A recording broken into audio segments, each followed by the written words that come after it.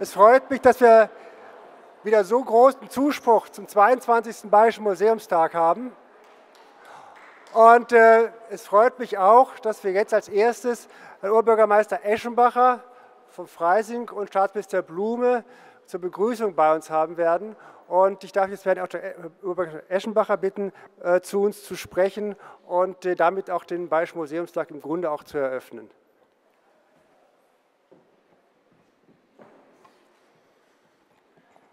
Ja, vielen herzlichen Dank, Herr Dr. Blühbaum, sehr geehrter Herr Staatsminister, meine Damen und Herren aus der Fachwelt der Museen, liebe Gäste, ich darf Sie alle ganz herzlich bei uns in Freising begrüßen und freue mich, dass der Museumstag heuer turnusgemäß in Oberbayern stattfindet und dass ich Sie in der viertgrößten Stadt unseres Regierungsbezirks begrüßen darf. Besonders begrüßen darf ich auch den Hausherrn, Herrn Dr. Kürzeder, den ich jetzt gerade nicht sehe, der sich wahrscheinlich wieder ganz hinten versteckt hat. Herr Dr. Kürzeder, ich darf mich bei Ihnen bedanken, dass der Museumstag hier stattfinden kann und darf an der Gelegenheit, er wollte es eigentlich nicht, aber ich habe gesagt, das muss er über sich ergehen lassen, ihm zu gratulieren. Er hat gestern den Bayerischen Verdienstorden erhalten und meines Erachtens nach zu Recht. Herr Dr. Kürzeder hat hier einen Raum geschaffen, der international Beachtung findet und ich darf mich bei Ihnen, Herr Dr. Kürzeder, ganz herzlich bedanken und Ihnen ganz herzlich gratulieren.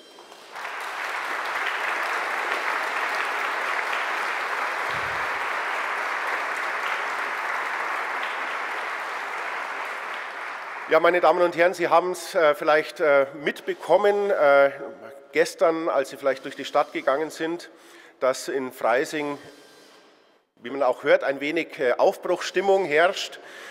Es gibt die eine oder andere Baustelle, wobei man sagen muss, dass das Diözesanmuseum natürlich hier Pionierleistung geleistet hat, weil es nämlich schon fertig ist und schon in Betrieb oder fast fertig vielleicht und schon in Betrieb ist. Wir sind sehr froh, dass wir es geschafft haben, hier sehr viel Geld zu investieren in die Stadt. Wir sind sehr froh, dass auch die Erzdiözese viel Geld in den Domberg investiert und hier auch einen Ort der Begegnung, des Austauschs, der Kultur schafft. Und das Gleiche findet natürlich auch unten in der Altstadt statt. Also Sie haben gesehen, es gibt Bereiche, die gesperrt sind. Wir sagen immer, es ist ein bisschen eine Erlebnisbaustelle. Man weiß heute nicht, wo man morgen lang gehen kann. Aber insofern identifiziert man sich dann auch mit dem Wandel, der in der Stadt stattfindet. Und wir wollen sagen wir mal, sukzessive auch die Innenstadt entsprechend als einen solchen Ort gestalten. Sie haben gestern auch unser Museum vielleicht schon erahnen können oder ein Teil von Ihnen hat gestern die Baustelle besichtigt. Auch wir wollen unser Museum natürlich ein wenig kleiner als das Diözesanmuseum hier, aber eben im Herzen der Stadt auch unser Stadtmuseum eröffnen. Nächstes Jahr im April, wo ich Sie gerne einladen möchte, dann natürlich auch das fertiggestellte Gebäude zu sehen. Die Baustelle haben Sie ja entsprechend schon besichtigen können und wir freuen uns vor allem, dass es uns gelingt, es, sage ich jetzt mal hoffentlich rechtzeitig im April zum großen Jubiläumsjahr. Wir haben nächstes Jahr 1300 Jahre Korbinian und zeitgleich findet nächstes Jahr eben auch die Bayerische Landesausstellung hier im Diözesanmuseum statt, was uns sehr freut und wo wir uns auch richtig freuen auf unser Jubiläumsjahr nächstes Jahr. Also 1300 Jahre Ankunft des heiligen Korbinian, für uns eigentlich die maßgebliche Zeitrechnung. Bei uns gibt es jetzt keine Stadtgründung oder sonstigen Themen, sondern für uns zählt eben der Korbinian als die große Persönlichkeit Freisings. Und wie gesagt, ein 1300-jähriges Jubiläum ist auch nicht ganz so oft. Ich möchte die Gelegenheit nutzen, nicht allzu viel zu sagen, weil ich heute Abend ja nochmal die Gelegenheit habe, Sie im Lindenkeller, sozusagen an der Schnittstelle zwischen dem Domberg und dem Weinstephanerberg, eigentlich an der historischen Schnittstelle zwischen dem Hochstift Freising und dem Herzogtum Bayern sozusagen nochmal willkommen zu heißen. Aber ich möchte die Gelegenheit nutzen, sehr geehrter Herr Staatsminister, dass ich an der Stelle ganz offiziell mich bedanken möchte bei der Landesstelle, die uns über die Jahre hin immer außerordentlich gut unterstützt hat. Und deswegen möchte ich diesen Rahmen auch nutzen, hier ganz besonders zu bedanken, weil Sie Freising und speziell eben unser Stadtmuseum seit Jahrzehnten beratend und auch durch finanzielle Unterstützung eben unterstützen. Und ich darf natürlich neben dem Leiter, Herrn Dr. Blühbaum, einige Personen auch eigens nennen. auch mit vielen Grüßen vom Team unseres Stadtmuseums, von unserer Leitung, Frau Dr. Götz, die auch hier ist, die eben auch den Tag mitbegleitet. Und ich darf hier den Gebietsreferenten Herrn Dr. Flügel, stellvertretend für die Referentinnen und Referenten, die unser Museum in der Vergangenheit betreut haben, Herrn Dr. Wissmann, der seit langen Jahren Berater in Restaurierungs- und Klimatisierungsfragen ist. Das ist doch für ein Museum, was sag ich mal, sich nicht täglich mit solchen Dingen beschäftigt, wirklich eine große Unterstützung, Herr Dr. Blübaum, dass wir auch die technischen, inhaltlichen Beratungen von Ihnen entsprechend erhalten. Ich darf Frau Elsener, die uns aktuell in Fragen der Museumsgestaltung berät, mich bedanken. Und ich darf mich bedanken bei Frau Dr. Weinmeier, die uns in die Welt der Fabul-App einführt, mit der wir unseren künftigen mobilen Museumsguide gestalten wollen. Und stellvertretend natürlich Sie für all die Kolleginnen und Kollegen, die uns in den vergangenen Jahrzehnten unterstützt haben und auch weiterhin unterstützen. Und deswegen gilt Ihnen an dieser Stelle ganz ausdrücklich mein ausdrücklicher Dank.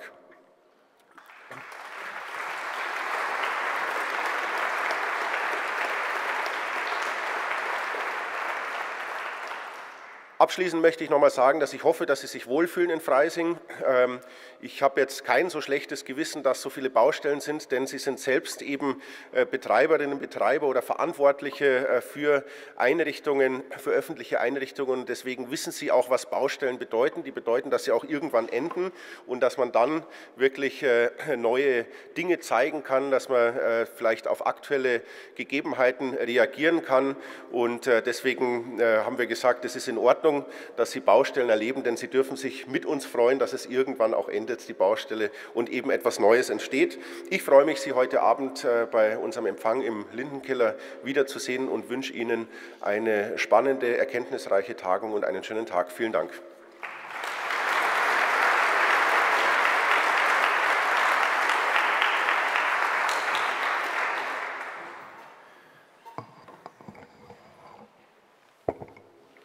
Ja, meine sehr geehrten Damen und Herren, lieber Herr Dr. Blübaum, Herr Oberbürgermeister, Herr Dr. Kürzeder, der gerade schon völlig zu Recht viel Applaus bekommen hat, ganz bescheiden steht in der letzten Reihe.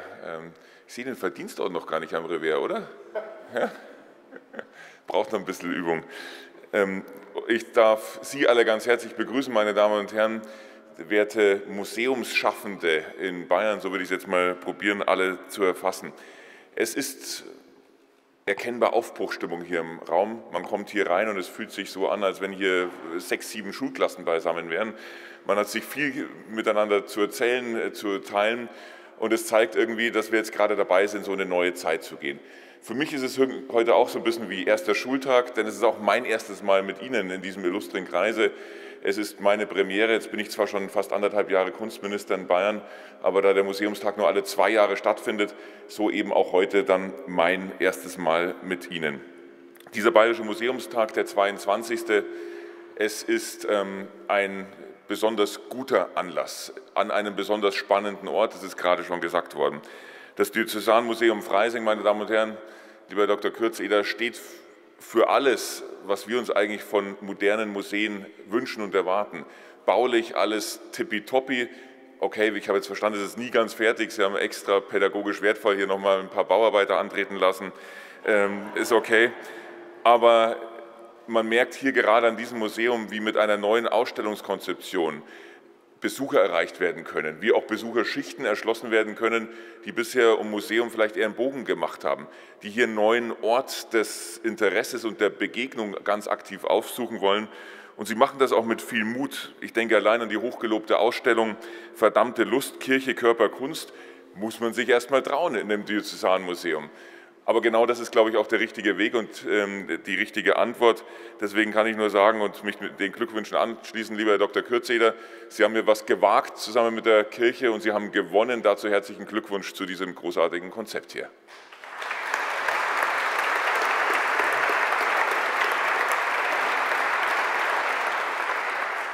Also, der Ort ist schon mal perfekt gewählt, inspiriert, aber natürlich auch der Veranstalter ist einer, der für die bayerische Museumslandschaft von ganz großer Bedeutung ist. Lieber Herr Dr. Blübaum, danke, dass Sie mit Ihrer Landesstelle für nichtstaatliche Museen Tag ein, Tag aus Ansprechpartner Nummer 1 im Land sind. Unsere nichtstaatlichen Museen, meine Damen und Herren, Sie sind sehr dankbar, dass Sie vertrauen dürfen auf sowas wie einen echten Think Tank für alles, was mit Museum zu tun hat. Bayern ist ja Museumsland, über 1200 Museen, Sammlungen haben wir in Bayern und es bleibt ja kein Auge trocken. Also alleine das, was ich jetzt schon in den letzten 1,5 Jahren besuchen und besichtigen durfte, die volle Bandbreite, ein riesiges Panoptikum.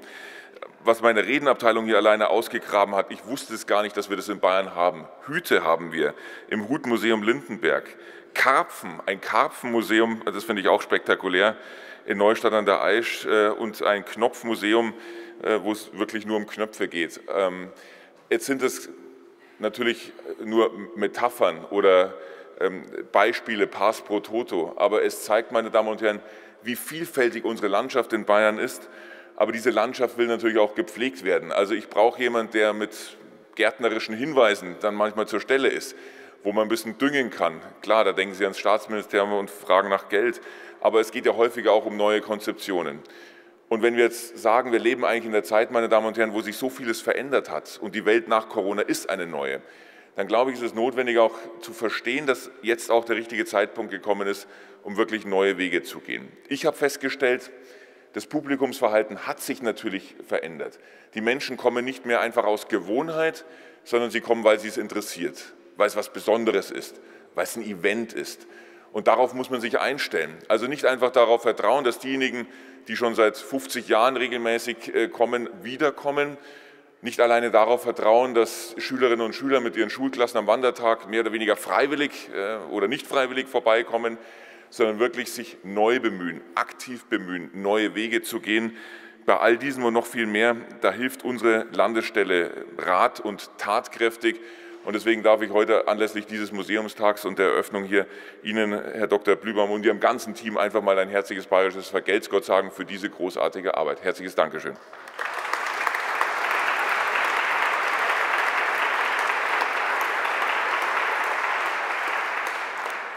Ich glaube, meine Damen und Herren, wir haben gemeinsam viel vor. Ich bin ehrlicherweise froh, dass ich wirklich nur für diesen kleinen Teil unserer staatlichen Museen zuständig bin und habe da schon alle Hände mit voll zu tun.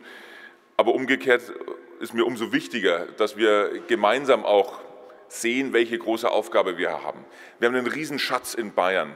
Diese 1200 Museen, da steht ja was dahinter.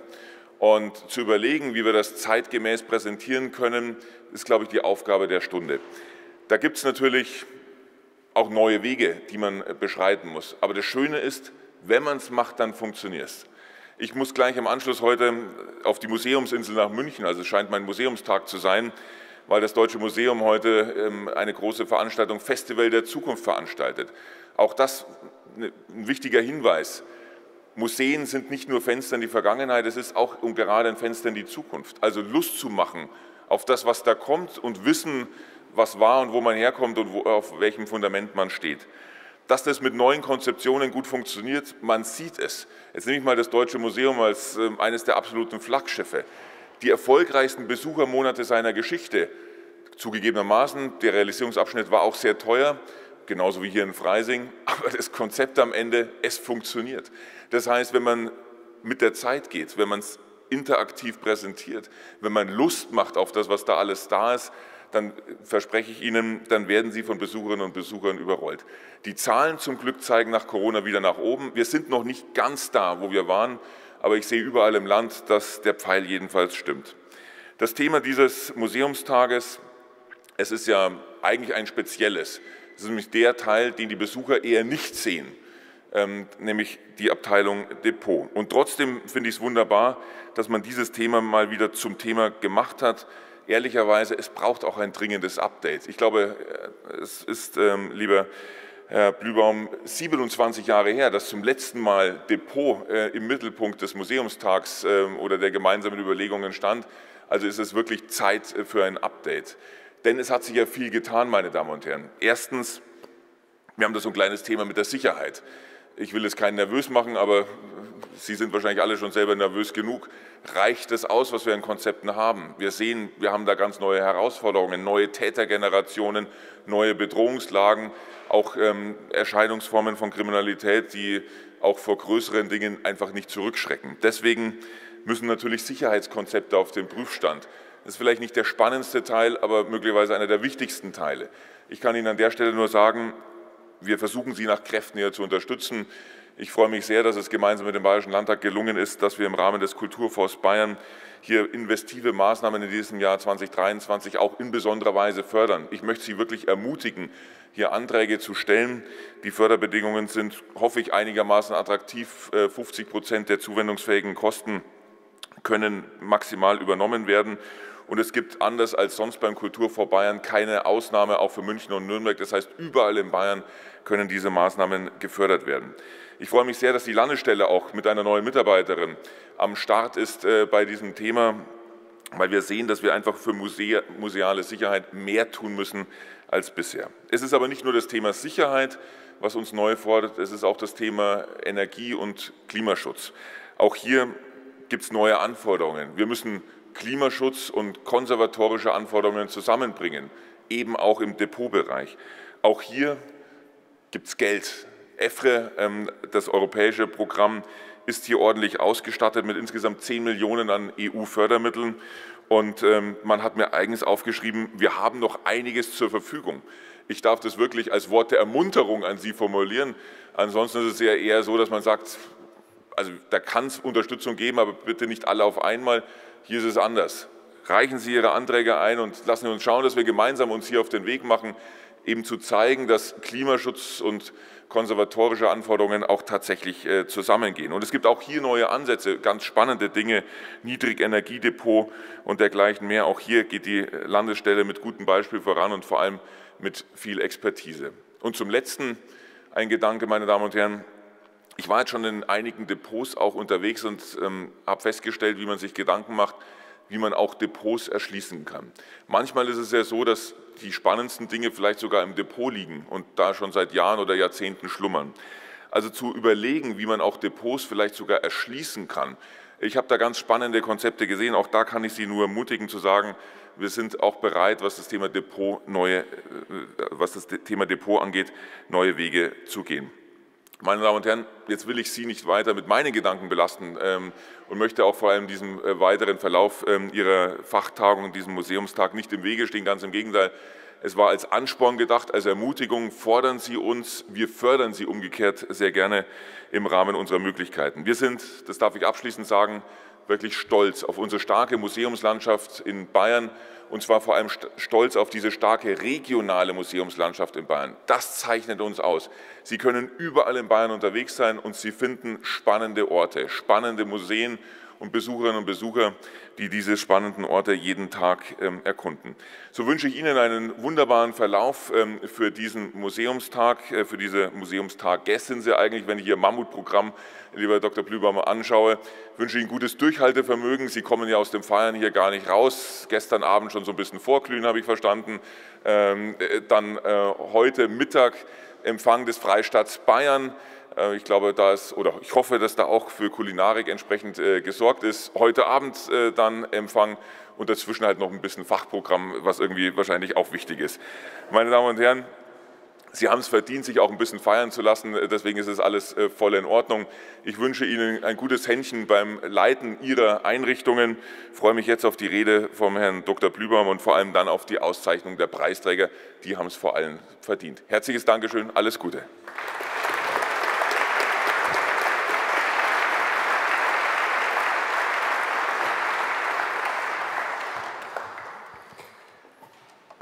Ja, danke sehr für die ersten beiden Begrüßungen. Nein, wir feiern nicht nur, keine Angst. Also es ist doch einiges an Inhalt geboten. Herr Obermeister Eschenbacher, herzlichen Dank für Ihre Begrüßung, für Ihre warmen Worte des Lobes, die meine Kolleginnen und Kollegen sehr gerne gehört haben. Und das ist auch unsere Freude, dass wir es tun dürfen. wirklich die Museen weiterzuentwickeln. Und natürlich herzlichen Dank, dass wir hier bei Ihnen sein dürfen, auch wenn noch nicht ganz alles fertig ist, aber Sie haben ja viel getan schon. Herr Staatsminister Blume, herzlichen Dank für Ihre Begrüßung. Sie haben vielfach neue Wege gewählt. Dieses eine Wort, das müssen wir auch gehen. Aber ich möchte erstmal ganz herzlich mich bedanken für die Stelle, die wir jetzt haben für die Sicherheit. Das war mit Ihrer Hilfe. Und herzlichen Dank dafür, weil das ist, glaube ich, ein wichtiges Thema, wo wir die Museen weiterbringen müssen. Sie haben es gesagt, es gibt neue Herausforderungen. Dann natürlich mal begrüße ich auch ebenfalls den Kollegen Kürzeder hier. Ganz herzlichen Dank, dass wir hier bei Ihnen sein dürfen. Und wir sind alle vom Museum gekommen und wissen, was es heißt, ein Haus einen Tag lang zu schließen für unsere Tagung. Herzlichen Dank dafür.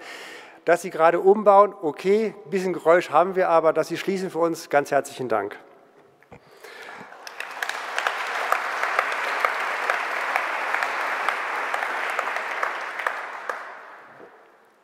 Dann begrüße ich natürlich auch Herrn Professor Dr. Tauschek von der Universität Freiburg. Ich habe ihn jetzt noch nicht gesehen.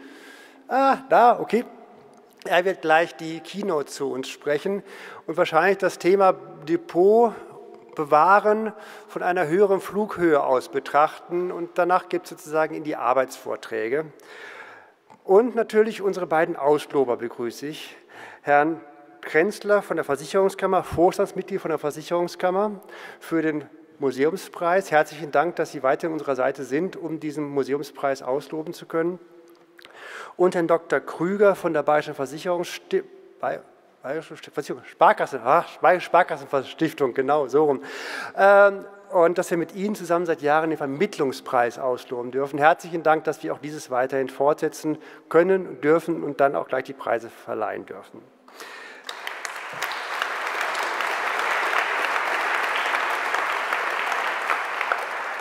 Und da natürlich ganz herzlich willkommen an Sie alle, die Sie dieses Thema interessiert. Depot ist ganz richtig, nicht immer im Fokus stehend, aber ich denke, es hat es verdient, im Fokus zu stehen, weil letzten Endes, ungefähr 80% unserer Bestände befinden sich ja meistens im Depot. Das ist das kulturelle Erbe. Wir können nur 10 bis 20% in den Ausstellungen zeigen, was meistens dann in der Presse erscheint. Aber die Basis für unsere Arbeit, das ist letzten Endes das Depot. Und darum ist es, glaube ich, wichtig, dass wir uns mit dem auch einmal beschäftigen. Sprich, die Depots sind kein Nice-to-have, sondern ein Must-be schlichtweg. Und die müssen aufgrund der neuen Herausforderungen entsprechend gebaut sein, müssen funktionieren, weil wir uns der Verantwortung, die Herr Staatsminister gerade ansprach, auch mit dem Klima bewusst sind. Und da möchte ich ein paar Herausforderungen, ein paar Rahmendaten letzten Endes jetzt einmal kurz Revue passieren lassen. Ja, Energiekrise ist im Grunde nichts Neues. Vor genau 50 Jahren hatten wir das schon mal, 1973, wo auf Grundlage des ausbleibenden Öls die Autobahnen zu recht komfortablen, breiten Fahrradwegen wurden. Und in der gleichen Zeit gab es auch dann die ersten Entwicklungen zu technischen Neuerungen, zu welchen zu sprechen kommen, bei den Museen, Stichwort Klimaanlagen. Ein Jahr zuvor hat der Club of Rome genau die Grenzen des Wachstums schon mal publiziert, in dem es ganz klar formuliert wurde, dass ein Weiter so, dieses Paradigma der Moderne, immer mehr, immer weiter, wahrscheinlich auf unabsehbare Zeit nicht zu halten ist. Und im Vorwort konnten wir auch damals lesen, dass halt der Weltgemeinschaft schon ein Stammbuch geschrieben wurde, dass man damals dachte, man hätte noch ein Jahrzehnt Zeit, um Bevölkerungsexplosion, Klimafragen, aber auch weltweite Kooperation und Kriege in den Griff zu kriegen. Und insofern sind das doch alles Punkte, die eigentlich damals thematisiert wurden und heute noch vor uns liegen. Und auch Punkte, die natürlich innerhalb der 17 Nachhaltigkeitssektoren auch genannt sind, aber aufgrund dessen, dass wir schon einige Zeit verloren haben, wie genannt gerade, sind wir, glaube ich, gezwungen, auch zu priorisieren, Schwerpunkte zu bilden. Und das mag man sicherlich auch anders sehen, aber ich glaube schon, dass der Klimawandel, die Klimafragen letzten Endes am stärksten uns auf den Nägeln brennen. Und ich möchte es mal so formulieren, der Klimawandel ist sicherlich, wo die Begrenzung und die Bearbeitung und das Obsiegen dessen ist nicht alles, aber ohne ihn ist alles nichts im Endeffekt. Also da müssen wir wirklich aktiv ran und wir wissen als Museen, dass wir dort auch unsere Aufgaben haben. Und es ist nichts Neues. Ich habe mal ein bisschen gekramt in einer alten Tagesschau von 1995, vom 17. März. Und die ist schon 28 Jahre her. Und inzwischen, da kommt auch das Jahr 25, in 25 Jahren wird er genannt, kommt dieser Bereich vor, sind da 2 Berichte aufgetaucht, damals noch komplett unverbunden miteinander. Die wollte ich mal kurz Ihnen zeigen, damit Sie sehen, was sich dann auch bei uns im Wissen über das Klimawandel geändert hat. Guten Abend, meine Damen und Herren. Der deutsche Steinkohlebergbau kann bis 1998 fest mit ungeschmälerten Subventionen rechnen. Das ist das Ergebnis der ersten Gesprächsrunde zwischen Koalition und SPD-Opposition in der vergangenen Nacht in Bonn. Nach ihrer Einigung sprachen beide Seiten von einem gelungenen Start in neue Energiekonsensgespräche. Bei den Verhandlungen wurde für die Kokskohlebeihilfe, das sind Subventionen für den Einsatz der Steinkohle in der Stahlindustrie, noch keine abschließende Regelung gefunden. Aus Bonn, Markus Schmidt. Die Damen und Herren hauten sich so einiges um die Ohren. Das Kohleland Nordrhein-Westfalen, so war zu hören, fuhr schwerstes Geschütz auf. Wenn sich die Bundesregierung nicht an ihre gesetzlichen Zusagen für die Steinkohle hielte, dann fühle sich auch die Düsseldorfer Regierung nicht mehr gebunden an ihre gesetzliche Verpflichtung, den Aufbau Ost mit Milliarden zu unterstützen. Heute Der wissenschaftliche Beirat der Bundesregierung hat vor einer Klimakatastrophe gewarnt. In einer heute Umweltministerin Merkel übergebenen Stellungnahme zur UN-Klimakonferenz in Berlin setzten sich die Forscher für die sofortige Verringerung des Kohlendioxidausstoßes ein. Jährlich müsse die CO2-Emission um 1% verringert werden. Wenn weiterhin die heutigen Mengen an Treibhausgasen in die Atmosphäre gelangten, wäre ein Gegensteuern in rund 25 Jahren nicht mehr möglich. Soweit dieses. Also es ist bekannt gewesen und ich denke, wir müssen agieren, auch als Museum müssen wir agieren, weil, wenn Sie sich das anschauen, die Museen machen von allen Kulturinstitutionen 8% ungefähr aus, aber die Museen stoßen auch 41% der CO2-Emissionen aus. Das heißt, es ist bekannt, dass wir sozusagen da etwas machen müssen. Das ist nicht nur Betrieb, das ist natürlich auch graue Energie, das ist im Bereich Bau, aber da hat sich einiges geändert. In der Hinsicht, dass die fossilen Energien immer teurer werden, werden sozusagen die Betriebskosten immer größer, immer aufwendiger und diese Relation, früher war es mal, dass nach 20 Jahren haben die Betriebskosten, die Baukosten überflügelt, die verkürzt sich immer weiter und das heißt immer stärker zu sagen, müssen wir im Betrieb darauf achten, nicht nur wegen CO2, auch wegen den Kosten, wir müssen ja auch sozusagen das Ganze finanzieren, entsprechend zu arbeiten. Das heißt, wir müssen uns konzentrieren auf unsere Stellschrauben, wo wir was machen können. Und da hat jetzt ganz aktuell die Hamburger Museen 11:0, also 11 Museen, wenn es geht, 0 CO2-Emissionen, eine Erhebung gemacht. Und das ist ganz interessant zu sehen.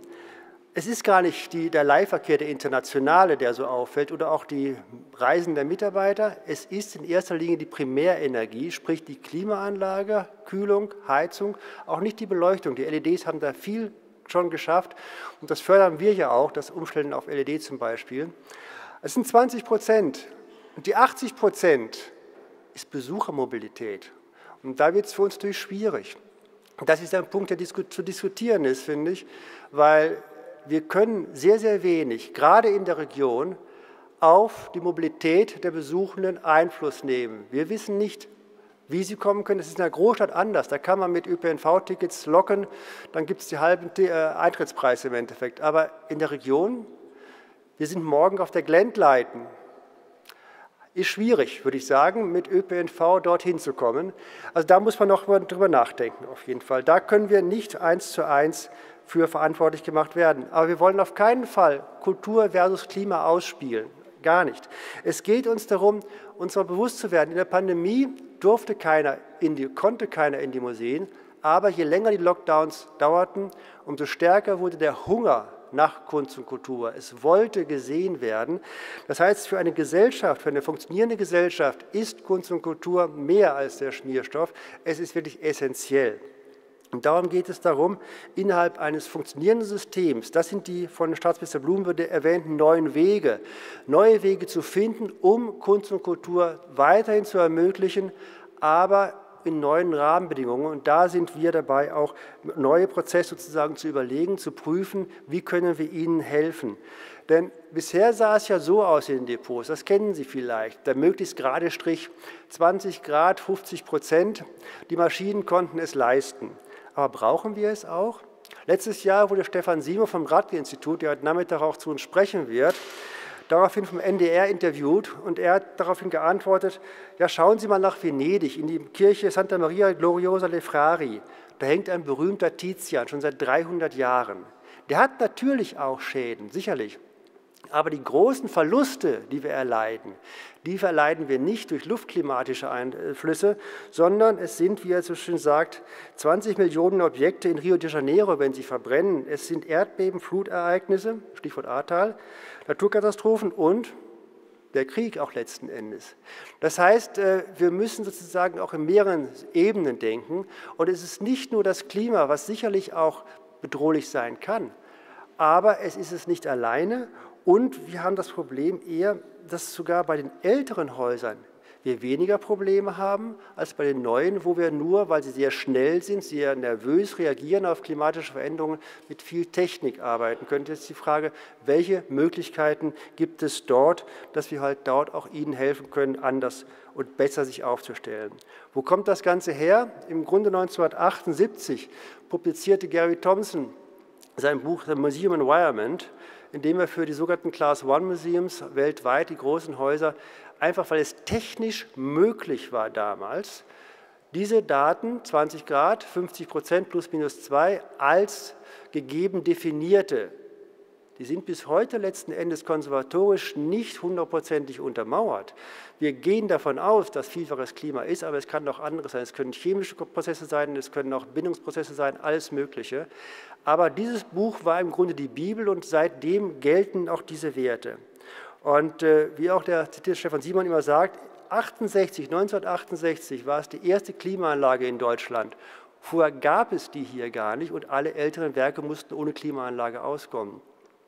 Das heißt, wir müssen Wege finden, in diesen energieeffizienten Bereich hineinzukommen wieder. Dass wir Häuser haben, die sehr träge reagieren. Dass wir nur bei den Exponaten, die wirklich sehr sensibel sind, die Sonderklimata brauchen, mit solchen arbeiten.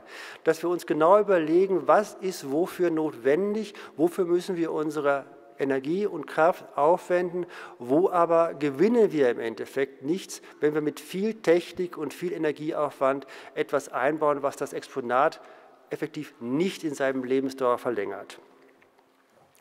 Jetzt könnte man natürlich meinen, wir hatten ja auch während der Pandemie vielfach von der EDV gesprochen, okay, dann gehen wir doch alle in die Digitalisierung rein. Sprich, also wir digitalisieren das Exponat und schwerstenfalls zerstören es. Das sind übrigens Formulierungen, die stammen von 1839 bei der Erfindung der Fotografie. Da hat man auch gesagt, wir fotografieren die Kirche, dann können wir sie abreißen, wir haben sie ja fotografiert. Das kann man nachlesen. Das war so. Aber auch das Digitale gibt es nicht umsonst. Das sind jetzt Zahlen von 2007. Wenn man das Internet umrechnen würde als Land, war 2007 der CO2-Ausstoß des Internets zwischen Deutschland und Japan gelegen. Ich schätze mal, er wird heute auf Platz 1 liegen. Also das ist wesentlich stärker. Jeder Klick kostet ungefähr 40 Watt, müssen Sie bedenken. Das heißt, was können wir denn machen? Wo müssen wir ran an den Betrieb? Depot zum Beispiel. Was sind die Unterschiede? Und zuallererst kann man sagen, ein Depot ist ein Depot ist ein Depot. Also würde ich mal sagen, dass der Unterschied sind die Menschen. Im Depot habe ich keine Menschen. Das heißt, zur Not brauche ich da auch keine Frischluft, weniger Sauerstoff. Ich kann ganz anders mit Temperaturen arbeiten. All das, was ich im Museum nicht machen kann. Wir müssen zwischen den beiden Bereichen unterscheiden und für jeweils diese beiden Bereiche die optimalen Lösungen finden, dass jeweils das Museum als auch das Depot wirklich optimal reagieren kann. Welche Gebäudehülle, welche Möglichkeiten haben wir? Das ist übrigens keine Utopie.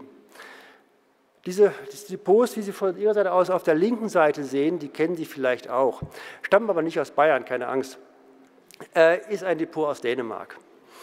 Aber dieser Depotzustand brachte dann die Regierung von Südjütland dazu zu sagen, Leute, wir müssen reagieren. Und die haben dann in Welje ein Regionaldepot aufgebaut für 16 Museen. Das sehen Sie sozusagen rechts daneben. Und dieses Depot wurde sozusagen zu einer Art, ich will nicht sagen Blaupause, auf jeden Fall einem Vorbild, 2005 ans Netz gegangen, seitdem wird es gemonitort, extrem Low Energy letzten Endes und wurde auch dann, ich komme gleich auf das Letzte, auch für andere Depots zum Vorbild. Und Amersfoort, wofür wir heute Nachmittag, der Kollege Wim Huben von Amersfoort ist auch dankenswerterweise hier und wird einen Bericht halten. Das ist das zurzeit wohl modernste Kunstdepot in Europa. Die Kollegen aus den Niederlanden waren in Dänemark, haben sich die ganzen Archive und Depots angeschaut und dann ein sogenanntes Dänemarken-Konzept auf den Tisch gelegt als Grundlage für die Entwicklung in Benelux. Und daraus möchte ich mal kurz einen Absatz zitieren. Da geht es zwar um Geld, aber Geld ist im Endeffekt auch Energie. Zitiert: Die Energiekosten der besuchten Depots in Dänemark resultieren aus etwas zusätzlicher Heizung im Winter, nicht in Ribe, das ist ein Schwesterdepot von Welje, und Entfeuchtung im Sommer. Der Energiebedarf beträgt ca. 1,5 Kilowattstunden pro Kubikmeter pro Jahr. Die Kosten für 1 Kilowattstunde betragen in den Niederlanden ca. 14 Cent, übertragen auf 1 Kubikmeter dann 21 Eurocent. So, das Kulturerbeamt in den Niederlanden verfügt derzeit über ein Depot von 7.000 Quadratmeter mit einer durchschnittlichen Höhe von 5 Metern. Die Gesamtvolumen beträgt 35 Kubikmeter. Die Energiekosten nach dem Dänemark-Konzept belaufen sich somit pro Jahr auf 7.350 €. Nach dem herkömmlichen Technik auf 200.000 €. Das ist ein kleiner Unterschied. Und insofern, glaube ich, können wir was machen. Das ist nicht nur ein Unterschied im Betrieb, das ist ein Unterschied auch in den Baukosten. Und dann können wir vielleicht auch Depots bauen, wo wir vielleicht bisher keine Depots bauen konnten, weil wir einfach es finanzieren können. Und das sind sozusagen ein paar Rahmenbedingungen, ein paar Eckdaten, die ich hier einfach in Einführung des Bayerischen Museumstags formulieren wollte. Und ich hoffe, dass wir jetzt in den weiteren Vorträgen weitere Ansätze finden, Ideen finden und in den Gesprächen, wir feiern auch ein bisschen, dass wir halt dort weiterkommen. Wir sind sozusagen gerne bereit und hoffen mit einem neuen Projekt, Kurt Brune ist auch unter uns, da geht es um diese Low-Energy-Projekte, Konzepte für Depot und Museen, diese Best-Practice-Angebote zusammenzusammeln, versuchen auch mit zum Beispiel SMB, mit Berlin zusammenarbeiten, kooperieren, um dort weiterzukommen, um neue Konzepte für Sie zu entwickeln, damit wir unserer Verantwortung gerecht werden können, weil wir wollen Kunst und Kultur nicht verhindern, weiß Gott nicht, gerade das Gegenteil, wir wollen das ermöglichen, wir wollen, dass es weiterhin lebt, aber wir haben einfach auch diese Verantwortung zu tragen, uns der zu stellen, weil wir wissen alle, es ist 5 oder 4 vor 12, wir haben nicht mehr so viel Zeit. Und darum möchte ich auch noch mal ganz herzlich den Aufruf von Herrn Staatsminister Blume unterstreichen, EFRE. Die Kollegen stehen dort vorne, 2 an dem Stand, an der Tür. Wenn Sie Fragen haben, wenden Sie sich an die. Es ist die Möglichkeit, dort wirklich energetisch Ihr Museum aufzurüsten. EFRE trägt 40%, aber Sie hatten den Kulturfonds genannt, der trägt auch nochmal 30% zur Not. Wir sind aber bei 70%. Und es wird gerade eruiert, ob es Möglichkeiten gibt, über INK, also BKM-Förderung, auch noch was hinzuzubekommen, sodass Sie wirklich in einen Bereich hineinkommen, der Möglichkeiten für Sie gibt, das zu finanzieren, das umzusetzen. Und ich glaube, wir sollten alles, was wir machen können, auch versuchen. Wir sind es einfach uns selbst schuldig. Herzlichen Dank.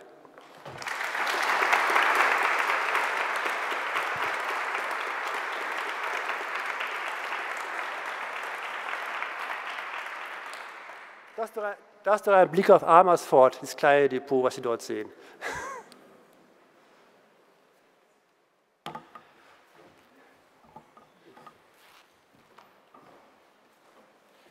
So, meine Damen und Herren, es wird spannend. Wir haben da hinten ja diese schöne Statue, irgendwie die Preisträger der Museumspreise und der Förderpreise enthüllen, im wahrsten Sinne des Wortes. Es gibt aber eine kleine Umstellung im Programm. Wir werden zunächst den Förderpreis Vermittlung im Museum von der Bayerischen Sparkassenstiftung hier bekannt geben, beziehungsweise Herr Krüger von der Bayerischen Sparkassenstiftung. Der Förderpreis Vermittlung im Museum wird ja seit 2015 vergeben. Ziel der mit 20.000 € dotierten Auszeichnung ist es ja, die Vermittlungsbemühungen in den bayerischen nichtstaatlichen Museen zu würdigen und auch nachhaltig zu fördern. Mehr möchte ich dazu gar nicht sagen. Ingo, darf ich dich bitten, die Preisträger hier bekannt zu geben. Christoph, vielen Dank für die freundliche Anmoderation. Sehr geehrter Herr Staatsminister, sehr geehrter Herr Dr. Blühbaum, meine sehr geehrten Damen und Herren, liebe Förderpartnerinnen und Förderpartner. Ich danke Ihnen ganz herzlich für die Einladung und freue mich sehr, heute hier zu sein.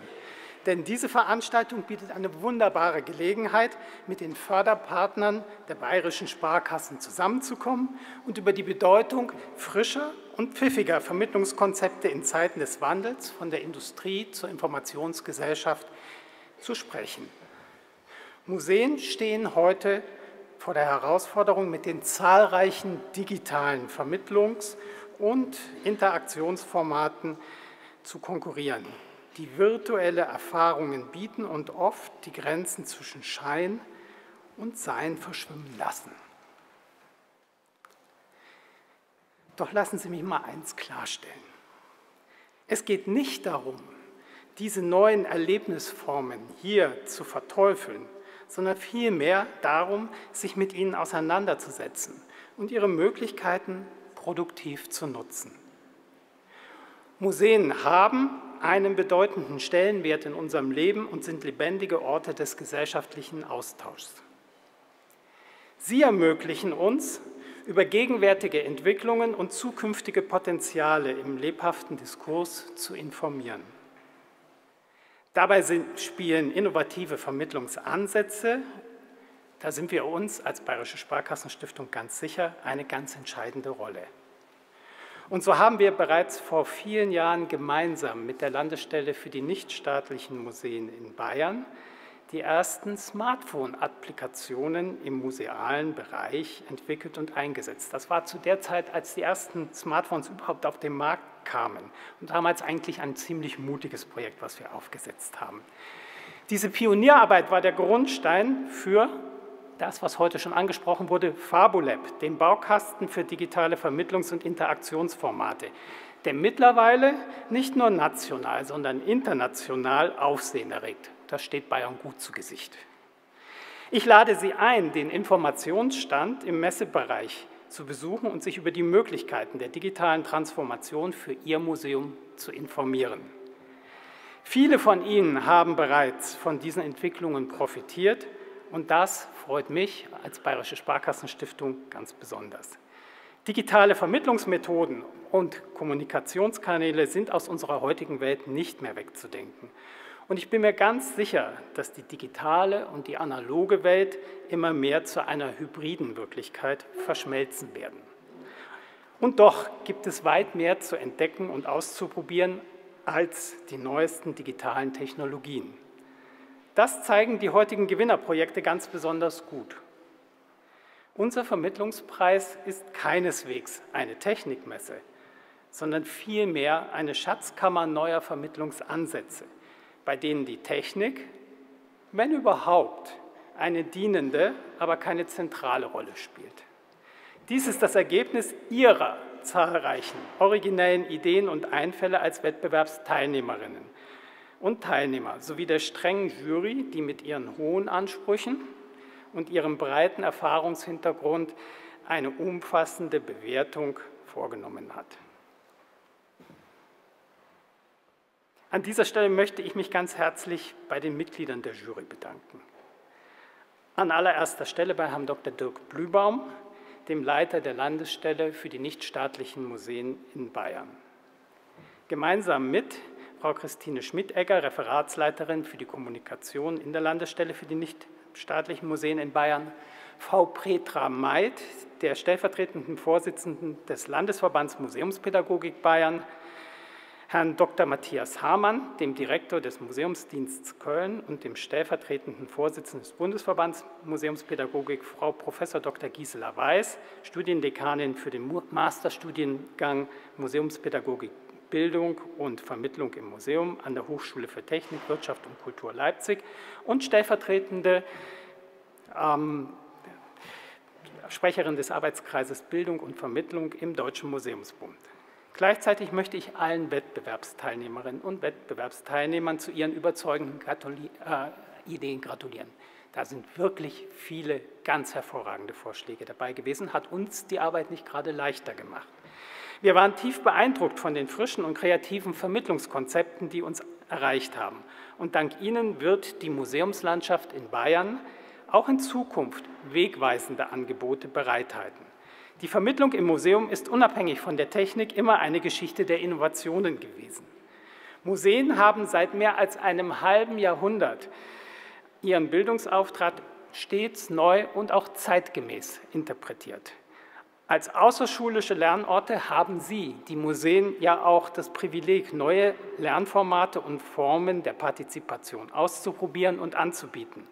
Dabei können Sie Erlebnisaspekte und unterhaltsame Momente in Ihr Angebot integrieren, um die Verbindung zwischen, und das ist mir ganz wichtig, Vergangenheit, Gegenwart und Zukunft anschaulich zu machen. Das gilt in ganz besonderem Maße für den Hauptpreis des Wettbewerbs Vermittlung im Museum. Und jetzt wird es wirklich spannend. Das Freilandmuseum Oberpfalz in Neustadt-Perschen wirft mit seinem Wettbewerbsbeitrag die Frage auf, wie wir künftig unter den Rahmenbedingungen nachhaltigen Handelns bauen und leben wollen und sollen. So wie es eine Energiewende und eine Mobilitätswende braucht, benötigen wir auch eine Bauwende. Mit dem Zukunftsbauhaus sollen in einem partizipativen Prozess Gedanken und Ideen für ein neues Bauen ausprobiert und diskutiert werden. Hier wird nicht angeschaut, sondern richtig gebaut. Das kann direkt im Museum passieren, genauso gut aber auch als Outreach-Projekt, zum Beispiel in Schulen. Damit leistet dieses Vorhaben als Zukunftshub einen wichtigen Beitrag für ein lebenswertes Morgen. Das Projekt ist thematisch auf der Höhe der Zeit, es ist gut durchgedacht und mit seinem Blick zurück vermittelt es wichtige Zukunftsimpulse. Ökologie, Ökonomie, Kultur und Soziales werden hier zusammengedacht. Ich gratuliere ganz herzlich Herrn Dr. Tobias Hammerl und Frau Bettina Kraus vom Freilandmuseum Oberpfalz zum Hauptpreis Landeswettbewerb Vermittlung im Museum und darf Sie auf die Bühne bitten.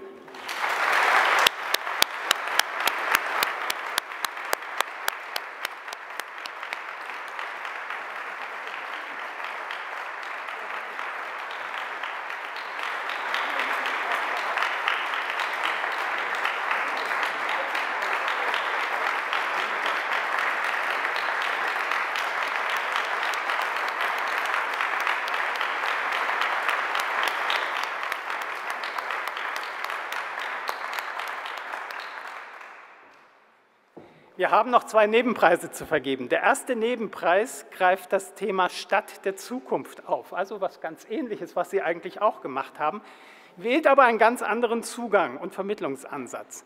In 3 verschiedenen Modulen soll die städtische Jugend in einem partizipativen Prozess als zentraler Akteur in den Prozess der Zukunftsgestaltung eingebunden werden. Im ersten Schritt tauchen die Jugendlichen in die Stadtgeschichte ein und stellen anschließend Bezugspunkte zur Gegenwart her. Eigene Gedanken, Bedürfnisse und Wünsche für die Zukunft Sonthofens werden in einem Diskurs ausgetauscht. Und daran knüpft sich dann ein kreativer Prozess an, in dem Ideen und Möglichkeiten für die Weiterentwicklung der Stadt sowohl analog, das ist mir ganz wichtig, als auch medial entstehen sollen. Die gestalteten Aussagen der Jugendlichen sollen dann in einer Sonderausstellung im Alpenstadtmuseum der Öffentlichkeit und den kommunalen Politikern präsentiert werden. Das Vermittlungsziel ist die Förderung vernetzten und eigenen Denkens bezogen auf die Geschichte, die Gegenwartsthemen und die Zukunftsmöglichkeiten der Stadt Sonthofen. Sehr geehrte Frau Fischer, sehr geehrte Frau Konda, Sie etablieren damit Ihr Museum als einen öffentlichen Raum, in dem Visionen entstehen können und diskutiert werden können. Damit vermitteln Sie zugleich die Existenzberechtigung des neuen Museums in Sonthofen. Ich gratuliere ganz herzlich der 2. Bürgermeisterin von Sonthofen, Frau Ingrid Frischer, und der Museumsleiterin Mechthild Fischer und Frau Alexandra Konda, die die Projektidee hatte, zum Gewinn des Nebenpreises. Sie leisten damit eine ganz wichtige und vorbildliche Museumsarbeit. Herzlichen Glückwunsch, bitte kommen Sie auf die Bühne.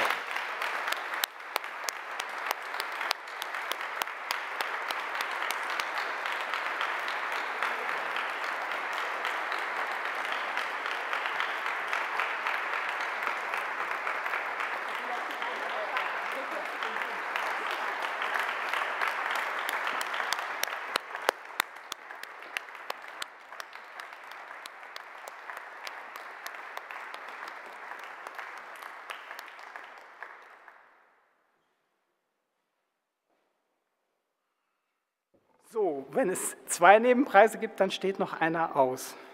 Einen ganz besonders reizvollen Wettbewerbsbeitrag aus meiner Sicht hat das Kempten-Museum eingereicht.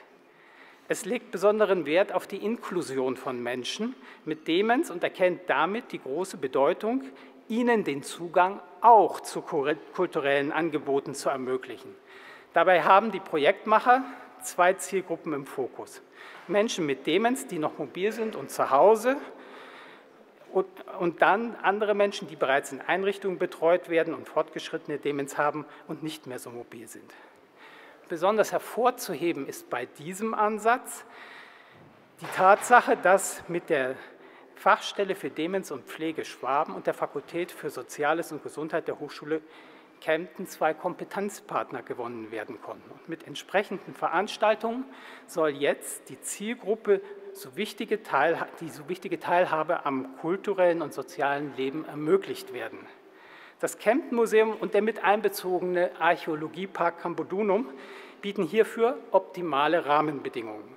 Und mit der Vernetzung beider Museumsangebote handeln sie dabei unbewusst nach dem Sparkassenmotto: Gemeinsam sind wir stark. Ein gut ausgeklügeltes Evaluationsprinzip und rundet dann dieses Projekt ab. Entschuldigung. Sehr geehrte Frau Dr. Müller-Horn, sehr geehrte Frau Dr. Batzel, Sie greifen mit Ihrem Vorhaben ein großes gesellschaftliches Problem auf und leisten mit Ihrem Museum einen wichtigen Beitrag zu einer menschlichen Lösung. Sie berücksichtigen, dass Demenz viele Gesichter hat, von denen einige sogar ein Lächeln tragen. Und Sie reduzieren Menschen mit Demenz nicht auf ihre Krankheit, sondern binden sie in das Leben mit ein, so wie sie sind. Das ist beispielgebend und dazu gratuliere ich Ihnen ganz herzlich. Gemeinsam mit Frau Katrin Lörch-Merkle von der Fachstelle für Demenz und Pflege, Schwaben, Fakultät Soziales und Gesundheit Kempten und ich weiß nicht, ob sie auch dabei ist, der Kulturbeauftragten Annette Hauser-Felber-Baum, ebenfalls aus Kempten. Ich gratuliere Ihnen ganz herzlich im Namen der Bayerischen Sparkassenstiftung und bitte Sie auf die Bühne.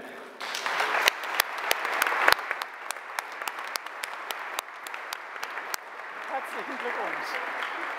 Dankeschön. Wer hat die Idee gehabt? Dankeschön.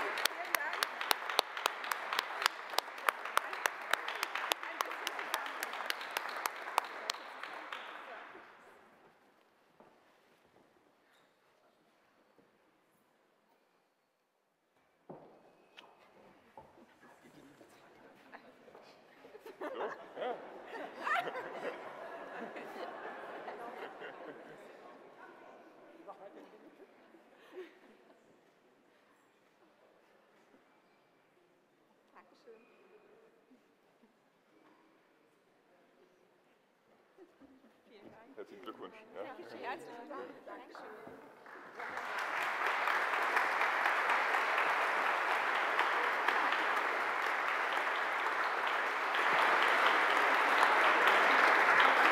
Meine Damen und Herren, jetzt kommt noch ein etwas bittersüßer Moment. Als ich die Rede heute verfasst habe, habe ich ganz am Schluss festgestellt, das wird mein letzter Bayerischer Museumstag sein. Denn immer wenn ich zu Ihnen eingeladen wurde, dann geschah das im Grunde genommen ex officio, wegen meines Amtes. Ich verspreche Ihnen aber eins: Solange ich noch im Amt bin, werde ich auf jeden Fall den Vermittlungspreis hochhalten und ich hoffe, dass Sie dann in 2 Jahren hier ein anderes Gesicht sehen. Ich habe einen Wunsch an Sie, meine Damen und Herren. Lassen Sie uns den Mut zu Neuen bewahren und weiterhin innovative Vermittlungsansätze entwickeln. Museen spielen eine wichtige Rolle in unserer Gesellschaft und das zeigt sich nicht zuletzt an dem Kemptner Projekt, was wir als letztes hatten. Wir sollten ihre Bedeutung für ihr kulturelles Leben niemals unterschätzen. Bleiben Sie mit mir mutig, innovativ und zuversichtlich. Herzlichen Dank.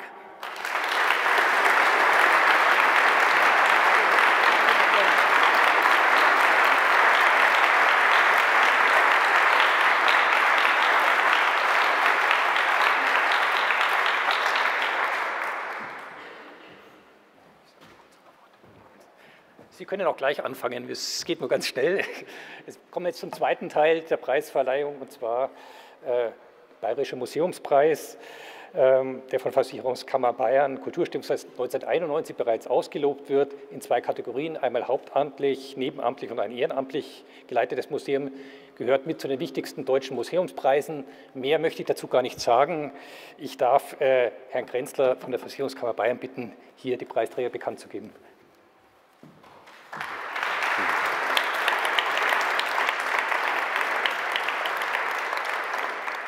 Vielen Dank, sehr geehrter Herr Staatsminister Blume, sehr geehrter Herr Oberbürgermeister, sehr geehrter Herr Dr. Blühbaum, meine sehr verehrten Damen und Herren aus den Bayerischen Museen. Bayern kann stolz sein auf seine reichhaltige und lebendige Museumslandschaft. Sie haben es gerade auch vom Herrn Staatsminister gehört. Insgesamt, mir hat man aufgeschrieben, 1300 Museen, Sie haben 1200, ich glaube, wir haben besser gezählt vielleicht auch.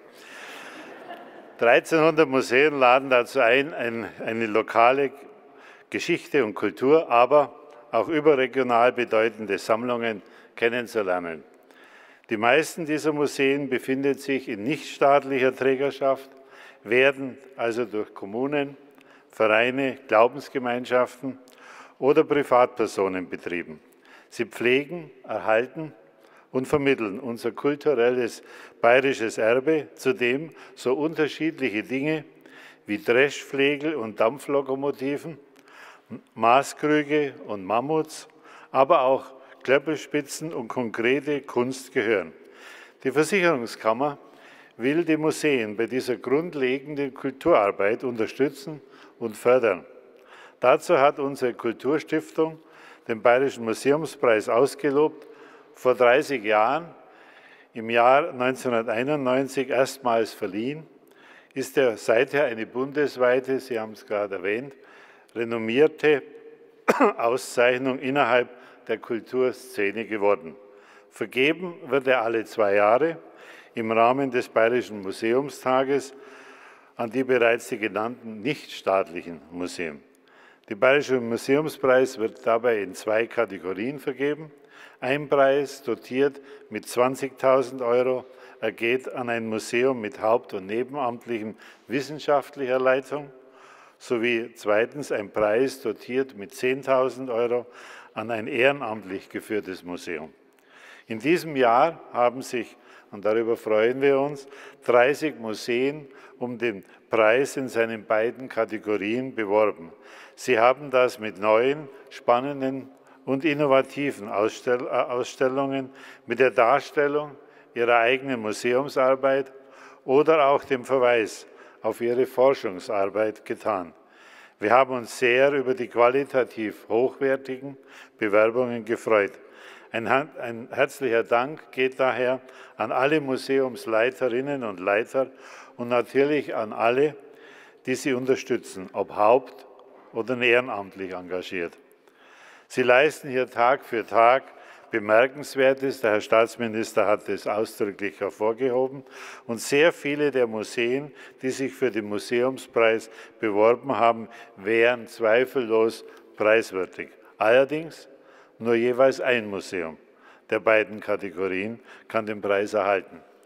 So musste nach sorgfältiger Abwägung und intensiver Diskussion in der Jury eine Auswahl getroffen werden.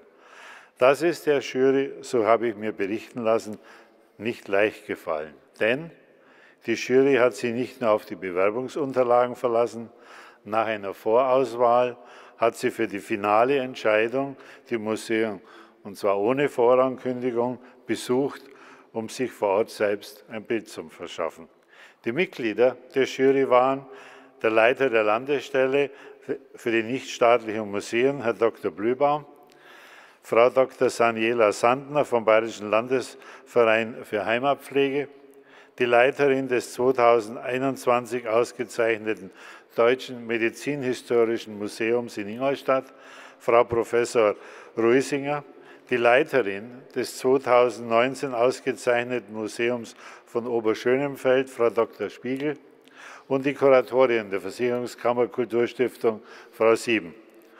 Nun wollen wir sie aber nicht unbedingt auf der Folterkammer stehen lassen.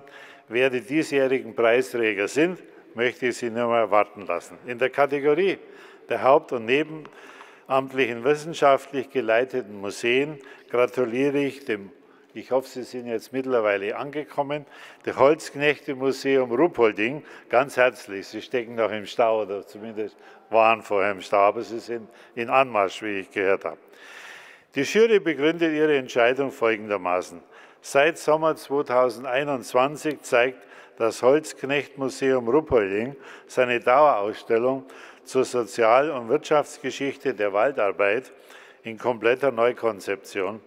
Die abwechslungsreiche Präsentation der Originalobjekte in Kombination mit thematisch passenden Video-, Audio- und Mitmachstationen spricht alle Sinne an und lädt zum Entdecken ein. Vor allem die stimmigen Hands-on-Stationen des Museums vermitteln eindrucksvoll die körperliche, harte Arbeit der Holzknechte einst und die Tätigkeit, und das ist der Blick in die Zukunft, des Forstwirts von heute. Die barrierefrei zugängliche Dauerausstellung bietet allen Gästen, besonders auch Familien, einen unterhaltsamen und lehrreichen Ausflug in dieses eng mit der Region um Ruhpolding verbundene Gewerbe. Das dazugehörige Freigelände mit den originalen, hier wieder aufgebauten Holzknechtehütten aus den umliegenden Bergwäldern ergänzt anschaulich den Museumsbesuch. Wir gratulieren der Museumsleiterin, Frau Dr. Schmidt, und ihrem ganzen Team sowie dem Träger des Museums, dem Zweckverband Holzknechte-Museum Ruhpolding, sehr herzlich zum Bayerischen Museumspreis 2023.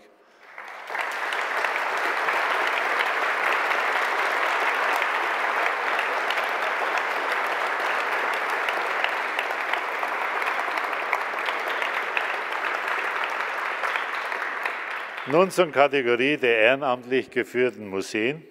Hier geht der Bayerische Museumspreis 2023 an das Museum Rotes Schulhaus in Rinchnach.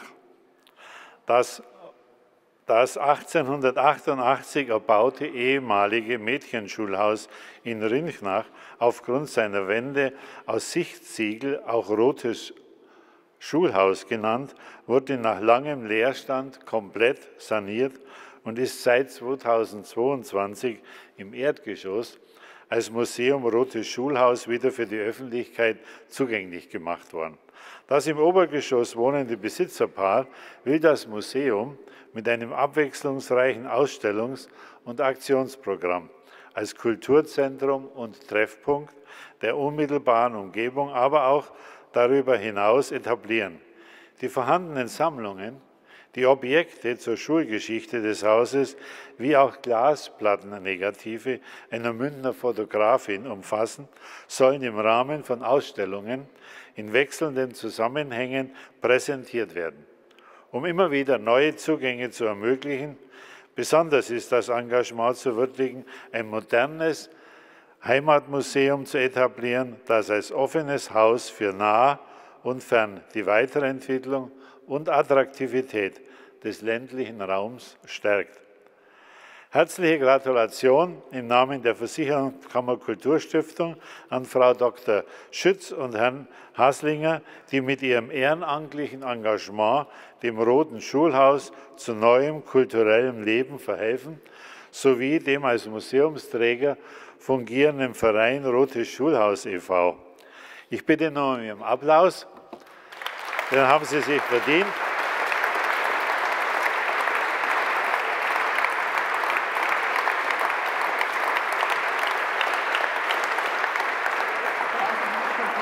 Dies ist am Kommen.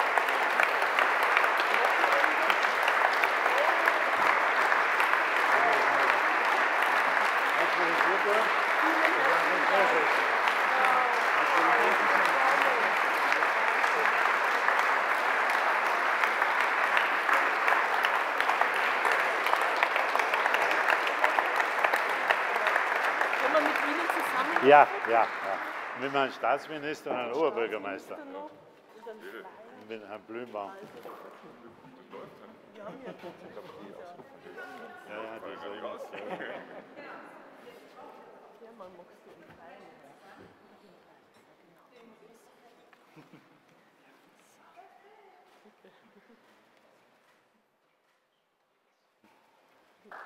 Danke.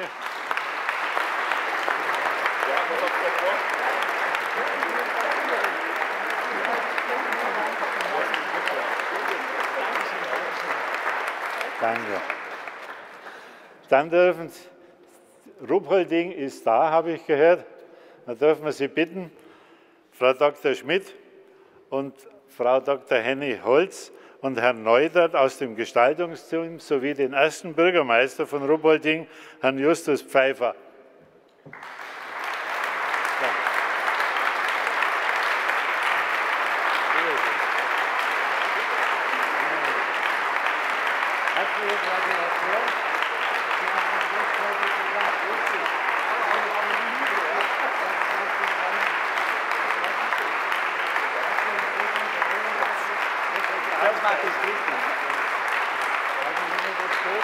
Wir übernehmen das miteinander, oder? Ja, okay. Alle in die Mitte, einfach mal hin. Danke dir, danke dir. Dankeschön. Servus, grüß dich, so schön sieht man Sie wieder, noch einer zurück. Oh, das ist auch noch. Danke. Mach mal ein schönes Foto. Danke. Danke. Klang sich so ein bisschen hin, gell?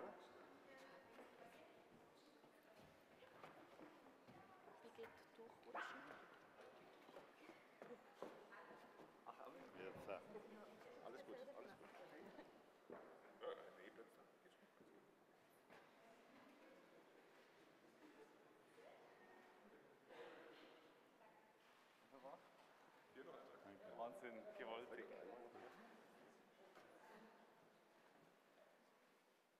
Super.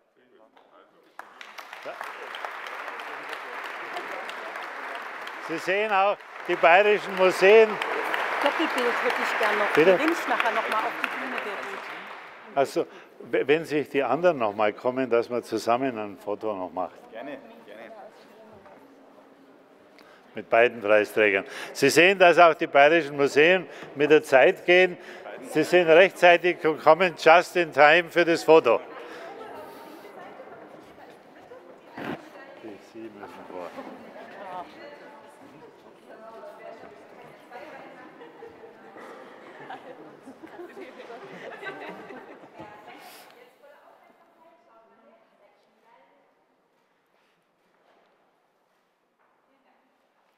Danke. Liebe Kolleginnen und Kollegen, genau, während im Hintergrund die Vorstellung zu meiner Person läuft, begrüße ich Sie schon mal ganz herzlich zur ersten Vortragsrunde des diesjährigen Bayerischen Museumstages, für die ich in der kommenden Stunde Ihr Moderator sein darf. Unsere Runde umfasst 4 kurze Vorträge zu unserem Generalthema Museumsdepot. Und diese 4 Vorträge stehen gewissermaßen für die 4 Stadien bei der Entstehung eines guten Depots, bei der Planung und Vorbereitung. Zuerst kommt die Museumsberatung, zum Beispiel durch die Landesstelle. Darauf folgt die umfassende fachliche Planung in allen Facetten. Und dann geht es um die Umsetzung mit allen politischen Entscheidungsprozessen, die dazugehören.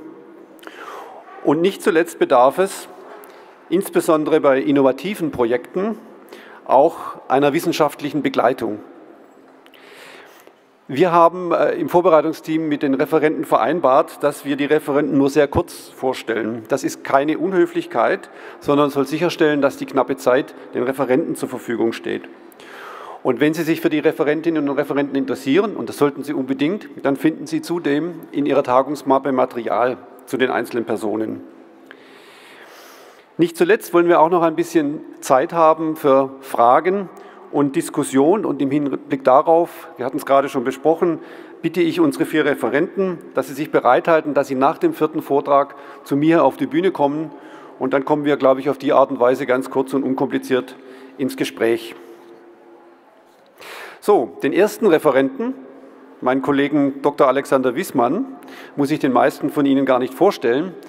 Er ist seit 1991 bei der Landesstelle und dort zuständig für Restaurierung und präventive Konservierung und damit auch für alle Projekte der Depotplanung. Und über diese Beratungspraxis und insbesondere über die zuweilen schwierige Suche nach adäquaten Lösungen auch für kleine und mittlere Museen wird er uns nun berichten. Bitte schön.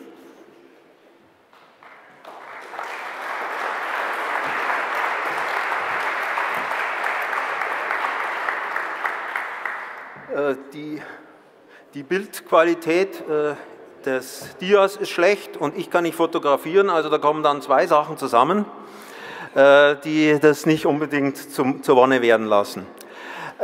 Hier Vohenstrauß, ein Heimatmuseum, eben aus diesen 91er Jahren. Das ist eine Posthalteruniform. Als man die Vitrine aufgemacht hat, sah das alles noch ganz passabel aus. Man hat aber allerdings die Motteneier schon links und rechts angedeutet gesehen und wie man das Revers zur Seite geklappt hat, dann kam das hier zutage. Und das war eben Anlass zu dieser Inertbegasung, die es damals noch gar nicht gab. Da gab es nur Versuche von einem gewissen Ungar aus Ostberlin, der also da experimentiert hat. Und wir haben das übernommen, beziehungsweise Henning, du hast großen Druck auf mich ausgeübt, dieses Verfahren in größerem Stil umzusetzen. Und das war dann auch über 20 Jahre unser Medium, weil im Gegensatz zu den Begasungen, die vorher stattgefunden haben mit Ethylenoxid und Methylbromid, ist eben mit inerten Gasen keinerlei Gefahr für irgendwie Leib und Leben von Museumsmitarbeitern oder von Leuten, die also irgendwie in dem Gebäude gewohnt haben oder in der Nähe waren, ausgegangen. Ein wunderbares Verfahren. Sie wissen alle, dass das jetzt erstmal storniert worden ist bis 24. Es ist also ein bisschen schwierig mit der EU. Ich will das nicht, es geht ja jetzt hier nicht um rein die Inertbegasung, sondern nur, dass das halt Bestandteil unserer Arbeit war. Im Depot ist eben das deswegen sinnvoll, weil wir brauchen stabile klimatische Verhältnisse. Sie sehen hier eben die berühmte Farbscholle, die sich aufgrund unzureichender Lagerung, sei es nun im feuchten Kirchenschiff oder im feuchten Depot, einfach mal bildet. Und deswegen geht es beim Depot halt um stabile Klimata. Aber es geht im Depot auch darum, die Dinge so zu behandeln, dass sie vernünftig gelagert werden können. Hier haben Sie eine Abbildung, wo also eine Künstlersammlung, ein Künstlernachlass aus Papier mal notdürftig konserviert worden ist. Das nächste ist dann eben auch historische Bilder oder grafische Blätter, die in säurefreie Aktendeckel eingelegt werden. Die kann man dann in solche Schachteln von Monochrom verpacken, in Flügeltürschränke oder, geht genauso, in Planschränke mit Seitenpapier verpackt. Wichtig ist bei diesen ganzen Aktionen immer, dass nicht nur verpackt wird und nicht nur die Räumlichkeiten in Ordnung sind, sondern dass gleichzeitig auch das Klima stimmt. Aber dazu mehr. Nochmal zurück zu Vohenstrauß, da haben wir dann also den Schrank aufgemacht, da hingen dann die Textilien so drin, das war durchaus gängige Praxis in all den Museen und unten in dem Schrank sah es dann so aus und die Inventarisierungsnummern sind mit Klebeetiketten aufgebracht worden und die sind natürlich abgefallen, also die Textilien waren nicht mehr zu identifizieren. Da gibt es bessere Methoden, das ist hier Rostal eine aktuelle Maßnahme, ein Heimatmuseum mit einem brillanten Bestand in der Nähe von Nürnberg gelegen und so sah es vor kurzem noch in deren Dachboden aus, also schon irgendwie sorgfältiger Umgang mit wirklich einer fantastischen Textilsammlung. Und dann das übliche Foto in der Presse, wo also Museumsleiterin und in dem Fall dann der Bezirk Reklame für ihre Maßnahmen gemacht haben. Und es geht also darum, dass eine Anita und Norbert Nagel, die Museumsleiter waren, die haben mich also dann durch mehrfaches Nerven dazu bewegt, so eine Maßnahme loszutreten. Betreut hat es die Frau Weber vom Bezirk, brillant, und das Konservatorische hat die Magdalena Fehrenkotte erfüllt. Und sie haben also zu Beginn 2500 Objekte gehabt und man hat durch sorgfältiges Prüfen, Aussondern das auf 1400 Objekte reduziert. Ich muss allerdings doch jetzt irgendwo an irgendeinem Punkt mal meinem Vorredner widersprechen. Wir arbeiten hier nicht mit Plunder. Also das ist wirklich tolles Kulturgut, was eben sozusagen Alltagskultur ist und was sich woanders nicht erhalten hat. Und deswegen sind diese Dinge durchaus bewahrenswert und schätzenswert. Es wurden gleichzeitig Fotos erstellt. Sie wurden alle diese Textilien in Vino sauber erfasst. Sie lesen es ja selber, 12 Mitarbeiter waren da fast ein ganzes Jahr in der Corona-Zeit beschäftigt, das alles zu verpacken.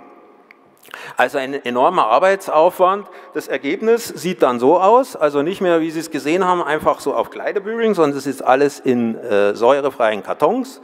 Sie sehen es an den Schuhen auch, was das für eine Qualität ist und das Museum kann damit umgehen. Es kann natürlich auch jederzeit dieser Bestand nun an anderer Stelle gelagert werden. Jetzt ist der Bestand handhabbar. Vorher war es alles ein bisschen schwierig und dem Verfall preisgegeben. Ist fast getretener Quark. Das nächste Museum, selbe Maßnahme mit der Frau Jauernick. Dr. Jauernick ist Trachtenberatung Mittelfranken, aber sie ist eigentlich noch eine Stufe höher gegangen bei ihrer Textilverpackung, gut als Trachtenberaterin auch angemessen. Die hat eben die Textilien mit Hilfe eines VW-Stiftungsprojektes, wo wir dann damals auch dabei waren, erfasst und hat das alles verpackt. Und das ist natürlich jetzt Wissenschaft, also sie konnte also Wissenschaftlerinnen, Restauratorinnen anstellen für diese Verpackungsmaßnahmen. Es ist natürlich jetzt auf höchster Qualität erfasst, ist aber eben für eine Trachtenberatungsstelle durchaus angebracht. Last not least, wir werden uns nochmal über Massing am Schluss unterhalten. Hier nur ein Beispiel davon, das war also ein Haufen von Lederriemen, also XX verschiedene und das haben sie eben auseinandergedröselt, die Museumsmitarbeiter in Massing und auf das Wesentliche reduziert. Dann wurde die ganze Sache begast mit Lederwachs eingelassen, also konserviert sozusagen von einem Restaurator. Es wurde diese Stellage konstruiert, zum Schluss eine Husse drüber und mit Hilfe des Hubwagens eingelagert. Aber ohne diese ganzen Bemühungen sind nichts, wenn wir uns nicht ums Klima kümmern.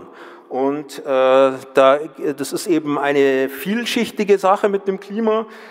Sie haben also, Sie sehen selber, was alles auf ein Raumklima einwirkt, also Wärmespeicherung, Wärmeleitung, Tauwasserbildung und so weiter und so fort. Also vieles beeinflusst das Klima, gerade in einem historischen Gebäude und da wollen wir ja, gerade in den historischen Gebäuden, wollen wir das ja erhalten.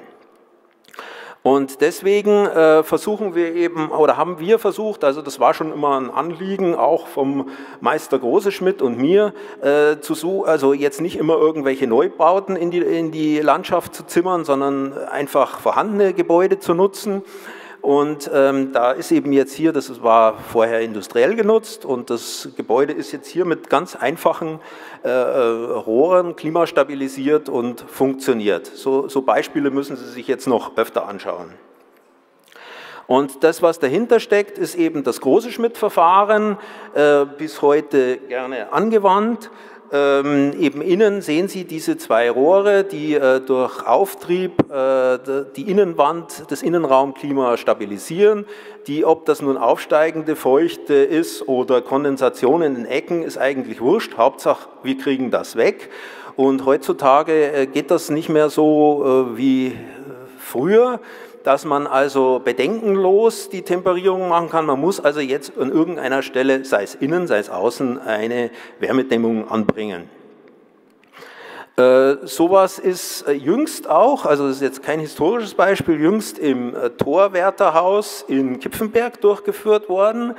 Das ist da ist es eigentlich traditionell, das Museumsgebäude ist auch das Depot, so war es halt über Jahrzehnte, fast ein Jahrhundert. Es gab keine externen Räume, alles was man hatte, hat man ins Museum gepackt, so ist es auch hier. Und der Bestand ist brillant, also das ist hier das sogenannte Fasenickel-Museum und das ist ein toller Bestand, die pflegen auch diese Fastnachtstradition noch und das wird also regelrecht depotmäßig, würde ich fast sagen, da drin aufbewahrt. Die Aufstellung ist in Grundzügen noch vom Bayerischen Nationalmuseum. Und an der Stelle, wo Sie jetzt hier diese zwei Rohre sehen, stand so ein mobile Splitgerät aus den 80er Jahren, war aber kaputt. Und wir haben eben jetzt das ganze Museum mit Temperierung stabilisiert.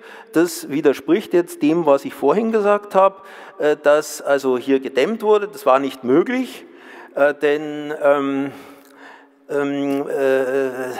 das hätte also denkmalpflegerischen Aufruhr gegeben und sonst wie.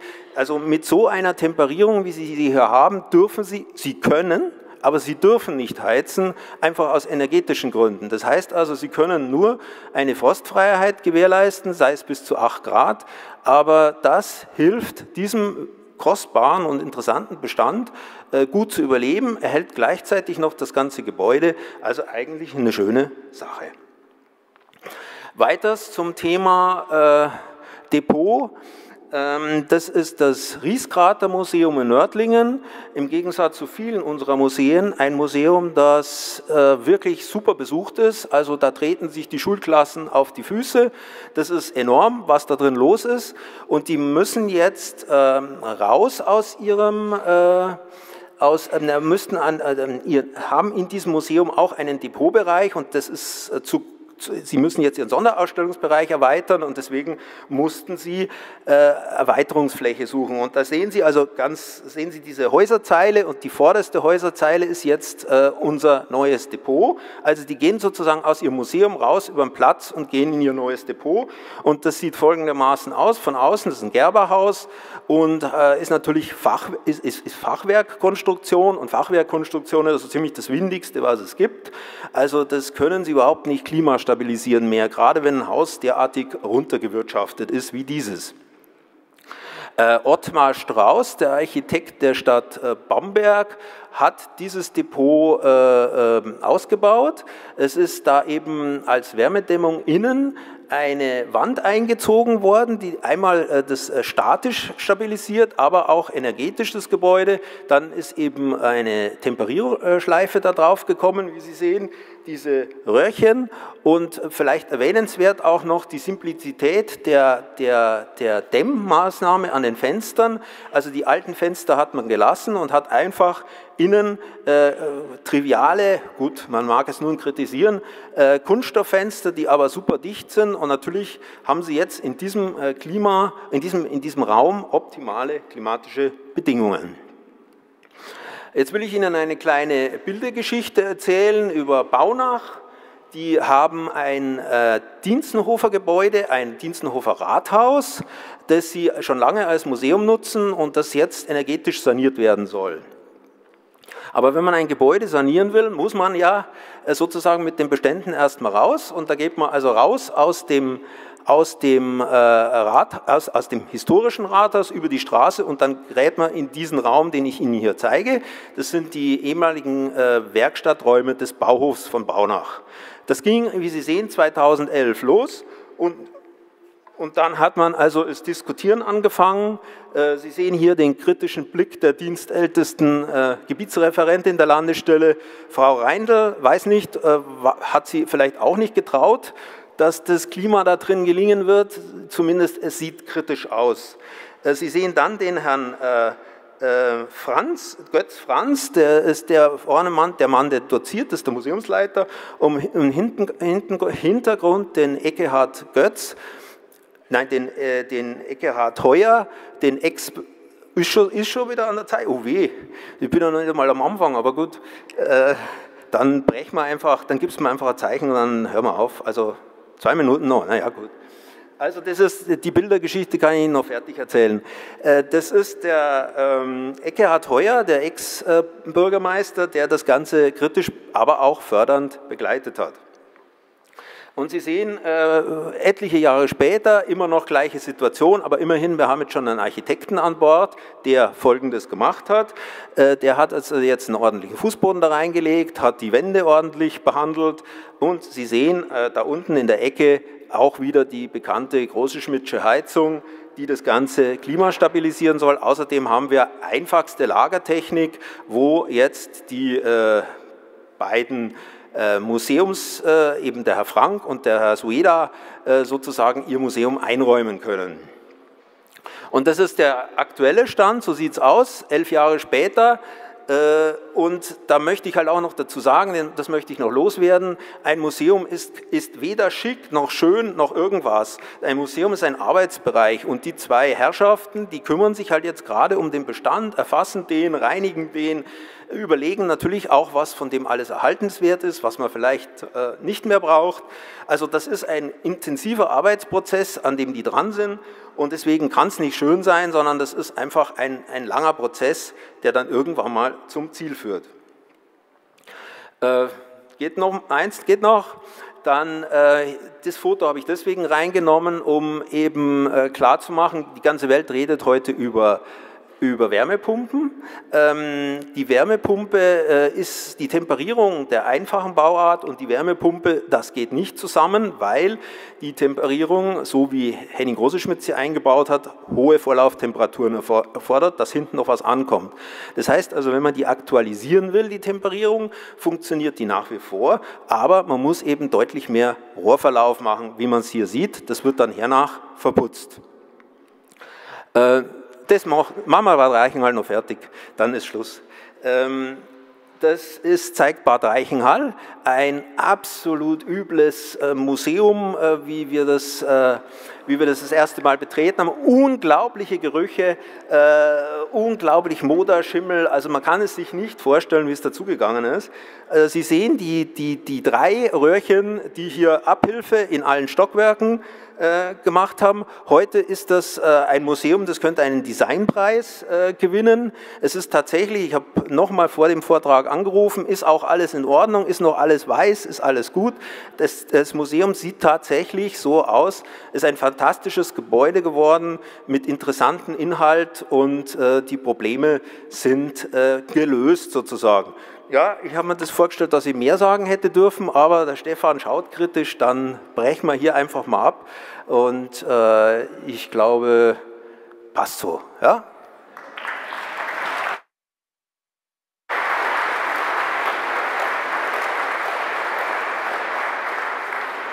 Ja, vielen Dank. Wir haben ein straffes Programm. Ich freue mich jetzt, unseren zweiten Referenten zu begrüßen. Das ist Martin Höpfner. Auch schon seit 1991 an der Stelle, wo er jetzt ist, nämlich bei den Museen der Stadt Aschaffenburg und dort auch für sehr vieles zuständig, unter anderem Restaurierung, Konservierung und damit auch für die Planung des großen Projekts eines Zentraldepots, das die vielen bestehenden Depots, ich glaube es sind 9 oder was bei Ihnen, ersetzen und zusammenfassen soll. Bei Ihnen laufen jetzt alle die vielen Fäden zusammen, insbesondere für die komplexe fachliche Planung. Es ist eine sehr, sehr lange Planungszeit und Hand aufs Herz, vielleicht auch schon eine Leidenszeit, Herr Höpfner, Sie werden es uns sagen.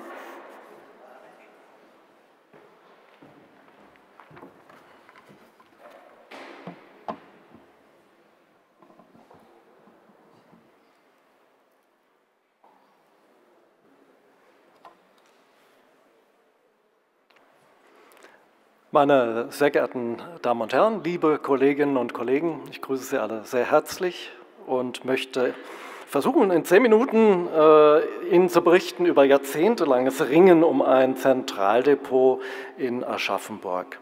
Die Museen der Stadt Aschaffenburg betreiben 8 Ausstellungshäuser. Von dem jüngsten haben Sie vermutlich gehört, ist dem Christian-Schad-Museum, was wir erst im vergangenen Jahr eröffnen durften. Was weniger bekannt sein dürfte, ist, dass wir innerhalb des Stadtgebietes fast noch mal genauso viele Liegenschaften mitbewirtschaften, in denen ja, Behelfsdepots untergebracht sind.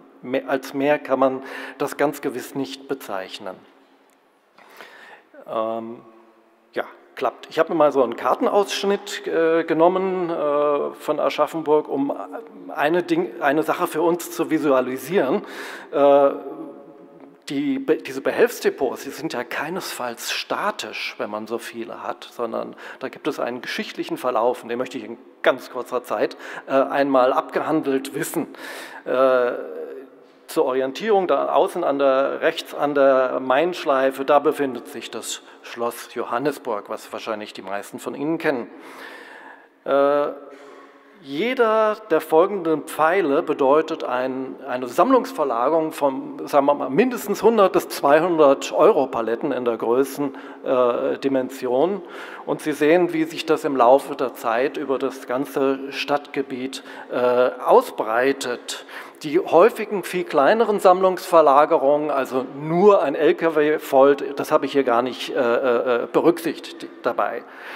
Zu erwähnen ist noch, dass viele der von uns verlassenen Liegenschaften, also das sind diese roten Punkte, das Ende ihres Lebenszyklus längst erreicht hatten. Und wenn wir draußen waren, dann wurden sie abgerissen. Dass dieser Umgang mit den Sammlungen weder sachgerecht noch wirtschaftlich noch nachhaltig ist, ich glaube, das brauche ich nicht weiter auszuführen. Außerdem bindet es in ganz erheblichem Maße Arbeitskraft der Museumsleute. Eine Sammlungsverlagerung für das Jahr 2023 kann ich Ihnen bislang nicht anbieten. Ich kann auch darauf verzichten, wie Sie sich denken können. Doch die bisher umfangreichste Sammlungsverlagerung in der Aschaffenburger Museumsgeschichte kündigt sich bereits an. Schloss Johannesburg wird bereits seit einigen Jahren unter der Leitung der Bayerischen Schlösserverwaltung und dem staatlichen Bauamt Aschaffenburg umfangreich instand gesetzt. Und für den zweiten Bauabschnitt ist es nun nötig, dass bis 2027 alle städtischen Sammlungen aus der Ausstellung und den Depots sowie die Verwaltung komplett ausziehen. Alles muss raus. Das betrifft auch die Depots im Nordturm. Das ist der Turm, den Sie hinten sehen, der zwar bis unter den Helm randvoll und überbelastet ist, ohne Aufzug. Und es betrifft genauso das Depot Archäologie hier vorne im Bergfried im ersten Obergeschoss. Hier ein Blick in dieses durchaus funktionierende und gute Depot, das im Übrigen in den Museumsbausteinen 16 der Landesstelle bereits beschrieben wurde. Die 2,5 Meter dicken Wände dieses Bergfrieds, die verlassen wir nur ungern. Denn sie bilden eine enorme Masse für eine ideale Gebäudeträgheit. Das spiegelt sich auch in den raumklimatischen Messdaten wider. Wir können dieses Depot ohne großen Aufwand mit 16 Grad Celsius und 50% relativer Feuchte Strich fahren. Zum Vergleich auf der rechten Seite die Wetteraufzeichnung, also von draußen für den gleichen Zeitraum. Ich glaube, es ist die erste Woche in diesem Jahr 2023. Auf diese erquickliche raumklimatische Situation komme ich gleich nochmal zu sprechen. So, die Notwendigkeit für ein Zentraldepot ist spätestens seit dem vom Stadtrat beauftragten Aschaffenburger Museumsentwicklungsplan im Jahr 2003, also vor exakt 20 Jahren, deutlich benannt worden. Nun kommt allerdings der zeitliche Druck durch den bevorstehenden Auszug aus Schloss Johannesburg dazu. Und im Folgenden möchte ich gerne die Planungen, die wir für den Bau des neuen Zentraldepots und auch die damit verbundene Sammlungsverlagerung beschritten haben, etwas genauer betrachten. Zu Beginn der Planung haben wir ein Mengengerüst aller Sammlungen erhoben. Die externen Fachplaner, die wir zu den jeweiligen Planungsschritten hinzugezogen haben, die benenne ich jetzt nicht jedes Mal. Sie können es auf den Folien auch ablesen, wer da beteiligt war. Und wenn ich sage wir, bedeutet das immer, so etwas kann nur ein externer Fachplaner mit dem Nutzer zusammen machen und mit allen Hintergründen, Koordinationsgruppe, Museumsteam und so weiter. Diese Datenerhebung des Mengengerüstes, die orientiert sich weniger an den Maßen zigtausender einzelner Objekte, sondern sie umfasst vor allem quantitative Angaben zum Ist-Zustand der vorhandenen Lagertechnik, zu deren Auslastung sowie der gewünschten zukünftigen Lagertechniken. Man muss es als eine Art Projektion auf das Zukünftige sehen. Ja, und die Nachfrage, die immer wieder kommt, auch von Außenstehenden, von Stadträten, nennt uns doch mal die Zahl der Gefäße. Das ist im Moment völlig unerheblich. Im Nutzerbedarfsprogramm sind die grundlegenden Anforderungen wie Funktionalität, wirtschaftliche Bauweise und Energieeffizienz festgelegt. Hier ein Beispiel für den funktionalen Aufbau des Depots. Nicht zu unterschätzen sind die Aspekte und der Aufwand der Sammlungsverlagerung, die ja irgendwann dann ansteht. Wir planen das in Form einer sogenannten Prozesskette. Alle Objekte werden wir fließbandartig transportieren, reinigen, nachinventarisieren, fotografieren, verpacken und für den eigentlichen Umzug transportgerecht bereitstellen. All diese Arbeiten müssen, wie hier im Balkendiagramm dargestellt, gut ineinandergreifen. Durch den früher praktizierten Eintrag von Bioziden zur vorbeugenden Behandlung gegen Schädlingsbefall sind heute große Teile unserer musealen Sammlungsbestände stark belastet. Und wenn man genau hinguckt und misst, wird man das in praktisch jedem Museum genauso finden. Viele Objekte und Räume, in denen sie gelagert werden, stellen für den Personenkreis, der direkt mit ihnen umgeht, ernsthafte gesundheitliche Gefährdungen dar. Es bedarf also daher im Rahmen der Sammlungsverlagerung eines Gefahrstoffmanagements mit den Schritten Schadstoffanalyse, das ist das, was wir hier gerade im Bild sehen, was durchgeführt wird, eine Gefährdungsbeurteilung, Maßnahmenkatalog, Schutzstufenkonzept, Arbeits- und Sicherheitspläne bis hin zu Betriebsanweisungen für einzelne Arbeitsschritte der Prozesskette. Daraus folgt dann auch eine Strukturierung und Einrichtung der Funktionsräume mit Schwarz-Weiß-Bereichen, Schleusen und zum Beispiel dem Tragen geeigneter Schutzausrüstung. Nachhaltig sind diese Maßnahmen zum einen, weil sie Mitarbeiter vor Gefahren schützen, aber, was weithin immer noch verkannt wird, weil sie eine weitere Querkontamination vermeiden. Jetzt komme ich zur architektonischen Konzeptstudie zum Neubau des Zentraldepots, das wir möglichst kompakt, dreigeschossig ausführen wollen. Wir sehen hier im Grundriss das Erdgeschoss. Wir reden über ungefähr 3.500 Quadratmeter Nettonutzfläche gemäß des Mengengerüstes bei einem Regalmix aus festen und verfahrbaren Regalen. Jetzt schauen wir von oben in diese 3D-Ansicht hinein und Sie sehen auf der linken Seite die sogenannte LKW-Box, die über Sektionaltore erschlossen wird, hier mit einer Schleusenfunktion. Sehr schön kann man auch hier das 3-Hürden-Prinzip sehen. Um ins Depot zu kommen, muss ich mindestens 3 Hürden überwinden. Und das gilt sowohl für die Einbruchssicherheit, als ist auch im Sinne des IPM, gilt auch für jede Motte, die muss durch 3 Ebenen hindurch und gilt auch für die Luftdichtigkeit.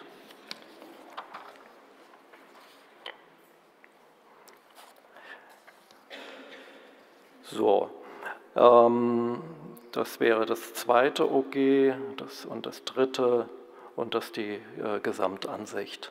Wir reden über einen kompakten Baukörper mit einer Grundfläche von 50 mal 35 Meter, Höhe 14 Meter. Die Aspekte der Nachhaltigkeit, die möchte ich jetzt nochmal stichpunktartig benennen. Wir brauchen eine massive Bauweise und eine luftdichte Konstruktion, eine ganz hohe bauliche Qualität, um einen langen Lebenszyklus dieses Gebäudes zu erreichen. Wir haben vor, das mit Betonfertigteilen in Skelettbauweisen oder Halbfertigteilen zu machen. Dafür gibt es schon genügend Beispiele von anderen gebauten Depots. Es geht um eine Bauteil, genauer gesagt Betonkernaktivierung aller Geschossdecken, der Sohle und der Dachplatte zur Beheizung und Kühlung.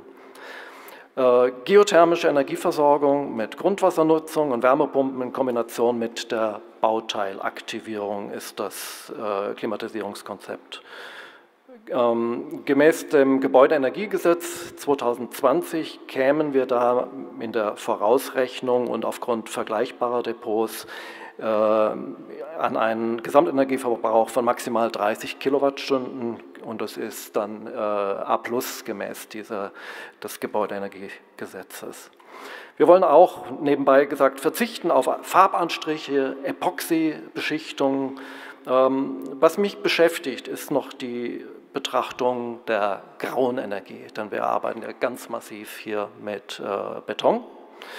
Mein persönlicher Wunsch wäre es, dass es zukünftig so etwas gibt wie den Einsatz von Lehmbau, Kompositelementen, die sowohl die Einbruchsicherheit gewährleisten, als auch mit einem alternativen Baustoff die Masse, die Trägheit des Gebäudes erzeugt.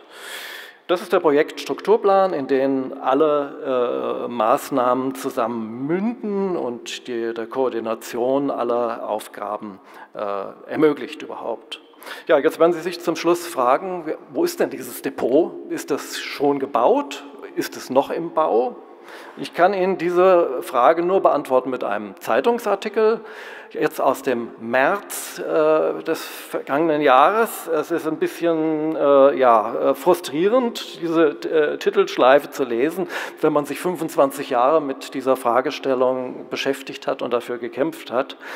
Wir reden über ein Kostenvolumen nach Kostenexplosionen in den letzten Jahren von ungefähr 20 Millionen und der Stadtrat sagt im Moment auch bei verschiedensten Finanzierungsmodellen, das kriegen wir so nicht hin. Wir haben aktuell den Prüfauftrag für das Schulgebäude, das wir hier im Hintergrund sehen, auf dem Bild sehen, zu prüfen, ob wir da nicht das Zentraldepot oder Teile von einem Depot unterbringen können. Ich möchte das jetzt gar nicht weiter bewerten und möchte schließen mit noch ein paar kurzen Einschätzungen. So ein Depotbau ist für uns Museumsleute ein ganz dickes Brett. Um das Bild noch ein bisschen weiter zu spinnen, ich dachte schon öfters, jetzt haben wir es durchbohrt, habe dahinter geguckt, das Brett ist dicker geworden. Also mittlerweile reden wir da von einer veritablen Holzbohle, aber durchbohrt haben wir es, wie Sie wissen, immer noch nicht. Museen sind mit ihren alltäglichen Dingen mehr als ausgelastet. Also sollten wir nicht die Erwartung haben, dass wir solche Projekte selbst stemmen können. Wir brauchen unbedingt externe, gute Fachplaner und die gibt es. Und die müssen wir suchen und einbeziehen und das wird allgemein hin auch von Verwaltungen akzeptiert. Es geht um ein strategisches Vorgehen und ansonsten kann ich nur empfehlen, wenden Sie sich, fragen Sie auch die Referentinnen und Referenten Ihres Vertrauens bei der Landesstelle. Vielen Dank für eure Aufmerksamkeit.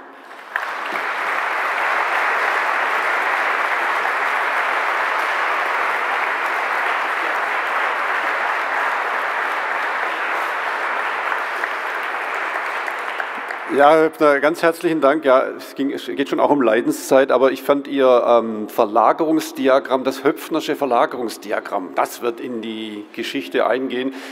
Ich weiß ehrlich gesagt auch nicht mehr, was braucht man noch an Argumenten gegenüber Museumsträgern, wie sowas? Also, man ist sprachlos, ja. Gut, die beiden ausstehenden beiden Referate, die beziehen sich jetzt im Kern auf dasselbe Projekt, nämlich das zentrale Museumsdepot der Stadt Wasserburg am Inn. Wir hören jetzt zunächst Frau Sonja Fehler, die seit 2010 Leiterin des Museums Wasserburg ist.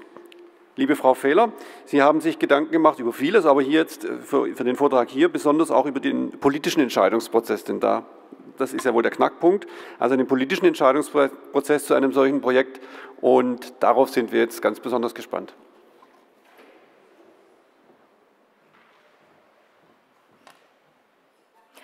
Meine sehr verehrten Damen und Herren, ich freue mich, Ihnen unser neues Museumsdepot und auch die damit einhergehenden Herausforderungen präsentieren zu können. Andersrum. Okay. Auch unser Projekt hat eine lange Leidensphase hinter sich. Das Ganze beginnt im Jahr 2006 mit der Erkenntnis, wir brauchen ein zentrales Museumsdepot. Das historische Gebäude ist absolut sanierungsbedürftig, die Dauerausstellung unzeitgemäß und die Sammlung verteilt sich über zahlreiche konservatorisch ungenügende Außendepots. So ein höpfnerisches Verlagerungsdiagramm hätte ich ebenfalls zeichnen können. Das ist eine ganz ähnliche Situation. 2010 bin ich dann als hauptamtliche Leitung eingestellt worden, eben mit dem Auftrag, die Museumsarbeit zu professionalisieren und den Bau und die Einrichtung eines zentralen Museumsdepots voranzutreiben. Am Beginn der Projektentwicklung stand die Kontaktaufnahme mit der Landesstelle für die nichtstaatlichen Museen in Bayern. Wir sind dann vermittelt worden in ein Forschungsprojekt zusammen mit dem Fraunhofer Institut für Bauphysik IBP Holzkirchen, mit dem wir nach wie vor eng zusammenarbeiten. Das zentrale Ziel dieses Forschungsprojektes war die Entwicklung eines innovativen, professionellen Museumsdepots, das beispielhaft für den zukünftigen kommunalen Museumsdepot in Bayern sein kann. Also es ist ein Projekt, das einen sehr, sehr hohen Anspruch mit sich gebracht hat, gerade für so eine kleine Kommune wie Wasserburg am Inn. Der Einsatz regenerativer Energien war gesetzt, genauso wie die massive Bauweise in Beton-Sandwich-Elementen, die ja auch Aschaffenburg anstrebt. Die Idee war, dass in diesem Gebäude, das wie gesagt regenerativ betrieben wird und einen sehr trägen Baukörper hat, ein gemäß den Jahreszeiten schwankendes Innenraumklima zu schaffen, das sich nichtsdestotrotz in Grenzen bewegt, die für Museumsobjekte nach wie vor verträglich ist. Ein wichtiges Kriterium war auch die Langlebigkeit des Gebäudes in Kombination mit geringen Lebenszykluskosten. Denn die Kosten für ein Gebäude entstehen viel weniger am Anfang in der Bauphase, sondern im Laufe der Jahre und Jahrzehnte im Betrieb. Sie sehen hier unser neues Museumsdepot, wie wir es am Samstag eröffnen werden. Man sieht gleich, es gibt einen großen Lagerbereich, der sich in den Berg des Grundstücks hinein erstreckt und davor ein Funktionsbau. Im Grundriss, ich hoffe, ach doch, es geht ganz gut auf der Folie, das klappt, kann man so ein bisschen die Funktionalität erahnen. Wir haben den großen Lagerbereich gegliedert in 2 Lagerräume, die halb im Berg drinstehen. Wir nutzen ein bisschen die Klimastabilität des Hangs. Wir haben aber auch leichtere Rettungs- und Fluchtwege bei einem Gebäude, das an der Stelle fast zweigeschossig ausgebildet worden ist. Man sieht auch auf dem Plan die Lagertechnik, die ist stark natürlich den Anforderungen der Objekte unterworfen, mit einer Gemäldezuganlage, einer Kompaktanlage, Freiflächen und Regale. Das Gebäude ist partiell in Beton zweistöckig gebaut worden und dann, um eine nahezu Vollzweistöckigkeit zu erreichen, ohne die Bauordnung zu sehr zu strapazieren, mit Gitterböden ergänzt worden, um einfach noch einmal die Möglichkeit zu haben, kompakter zu bauen. Der vorgelagerte Funktionsbau ermöglicht uns als kleines Museum sehr kompakt und einfach zu arbeiten. Sie sehen einen großen Multifunktionsraum, der dient uns zur Inventarisierung, zur wissenschaftlichen Bearbeitung und beauftragten Restauratoren für leichte konservatorische Arbeiten wie eben Reinigungen, Festigungen und der Vorbereitung der Objekte für das Depot. Ebenfalls nahe des Multifunktionsraums untergebracht ist unser Verpackungsraum. Die Verpackung wird getrennt gelagert. Ansonsten haben wir im Arbeitsbereich keine weitere Unterteilung. Objekte betreten das Gebäude sozusagen über die Anlieferung mit 2 Sektionaltoren, sodass das Gebäude nie vollständig geöffnet werden muss, und gelangen von dort in eine Schleuse, in der wiederum die Entscheidung stattfindet, Objekte in der Quarantäne zu verbringen, in den Bearbeitungsraum oder eben direkt, wenn sie depotfertig bearbeitet sind, in die Lagerräume. Dahinter, hinter dem Multifunktionsraum, befindet sich der Technikraum des Hauses. Wir klimatisieren das Gebäude über eine Luft-Wärmepumpe und eine dahinterstehende Bauteilaktivierung, können heizen und kühlen. Wir haben eine sehr rudimentäre Lüftung, die es uns vor allem ermöglicht, die feuchte Werte einzuhalten. Zur Klimatechnik wird dann mein Nachredner noch Genaueres sagen. Der lange Planungsprozess, und wir sind ja jetzt im 17. Jahr, hat uns vor zahlreiche Herausforderungen gestellt. Ein wichtiges Kriterium war stets die Überzeugung der Politik. Eine Stadtverwaltung, gerade eine kleine, hat vielseitige Aufgaben, beispielsweise Sanierung von Schulen, Schaffung von Turnhallen. Und auch die enormen Kosten für so eine kleine Kommune gestartet sind wir mit einer Vorgabe von 1 Million Euro für das Depot. Die ersten realistischen Berechnungen lagen bei 2,6 Millionen Euro. Die letzte Rechnungsprüfung hat 3,8 Millionen Euro ergeben. Also natürlich die enormen Kosten an Investitionen, die enormen Investitionskosten, fortlaufende Betriebskosten sowie die Unsicherheiten bezüglich von Fördergeldern war eine große Herausforderung im Planungs- und Entstehungsprozess. Darüber war es für uns ganz schwierig, bei diesem recht innovativen Bauprojekt die Vorgaben der einzelnen Fachplaner mit den rechtlichen Gegebenheiten bei Bau eines so großen Gebäudes mit den Anforderungen an ein modernes Depot in Einklang zu bringen. Hier war auch viel Kompromissbereitschaft und Risikobereitschaft auch ein Stück weit gefordert. Die Planergruppe, die relativ groß war, musste intensiv koordiniert werden.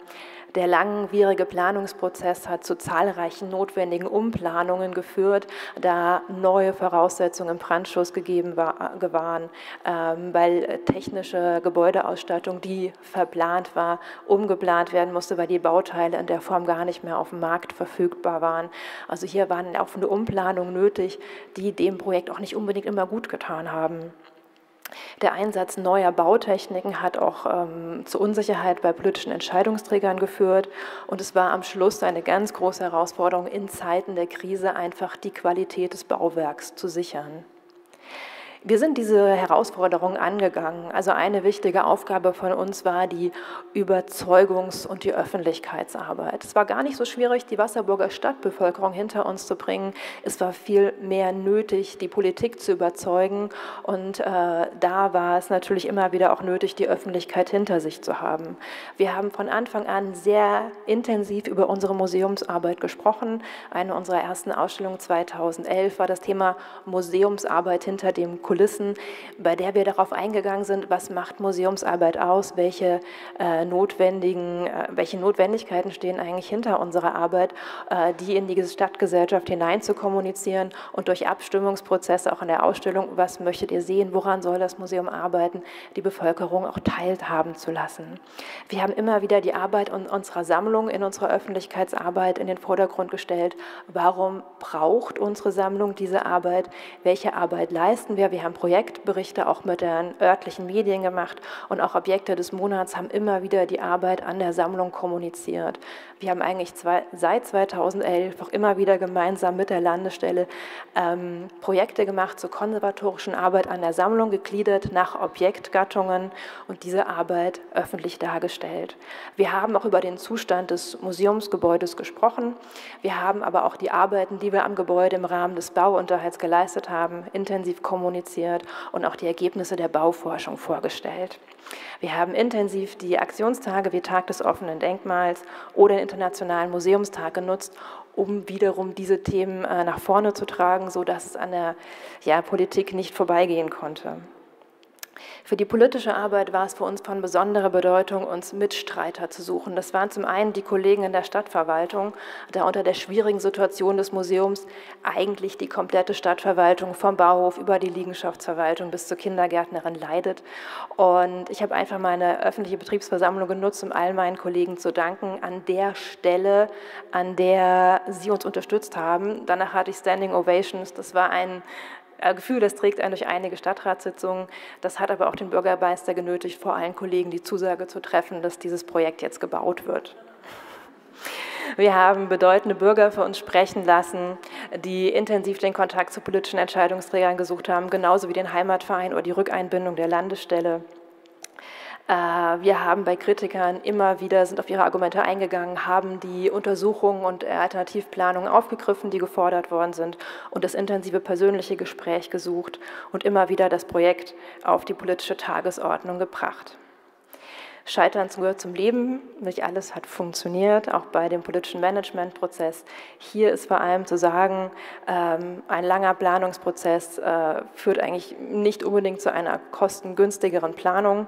Ein straffer zeitlicher Planungsprozess führt zu mehr Konzentration auf das Projekt, erspart laufende Umplanung und bringt Kostensicherheit. Das ist ein ganz wichtiges Argument, um einen solchen Prozess zu verkürzen. Es ist wichtig, für eine gute Gesprächskultur zu sorgen, auch wenn verschiedenste Fachkräfte zusammenarbeiten. Und es ist wichtig, dass die Museumsleitung permanent in alle Entscheidungen und Planungen eingebunden ist. Der Ausblick, wie geht es weiter? Wir werden jetzt das Museumsdepot dieses Jahr in Betrieb nehmen, nächstes Jahr mit dem Einräumen beginnen und dann abschließend sozusagen unsere Öffentlichkeitsarbeit weiterführen, diesmal aber deutlich digitaler. Ich danke für Ihre Aufmerksamkeit.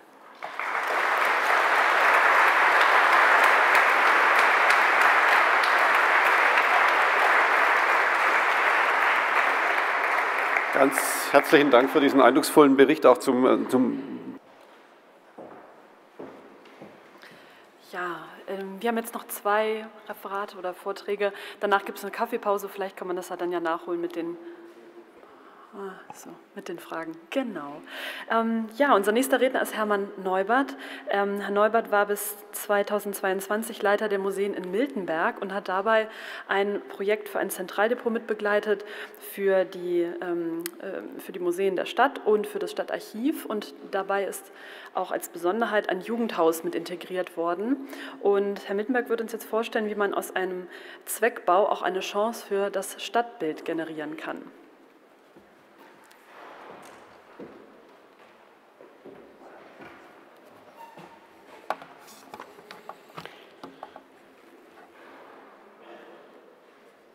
Ja, meine sehr verehrten Damen und Herren, liebe Kolleginnen und Kollegen, Miltenberg hat nicht nur 2 sehr schöne, prämierte Museen, sondern auch eine außergewöhnlich qualitätvolle Sammlung, die in Unterfranken sicher zu den bedeutenden gehört.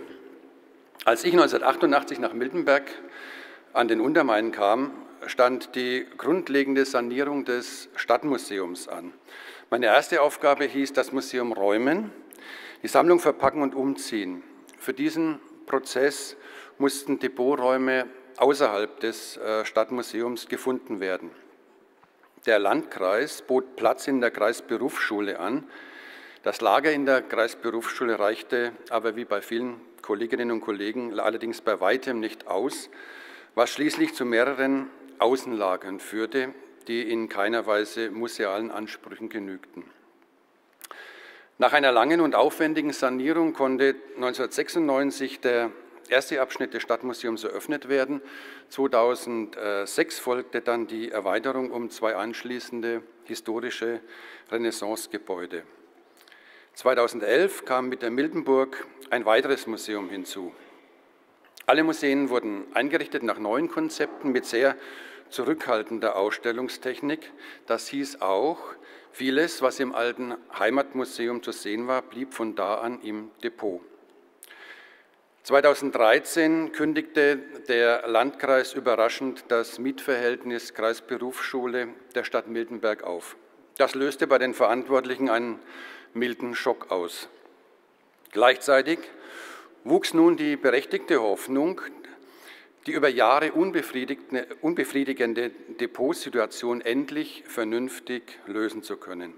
Allerdings blieb nur wenig Zeit, um zunächst ein provisorisches Ersatzlager zu finden, weil der Auszug sehr rasch erfolgen musste. Das gefundene Provisorium erwies sich als weder sicherheitstechnisch noch konservatorisch den üblichen Anforderungen entsprechend. Es sollte aber auch nur für kurze Zeit als Lager dienen. Denn der Stadtrat entschied sich für einen Neubau. Im Industriegebiet neben dem Bau wollte man eine Halle bauen, die alle erforderlichen Bedingungen erfüllen sollte. Diese erste Idee nahm rasch Fahrt auf und steckte schon weit in der Planungsphase, als eine eiskalte Dusche dem Projekt den Garaus bereitete. Die heute schon mehrfach angesprochenen Förderkriterien für EFRE-Mittel, der Europäische Fonds für regionale Entwicklung, womit der Bauherr den Neubau gedachte zu stemmen, waren nicht mehr erfüllt. Das Vorhaben Depot musste völlig neu gedacht werden. Alles wurde wieder auf Anfang gestellt. Nach einigen unausgegorenen und deshalb schnell verworfenen Vorschlägen entschloss sich die Stadt zu einem größeren Wurf. Die Idee war, in einem großen Komplex außer dem Museumsdepot auch das Stadtarchiv und ein neues, modernes Jugendhaus zu vereinen. Geholfen hat dabei, dass die Regierung von Unterfranken in Aussicht stellte, das Vorhaben großzügig im Rahmen des Städtebauförderprogramms zu unterstützen. Voraussetzung war, es würde eine städtebauliche Verbesserung und Aufwertung für das Stadtbild entstehen, wenn möglich unter gleichzeitiger Beseitigung einer Brache. Das war keine leichte Aufgabe. Von da an kam der sensible Standort am westlichen Stadteingang am Spitzenturm ins Gespräch. Da lag vorher eine Industriebrache, ein stillgelegtes Autohaus, mit Werkstätten. Allerdings gehörte das Grundstück bis dahin einer privaten Firma. Die Stadt musste die Immobilie zunächst mal erwerben und anschließend Felshang und Boden aufwendig sanieren. Der Kostenrahmen erhöhte sich von ehemals 2,5 Millionen Euro für die ursprüngliche einfache nur Depotlösung auf nunmehr über 9 Millionen für die Dreifachnutzung. In der Folge gab es heftige Diskussionen im Stadtrat und in der Bevölkerung. Aber liebe Kolleginnen und Kollegen, ihr alle wisst, ein Haus ohne Projekt oder ein Projekt, über das man nicht redet, ist der Rede nicht wert. Und wir haben auch, wie die Kollegen in Wasserburg dann versucht, die Bevölkerung mit einzubeziehen durch Vorträge, durch Führungen schon während der Bauzeit und freilich anschließend auch während der Fertigstellung und konnten da sicherlich die Wogen glätten. Für die Förderung durch die Regierung war auch notwendig, dass es einen Architektenwettbewerb geben sollte, um den städtebaulichen Mehrwertaspekt zu sichern. Aus dem Wettbewerb ging das renommierte Stuttgarter Büro Beetz & Koch als Sieger hervor. Sie reichten den jetzt verwirklichten, aufsehenerregenden Entwurf ein, der als Blickfang den westlichen Stadteingang bereichert. Ihre Idee nannten sie Sockel und Laterne. Ich glaube, Sie können erkennen, warum das so ist. Auf einem Sockel aus rotem Sandstein sitzen zwei in der Nacht hinterleuchtete Glaskuben. Ein Kubus beherbergt das Jugendzentrum, der andere bildet den oberen Abschluss des musealen Hochregallagers. Weil das Gebäude zum Berg hin ansteigt, steckt das Erdgeschoss mit Depot und Archiv zum Teil in der Erde. Zwischen den beiden Glaskuben vor dem Jugendzentrum bietet ein geräumiger Platz viele Möglichkeiten zum Verweilen und Versammeln. Die Erschließung von der Straßenseite erfolgt über eine großzügige Treppe, die der Volksmund schon mit dem Spitznamen Spanische Treppe belegt hat. Barrierefrei gelangt man seitlich ins Jugendzentrum. Dahinter erstreckt sich ein großzügiges Freigelände von annähernd 4000 Quadratmetern. Das ist ein entscheidender Vorteil gegenüber dem alten Standort, der zwar näher am Stadtzentrum lag, aber eben auch kein Außengelände bot. Auch die Befürchtungen vieler Miltenberger, das neue Jugendhaus sei zu abgelegen und würde von den Jugendlichen nicht dementsprechend angenommen werden, bewahrheitete sich nicht. Laut Jugendhausleiterin ist der Zuspruch uneingeschränkt gut und die Jugendlichen sind sehr zufrieden. Ihre Einrichtung ist sehr gut ausgestattet. Neben dem bereits erwähnten Außengelände mit vielen unterschiedlichen Möglichkeiten gibt es im Gebäude zum Beispiel einen größeren Saal, ein Foyer mit Küche, einen Kreativraum, einen professionellen Bandraum und viele weitere Räume. Für die Betreuerinnen und Betreuer wird das fast zum Problem. Der kleine Personalstab hat es nicht leicht, die Übersicht zu wahren und die Aufsichtspflichten zu behalten. Und dennoch darf man festhalten, das Miltenberger Jugendhaus hat sich allen Unkenrufen zum Trotz zu einem beliebten und anerkannten Leuchtturmprojekt im weiten Umkreis entwickelt. Die Binnenstruktur des Depots planten Museumsleitung mit entscheidenden Anregungen von Johannes Bauer und der Architekt in enger Abstimmung. Weil die Idee eines Hochregallagers erhalten blieb, ergab sich die Möglichkeit, aus dem oberen Teil des Hochregallagers letztlich den zweiten hinterleuchteten Glaskubus zu bilden. Das Zentraldepot bietet für die Erfordernisse der Miltenberger Museen den neuesten Standards, weil auch das Stadtarchiv im Gebäudekomplex integriert ist, gibt es einen Besucherraum, um den Nutzern die Archivalien vorlegen zu können. Dieser kleinere Bereich liegt noch außerhalb der überwachten Zonen. Von hier erschließt sich dann die sogenannte Funktionsspange mit Putz- und Lagerraum, Serverraum, Büro, Technikräumen. Im Büro gibt es auch eine kleine Handbibliothek und eben Möglichkeiten zum Inventarisieren und Nachbereiten der Sammlung. Am Büro direkt schließt sich ein Tresorraum an. Hier liegen zum Beispiel Waffen, aber auch andere wertvolle Stücke, wie zum Beispiel die erste Merci-Urkunde für Miltenberg von 1367 oder kostbare Bücher. Von der Funktionsspange gelangt man in die geräumige Eingangsschleuse des Depots mit großem Tor, das sektional ausgebildet ist und das sich nur von innen öffnen lässt. Die Eingangsschleuse dient zum einen als Klimapuffer, zum anderen für die Anlieferung und Zwischenlagerung. Es ist von großem Vorteil, wenn die Depoträume während der Anlieferung klimatisch komplett abgetrennt bleiben können. Die Anlieferung ist auch so groß, dass wir während des Umzugs hier unser Zelt für die Begasung möglicher kontaminierter Objekte aufbauen konnten.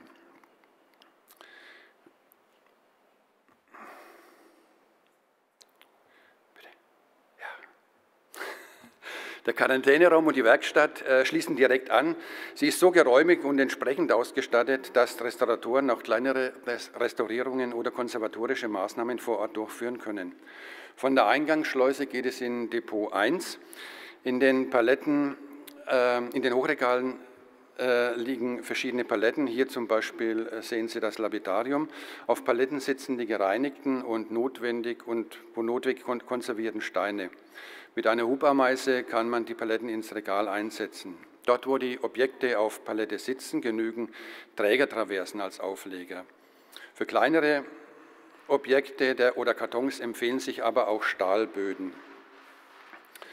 Beispielsweise stapeln sich die Kartons der archäologischen Fundkomplexe auf solchen Böden. Möbel wiederum stehen einfach auf einer Palette mit dazwischen gelegten säurefreien Kartons. Auf der Stirnseite des Hochregallagers ist ein Verschieberegal eingebaut. Darin befinden sich hauptsächlich Teile der volkskundlichen Sammlung, unter anderem Keramik, Glas, Hausrat, Spielzeug, Miltenbergenser und ähnliches mehr. Für die großen Prunkschlitten gibt es ein stabiles Kragarmregal. Zwar lassen sich die Bodenzwischenräume bei allen Regalen individuell verändern, dennoch war eine genaue Lagerplanung im Vorfeld unabdingbar. So konnten beispielsweise die sperrigen Prunkschlitten platzsparend untergebracht werden. Die Gitterwände an den freibleibenden Wänden nehmen Schilder, Grabkreuze und anderes mehr auf, was hängen kann. Das Depot 2 ist das Prunkstück der gesamten Anlage, klimatisiert und optimal ausgestattet. Mit je 22 Auszugsgitterwänden auf beiden Seiten hält das System auch genügend Platz vor, um die erwartbaren Zuwächse an Bildern aufnehmen zu können. Die Planschränke rechts nehmen die Grafik auf. Für das Archiv sind 2 große Säle reserviert, einer für die Verwaltung, den anderen teilen sich Historisches Archiv und Museen. Das hat verschiedene Vorteile, denn erstmals sind beispielsweise die Fotosammlungen des Stadtarchivs und der Museen zusammengeführt. Und das Stadtarchiv kann jetzt auch größere Bestände aufnehmen, wie jüngst eine von den Franziskanern des benachbarten Engelberges abgegebene Klosterbibliothek mit herausragenden Beständen. Ich komme zum Schluss. Das Gebäude selbst ist ein Betonbau. Die Natursteinfassade ist vorgeblendet. Im Innern herrscht Sichtbeton vor.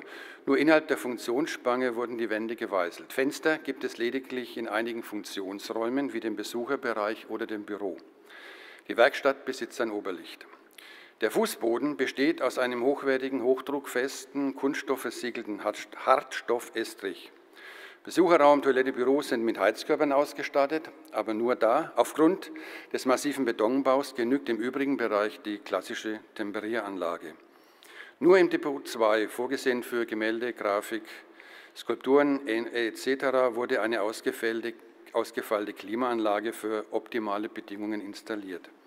Für den Luftaustausch, steuerbar natürlich, so wie wir es eben gehört haben, sorgt eine entsprechende Lüftungsanlage. Um Kosten zu sparen, wurden größtenteils einfache, industriell gefertigte Einrichtungen eingebaut. Die Regale des Hochregallagers sind von der Stange. Ein Depotneubau bietet deshalb gegenüber der Umwidmung eines bestehenden Gebäudes entscheidende Vorteile. Der Platzbedarf ist von vornherein so konzipiert, dass man später auch Einrichtungen von der Stange kaufen kann. Das Verschieberegal im Depot 1 ist ein gutes Beispiel dafür auf der rechten Seite. Der Platz reichte genau für 2 standardisierte, nebeneinander montierte Verschiebesysteme. Auch im klimatisierten Depot 2 bot der vorhandene Raum die Möglichkeit, Bilderauszugsregale mit Fertigmaß zu stellen. Die Planschränke auf der rechten Seite lassen sich jederzeit auch entsprechend erweitern. Das neue Zentraldepot ist ein absoluter Glücksfall für die Miltenberger Museen. Was über lange Jahre niemand zu hoffen wagte, ist letztlich durch eine unverschuldete Zwangssituation Wirklichkeit geworden. Zudem heilt der städtebaulich gelungene Gesamtkomplex Depot, Archiv und Jugendhaus die alte urbane Wunde einer verwaisten Industriebrache und bietet wieder einen attraktiven Stadteingang. Ich danke mich für Ihre Aufmerksamkeit.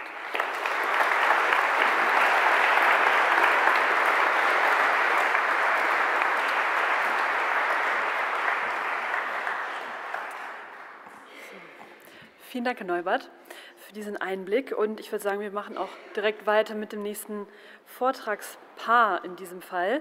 Ich begrüße herzlich Frau Dr. Baumann und Herrn Armin Keck.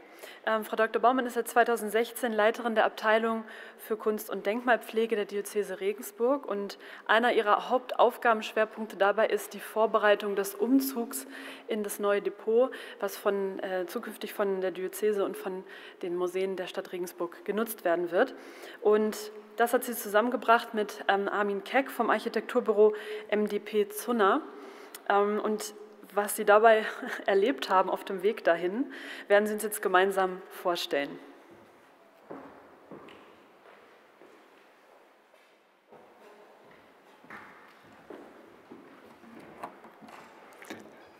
Wir stellen Ihnen nicht vor, was wir alles erlebt haben, sonst haben Sie die Kaffeepause.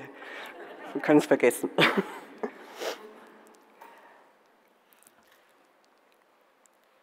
Zwei Hände. Sie stehen für das, was wir täglich tun. Eine geöffnete Hand für das Sammeln, für das Bergen, die behütende Hand für das Schützen und für das Sichern. Zwei Hände auf einer 185 Meter langen Fassade, 12,5 Meter hoch, und sie umgreifen ein 38 Meter tiefes Gebäude. So sieht unser neues Depot aus. Ein gemeinsamer Kulturspeicher von Diözese und Stadt Regensburg. In jedem Bauteil sind jeweils Archiv- und Museumssammlungen von beiden Seiten untergebracht, links städtisch, rechts kirchlich. Für die Fassadengestaltung wurde ein Künstlerwettbewerb ausgeschrieben, dem sich 14 Künstlerinnen und Künstler gestellt haben. Auch hier gab es eine gemeinsame Jury für diese durchaus herausfordernde Aufgabe. Zum einen, was passiert innen im Depot, nach außen zu bringen, und zum anderen das Ganze auf einer vom Lochblech verkleideten Fassade. Direkt an der Autobahn A3 Nürnberg-Passau entsteht das Depot im Stadtteil von Regensburg. Geplant vom Architekturbüro Zunner und vom Architekten Armin Keck. Begleitet hat uns bei dem ganzen Projekt von der Machbarkeitsstudie bis zur Ausstattung die Depotplanerin Marushi Yoshida. Die Gebäudegrundfläche beträgt 7000 Quadratmeter. Geschossflächen ungefähr 16.700 Quadratmeter und der Bruttorauminhalt des gesamten Gebäudes sind 86.000 Kubikmeter. Davon entfallen ca. 60% auf die Stadt Regensburg und 40% auf uns, auf die Diözese. Die Investitionen belaufen sich im Gesamten auf rund 43 Millionen Euro.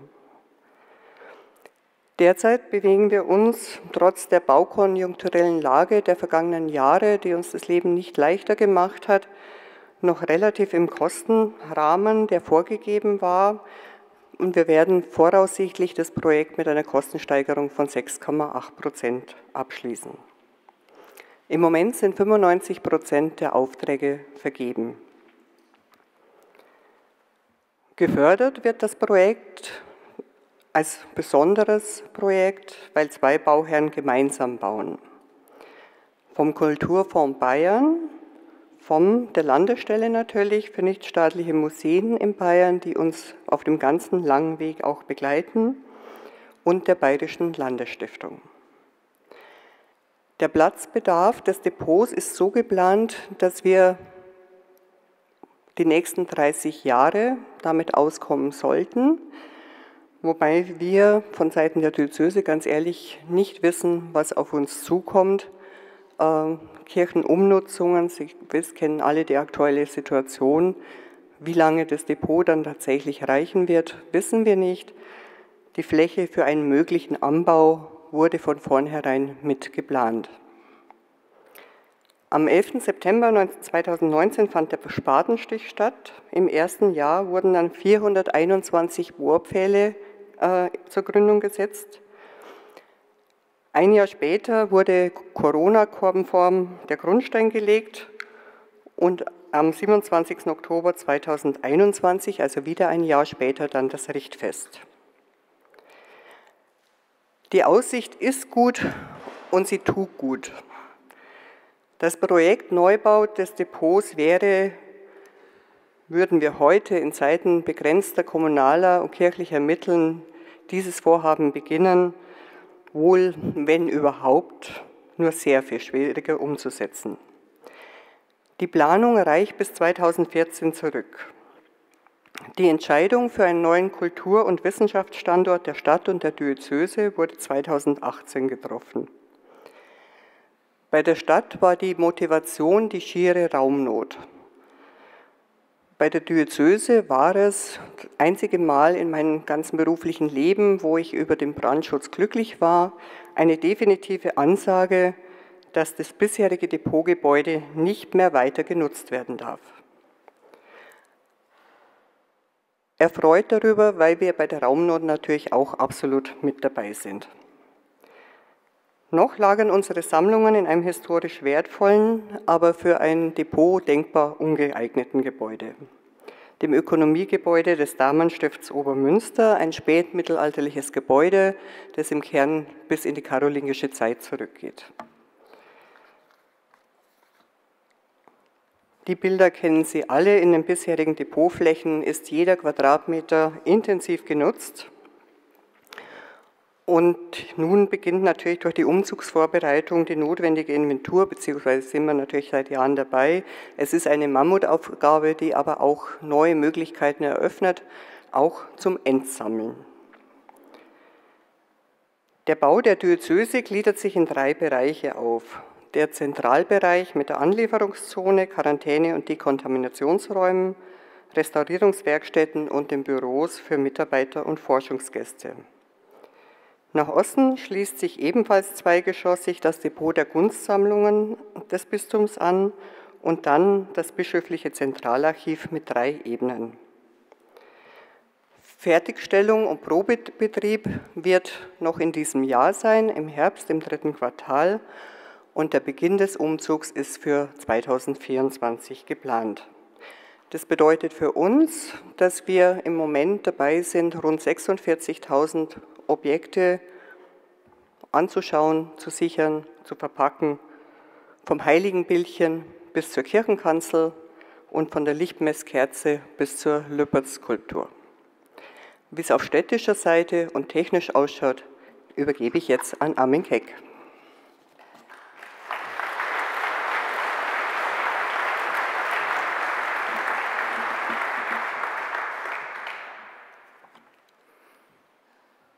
Ja, sehr verehrte Damen und Herren, was ist ein Museumsdepot? Dr. Blübaum hat Ihnen ja ein Foto gezeigt. Es ist eine Lagerhalle für Kunstobjekte. Demgegenüber stellen möchte ich kurz, was ein Museumsdepot für die Nutzer sein soll. Ich zitiere: Errichtung eines Archivs und Zentraldepot mit integriertem Forschungszentrum für die Museen der Stadt Regensburg und das Stadtarchiv, für die bischöflichen Kunstsammlungen und das Diözesanarchiv, zur konservatorisch optimalen Lagerung, restauratorischen Betreuung, wissenschaftlichen Bearbeitung und musealen Verwaltung der Kunst- und Kulturgüter der Stadt und Diözese Regensburg sowie der Archivalien des Stadtarchivs und des Diözesanarchivs. Dabei soll der voraussichtliche Zuwachs an Archiv- und Sammlungsbeständen berücksichtigt werden, in Klammern für 30 Jahre. Zudem sollen die Sammlungen der Begutachtung und Beratung im Sinne eines historischen, kulturwissenschaftlichen und archäologischen Dienstleistungszentrums öffentlich zugänglich gemacht werden. Ja, das heißt also für die Planung eines Depots für uns, das Zentraldepot muss zum einen einer hohen ästhetischen Qualität im Hinblick auf die technischen Qualität im Hinblick auf die klimatischen Bedingungen als auch den hohen ästhetischen Ansprüchen aufgrund des Leuchtturmprojektcharakters genügen. Dies soll jedoch weitgehend unter Verwendung preisgünstiger, industriell vorgefertigter Materialien und Bauteile erfüllt werden. Diese widersprüchlichen Anforderungen bedingen die Erfindung einer eigenen, für dieses Gebäude schlüssigen Gestaltungsidee, die von der Expressivität des Baukörpers, dem Industrial Style, des Innenlebens und der ästhetischen Kraft des Repetitiven lebt.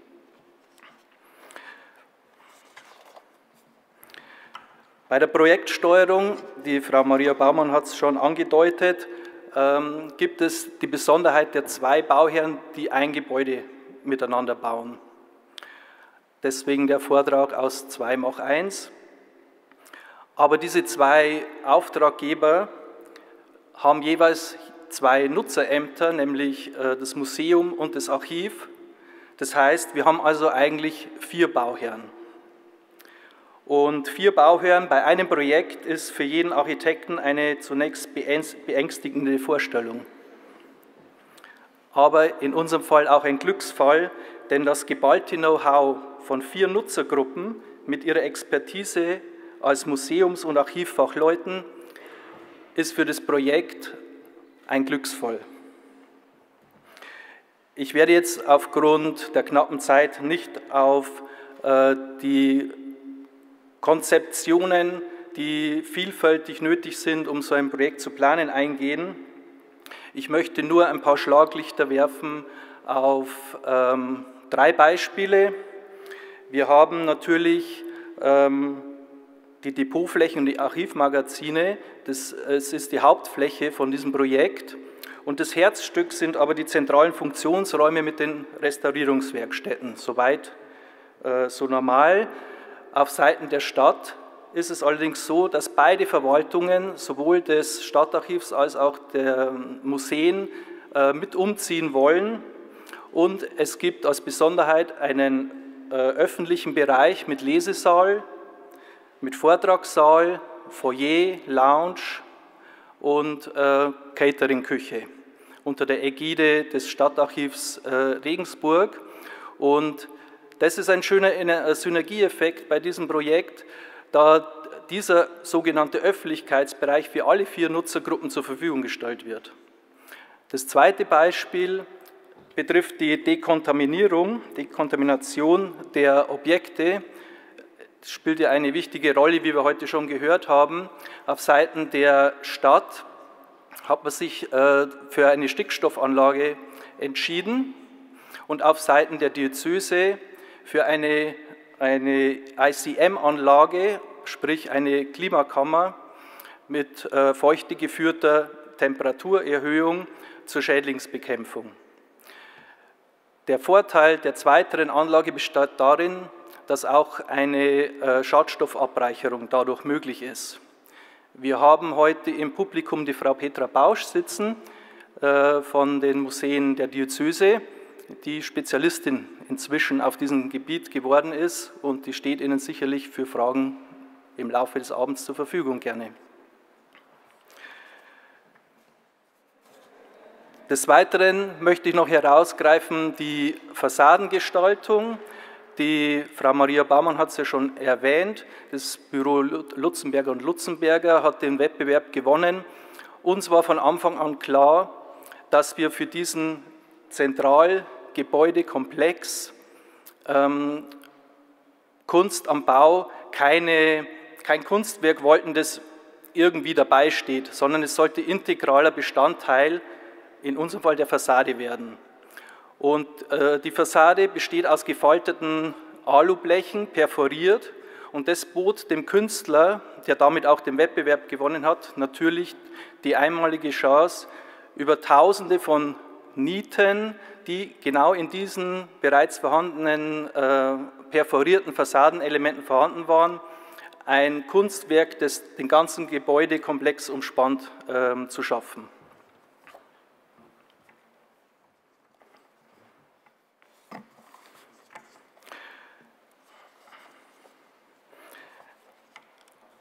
Zum energetischen Design von dem Gebäude haben Sie vorher ja schon den Vortrag gehört. Wenn ich jetzt meine richtige Karte noch finde, dann sage ich noch kurz ein paar Worte dazu.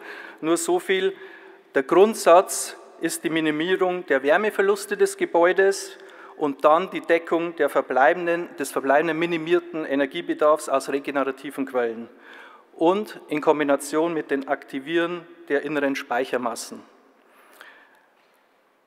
Das heißt, wir haben eine kompakte Bauform, ein großes Volumen und eine geringe Hüllfläche.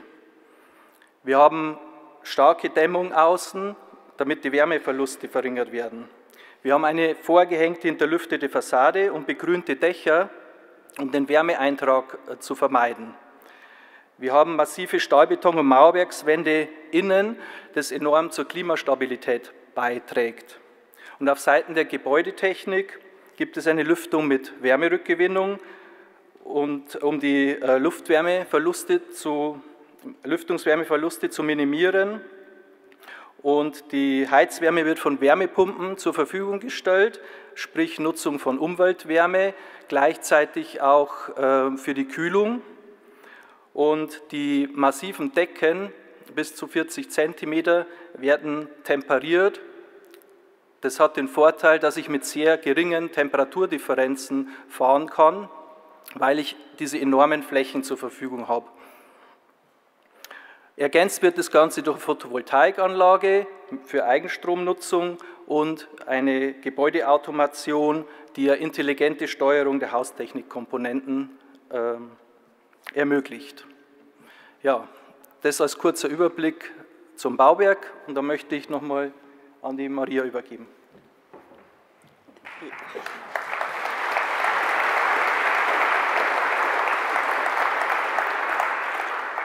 Ja, was macht jetzt das Leuchtturmprojekt eigentlich aus? Wir bauen miteinander, wir haben einen Architekten, wir haben einen Bauleiter auf der Baustelle. Es gab im Planungsprozess natürlich viele Synergieeffekte, es gibt parallele Ausschreibungen, die Handwerker sind im Idealfall gleichzeitig auf der Baustelle. Wir teilen uns auch Räume. Die Stadt hat ein Fotostudio für Großobjekte, das wir uns sparen konnten, das wir nicht mehr bauen mussten. Wir haben Restaurierungswerkstätten, die temporär an externe Restauratoren vermietet werden, die auch von der Stadt mit genutzt werden können und angemietet werden können. Wir haben, der Herr Keck hat es gesagt, unterschiedliche Dekontaminationssysteme, die wir gegenseitig nutzen können, alle 4 Bauherren. Wir sind im Veranstaltungsbereich, werden wir gemeinsame Veranstaltungen planen und durchführen. Wenn Forscher ins Haus kommen, können die sich Objekte vorlegen lassen von allen 4 Institutionen, können also in einem Forschungsbereich alle 4 Einrichtungen nutzen. Das Ganze ist festgelegt in einem Kooperationsvertrag der 4 Bauherren. Und die Objekte werden innerhalb des Hauses bewegt. Das heißt, sie müssen die Klimazonen nicht verlassen, sondern können innerhalb des Hauses durch eine gemeinsame Verbindungstür von Nachbar zu Nachbar weitergegeben werden.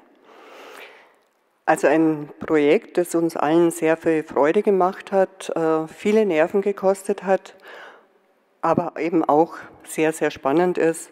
Und ja, ich hoffe, dass der Zeitplan dann eben so aussieht, dass wir wirklich nächstes Jahr mit dem Umzug beginnen können. Wir freuen uns drauf. Wir werden tatsächlich erst einweihen, wenn schon fertig. Aber das wird also bei uns noch ein bisschen dauern.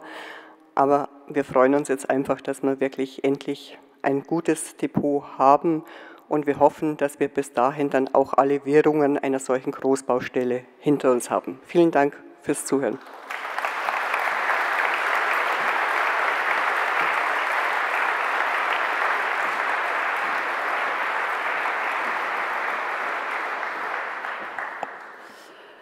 Planmäßig steht jetzt die Kaffeepause auf dem Programm, die bleibt auch bestehen, keine Sorge. Um aber beim Zeitplan zu bleiben, werden wir uns um 3:30 wieder hier treffen. Also wir werden hier etwas verkürzen. Genau. Und das Ganze findet da unten statt, wo vorhin auch der Mittagsempfang stattgefunden hat. Ja, liebe Kolleginnen und Kollegen, wir machen weiter mit dem nächsten Vortragsblock, durch den ich Sie jetzt begleiten darf. Wir werden 3 Vorträge hören zu Depotprojekten, die sich alle in einem ganz unterschiedlichen Stadium befinden. Den Beginn machen heute Conny Zeitler und Martin Bär vom Museum Kulturland Ries. Frau Zeitler ist seit letztem Jahr die Leiterin des Museums und Herr Bär seit 2015 bereits am Museum und als stellvertretender Leiter und wissenschaftlicher Mitarbeiter unter anderem jetzt auch für das Team der Sammlung zuständig. Frau Zeitler und Herr Bär werden uns vom Sehnsuchtsort Zentraldepot berichten, wer kennt ihn nicht, ein großes Depotprojekt des Bezirks Schwaben, das sich gerade in der Realisierung bzw. noch in der Planungsphase befindet, aber in diesem Jahr das Gebäude tatsächlich an den Bezirk auch übergeben wird, sodass es dann tatsächlich losgehen kann und wir freuen uns auf Ihren Vortrag.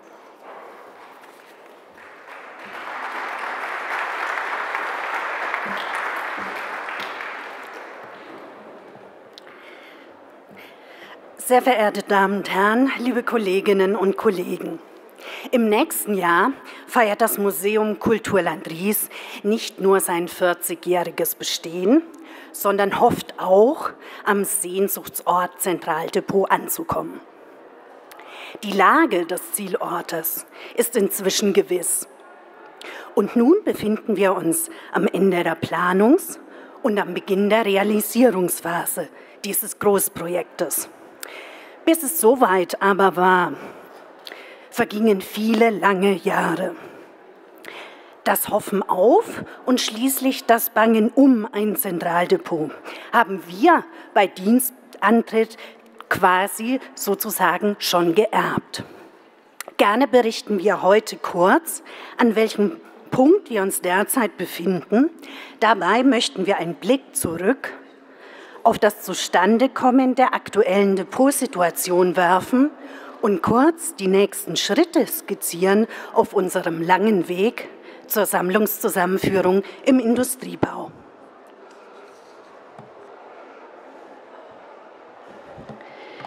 Das künftige Zentraldepot wird auf dem 15.000 Quadratmeter großen ehemaligen Betriebsgelände der Schwaben Präzision Nördlingen realisiert. Das ortsansässige Unternehmen, das Getriebe und Antriebssysteme für den industriellen Fertigungsbedarf herstellt, verkaufte das Gelände nach dem Neubau eines größeren Produktionsstandortes. Rot umrahmt sehen Sie jetzt hier das gesamte Firmenareal in einem Industriegebiet vor den Toren der Nördlinger Altstadt, etwa 13 Kilometer vom Museumsstandort in Mayingen entfernt.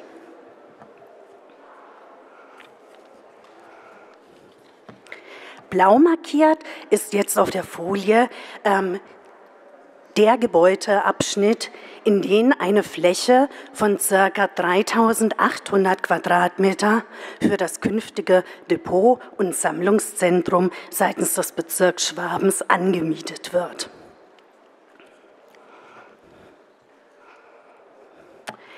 Einziehen wird dieses Sammlungszentrum in das Erd- und Untergeschoss eines Büro- und Werkstattgebäudes sowie einer Lager- und Fertigungshalle, die zwischen den 1950er und 1990er Jahren erbaut wurden.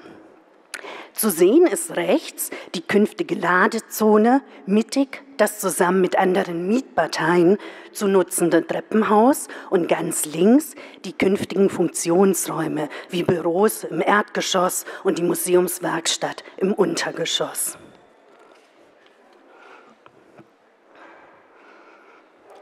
In der langgestreckten Halle im Anschluss an das Gebäude mit den Funktionsräumen entstehen dann auf 2 Ebenen die Depotflächen für die Sammlung unseres Museums.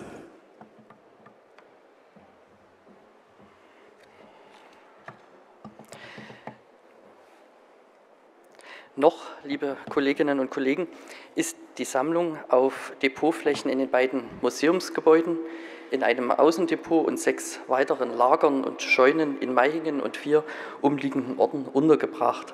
Die Dachböden der Ausstellungshäuser und die angemieteten Liegenschaften sind bereits vor Jahren an ihre Kapazitätsgrenzen gestoßen. Die Sammlung zählt über 50.000 Objekte aus den Bereichen Alltagskultur, Landwirtschaft, Handwerk vom 17. Jahrhundert bis zur Gegenwart. Damit dokumentiert das Regionalmuseum in Nordschwaben das materielle und immaterielle Erbe des Nördlinger Rieses und seiner Ausläufer.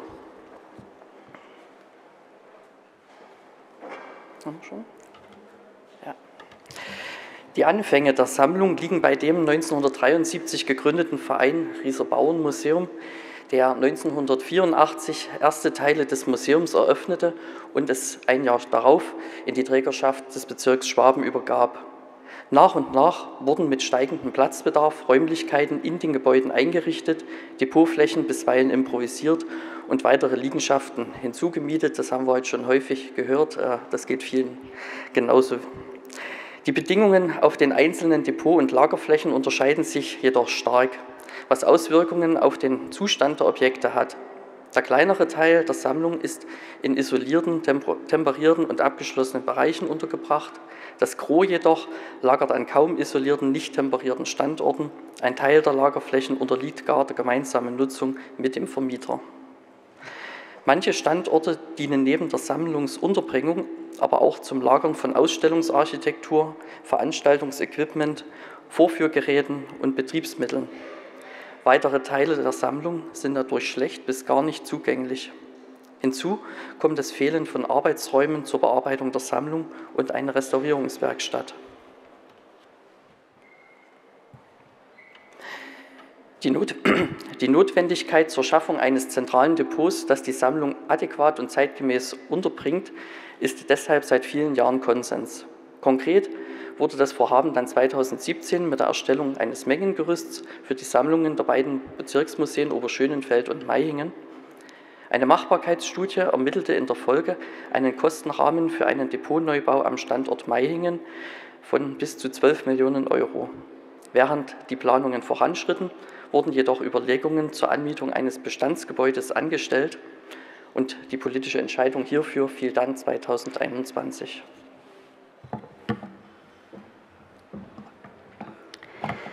Ein geeigneter Standort fand sich dann auf dem ehemaligen Werksgelände der Schwabenpräzision in Nördlingen. Dort entsteht unter dem Label Kraterforum Nördlingen nach umfassenden Sanierungsarbeiten des Gebäudekomplexes Mietflächen für unterschiedliche Nutzungskonzepte. Der Bezirk Schwaben mietet dort für das Museum eine ca. 2500 Quadratmeter große Depotfläche sowie einen Bereich für Funktionsräume an. Zu Anfang der Umbauphase wurden Flächen im gesamten Areal temporär für Kunst- und Veranstaltungsformate genutzt. Künftig entstehen in unserer Nachbarschaft pflegerische und medizinische Einrichtungen sowie Büroflächen.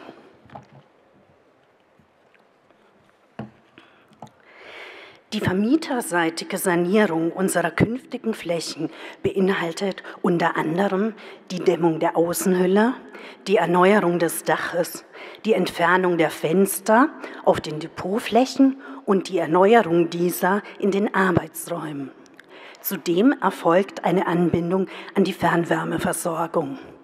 Im Inneren der Halle werden seit Anfang 2022 Reste der einstigen Produktionstechnik, nicht tragende Wände und kontaminierte Böden entfernt.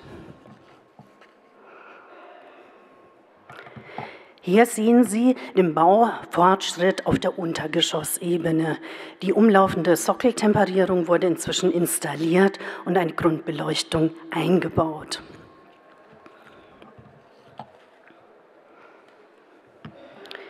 Hier befinden wir uns jetzt auf der künftigen Depotfläche im Erdgeschoss. Auch auf dieser Ebene werden alle Lichtöffnungen und raumtrennenden Elemente entfernt.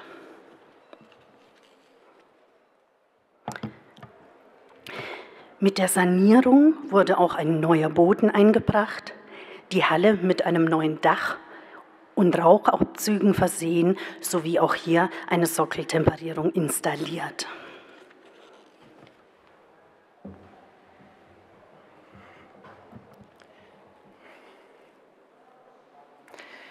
Hier sehen Sie den Regalierungsplan für das Erdgeschoss. Ich hoffe, er ist zu sehen. Ja.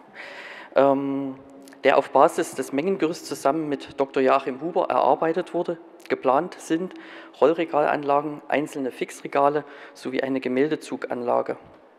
Sie können zudem die Schaffung getrennter Bereiche für verschiedene Sammlungsbestände im Sinne des Brandschutzes und des IPM erkennen. Im Untergeschoss finden sich Rollregalanlagen für die Unterbringung von größeren Objekten. Außerdem bietet es Flächen zur Freiaufstellung von Großobjekten. Diese können über die hintere Schleuse direkt dort eingebracht werden. Beide Depotebenen verbindet künftig ein Lasten- und Personenaufzug, der an der Außenwand der Halle noch angebracht wird.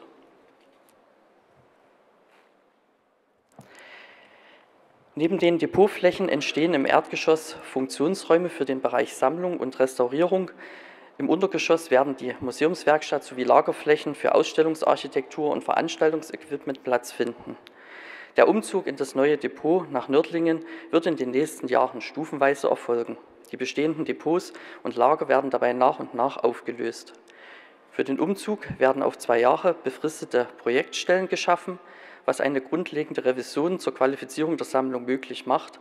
Hierbei soll das Profil der Sammlung durch Abgleich und gegebenenfalls Abgabe geschärft werden. Wir meinen, die geplanten Depotflächen bieten hierzu optimale Bedingungen für die Unterbringung der Sammlung.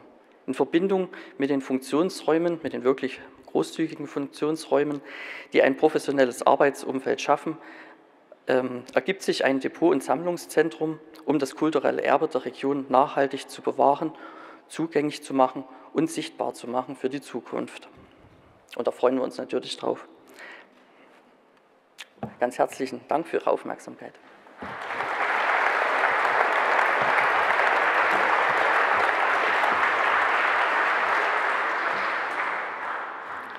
Ja, vielen Dank, Frau Zeitler und Herr Beer, für diese Punktlandung und den interessanten Vortrag. Wir kommen jetzt zu Stefan Hendricks. Er verantwortet seit 2020 den Bereich Sammlung und Dokumentation im Rundfunkmuseum der Stadt Fürth, wo er auch jetzt tatsächlich mit einem großen Depotprojekt befasst ist, und zwar im Rahmen der Neukonzeption und Sanierung des Museums. Von daher auch das eine besondere Herausforderung. Bitte sehr, Herr Hendricks.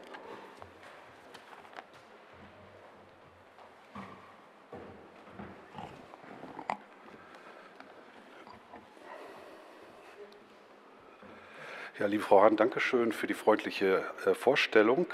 Sehr geehrte Damen und Herren, liebe Kolleginnen, liebe Kollegen, der Titel meines Vortrags lautet Raus aus dem Museum, rein ins Depot, und von der Kompletträumung unseres Hauses möchte ich Ihnen in Form eines Werkstattberichtes erzählen.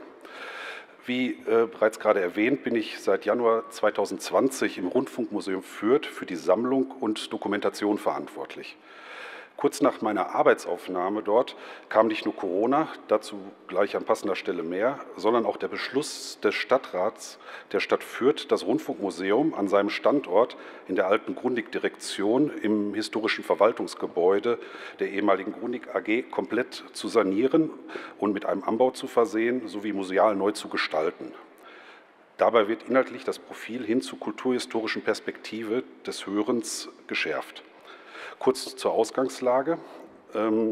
Bislang zeigen wir auf rund 700 Quadratmeter die Radio- und Fernsehgeschichte der letzten 100 Jahre in Technik und Nutzung. Sie sehen das Gebäude, das ist der Status quo gerade, und unten halt die Planskizze, wo der Anbau geplant ist und die Erweiterung. Das Rundfunkmuseum Fürth basiert auf seiner Sammlung von ca. 10.000 Objekte, untergebracht in 7 Depoträumen von insgesamt 600 Quadratmeter in direkter Laufnähe des Hauses. Die Sammlung besteht vorwiegend aus den Objektgruppen Radiogeräte, Fernsehgeräte, Tonaufnahme- und Wiedergabegeräte, audiovisuelle Medien und weitere kleinere Objektgruppen. Gibt es halt ein Archiv mit technischen Dokumenten, Unternehmensakten und themenspezifischer Literatur. Wie gerade erwähnt, stand quasi direkt nach der Aufnahme meiner Arbeit in Fürth fest, dass das Haus sich einer Generalsanierung mit all seinen Begleiterscheinungen unterziehen wird. Daher musste der eigentliche Zuschnitt meiner Aufgabe entsprechend angepasst werden.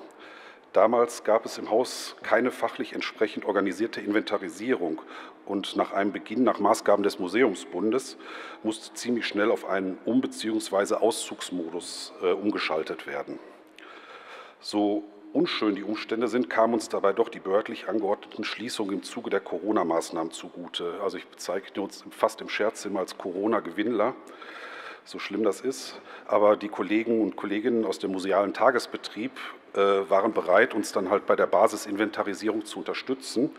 Und wir konnten auch weitere Freiwillige zur partizipativen Mitarbeit in diesem Bereich gewinnen. Und nur deswegen konnten wir in diesem Bereich so große Fortschritte erzielen. Dieser Schritt war selbstverständlich nötig, um uns die Sammlung für die Neukonzeption nutzbar zu machen und eine Depotplanung für die nächsten 20 Jahre zu erarbeiten. Die Bestandsaufnahmen, die seit Januar 2020 stattfanden, ergaben ein Bild der völligen Auslastung der dezentral vorhandenen 7 Depot- und Archivräume, was Sie auf dem Bild ja auch gut erkennen können. Also wir müssen halt Objekte halt schon in Doppelreihen und Dreifachreihen lagern, was natürlich nicht sehr optimal ist, eher schlecht. Also es wurde halt schnell klar, dass die räumlichen Kapazitäten für die Aufnahme des aktuellen Ausstellungsbestandes nicht vorhanden sind. Und im Zuge der geplanten Maßnahmen wurde es also nötig, den alten Objektbestand der Ausstellung und der restlichen Einrichtung nach musealen Maßgaben neu zu deponieren. Eine Suche nach geeigneten Depoträumlichkeiten musste beginnen. Die Suche nach geeigneten Flächen gestaltete sich allerdings im Jahreswechsel 21/22 als äußerst schwierig. Ich möchte mal kurz auf den Einführungsvortrag von Herrn Blübaum eingehen und beziehungsweise mal kurz daran erinnern. Er hat uns die dänische Blechhütte gezeigt. Ja, sowas wurde uns auch angeboten. Wir mussten Abstand nehmen, aus verständlichen Gründen. Es war in der Zeit wirklich schwierig, was zu bekommen, und die eine Ursache war, dass der Lebensmittelhandel alles Verfügbare anmietete, um Engpässe in der Versorgung zu puffern, und wir waren dann halt die Leidtragenden halt davon. Jedoch durch gute Kontakte zu einem örtlichen Geschäftsmann fanden sich dann doch Räumlichkeiten von 2 mal 500 Quadratmeter in circa 4 Kilometer Entfernung zum Museum. Die Grundrisse habe ich Ihnen mal kurz gezeigt auf der Folie. Die Depoträume befinden sich in einem vielfältig genutzten Gewerbe- und Industriekomplex. Also wir sind da halt in guter Nachbarschaft zum Gewerbe und zum Handel. Auch deshalb zeichnen sich diese Räume durch gute Zugänglichkeit über Laderampen und Lastenaufzug aus. Ein Raum ist im Untergeschoss und hat allein deshalb kein Problem mit Lichtemission, und der andere Raum ist im 3. Obergeschoss und wurde mit außenliegenden Verdunklungen ertüchtigt. Das Gebäude hat äußerst dicke Wände und hat deswegen auch nicht so große Temperatur- und Luftfeuchtigkeitsschwankungen. Das haben wir durch Probemessungen im Vorfeld auch so bestätigt bekommen. Ja, nach der erstmaligen Inventarisierung der Ausstellungsobjekte, es wurde quasi Basis- als auch Zukunftsarbeit geleistet, konnte für den Umzug aus der Ausstellung heraus Objektkategorien gebildet werden und somit den entsprechenden Zielorten zugewiesen werden. Ausstellungshilfsmittel wurden auf ihre Weiterverwendbarkeit für uns oder andere, auch soziale Einrichtungen, überprüft. Bei negativer Bewertung als Sperrmüll deklariert und durch das Umzugsunternehmen fachgerecht entsorgt. Also wir mussten uns auch von vielen Sachen trennen. Ja, die Vereinnahmung des neuen Depots mit der Regulierung. Die Depoträume wurden leer übergeben. Das Untergeschoss war bis zur Übernahme mit einem Teppichboden versehen. Also es wurden Möbel vorher dort verkauft. Eine rückstandslose Entfernung konnte mit dem Vermieter zum Glück vereinbart werden, und eine Ausstattung und Regalierung nach unseren Wünschen stand somit nichts mehr im Wege. Die notwendige Ausschreibung der erforderlichen Regalsysteme erbrachte aufgrund der großen Fläche, also wir reden jetzt hier von über 1000 Quadratmetern, und der lichten Höhe eine gewisse Ernüchterung, und es hat unser Budget stark dezimiert, was uns da vorgelegt wurde. Ja, wir konnten aber wieder auf gute Kontakte zurückgreifen, und unser Umzugsunternehmer hatte kurz zuvor ein behördliches Archiv aufgelöst, und dessen neuwertiges Regalsystem wurde uns zu einem günstigen Preis angeboten. Da können Sie Teile davon sehen. Zusammen mit der Weiterverwendung der Regalierung aus der ehemaligen Ausstellung und des aufgelösten Dachbodendepots ist dieses Vorgehen auch in unseren Augen ein guter Beitrag im Sinne der Nachhaltigkeit. Ja, der eigentliche Umzug. Nach der endgültigen Schließung des Hauses im September 2021 konnte mit dem Um- bzw. Auszug des Inventars begonnen werden. Der Umzug fand in mehreren Etappen statt, was allerdings nur der Disposition des Umzugsunternehmers geschuldet hat. Wir waren halt immer so die Lückenbüßer für ihn, so ein bisschen. Also er hat uns immer rangenommen, wenn er sonst nichts zu tun hatte, aber er war trotzdem sehr flexibel, und das war auch gut so. Da wir uns noch mitten im Prozess befinden, ist eine abschließende Bewertung hinsichtlich aufgetretener Umzugsschäden noch nicht wirklich möglich.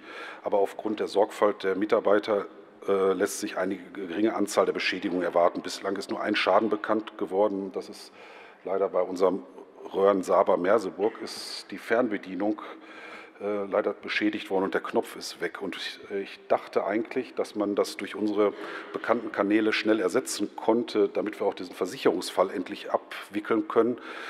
Die hängen mir nämlich in der Leitung, die wollen ständig Preise haben.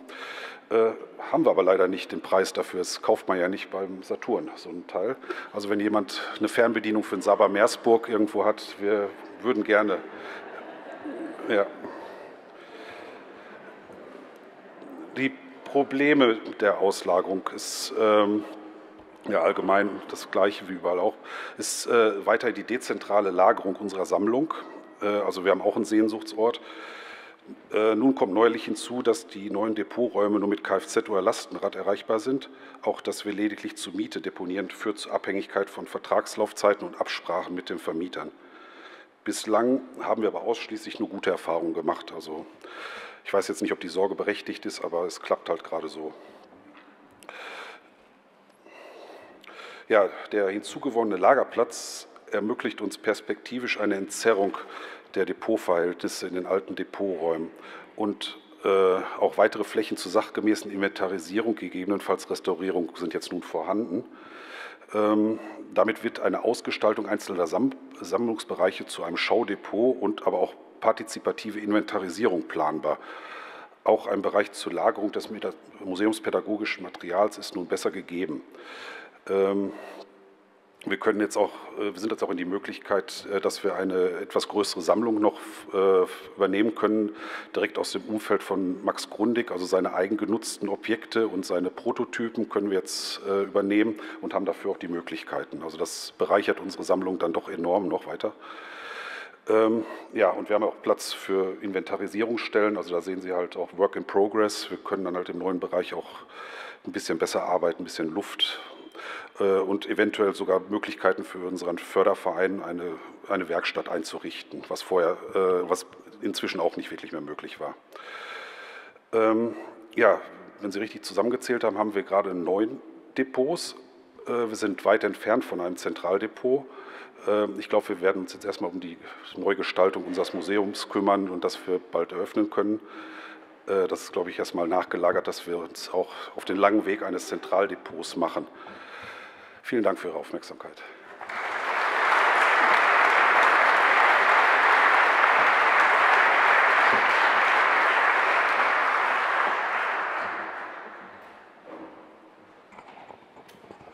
Ja, vielen Dank, Herr Hendricks, für diesen interessanten Erfahrungsbericht.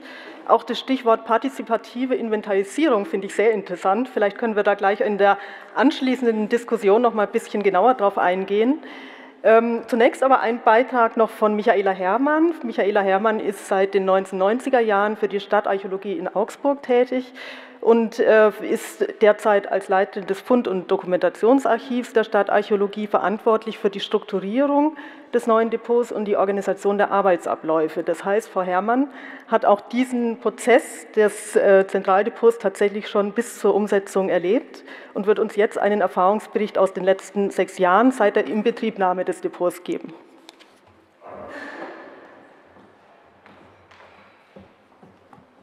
Ja, grüß Gott, danke für die Einladung zu dieser Tagung. Wir haben in Augsburg ja die lange Leidenszeit und verschiedene Sammlungsverlagerungen bis zum Sehnsuchtsort schon hinter uns. Und vor 6 Jahren haben wir das Archäologische Zentraldepot eröffnet.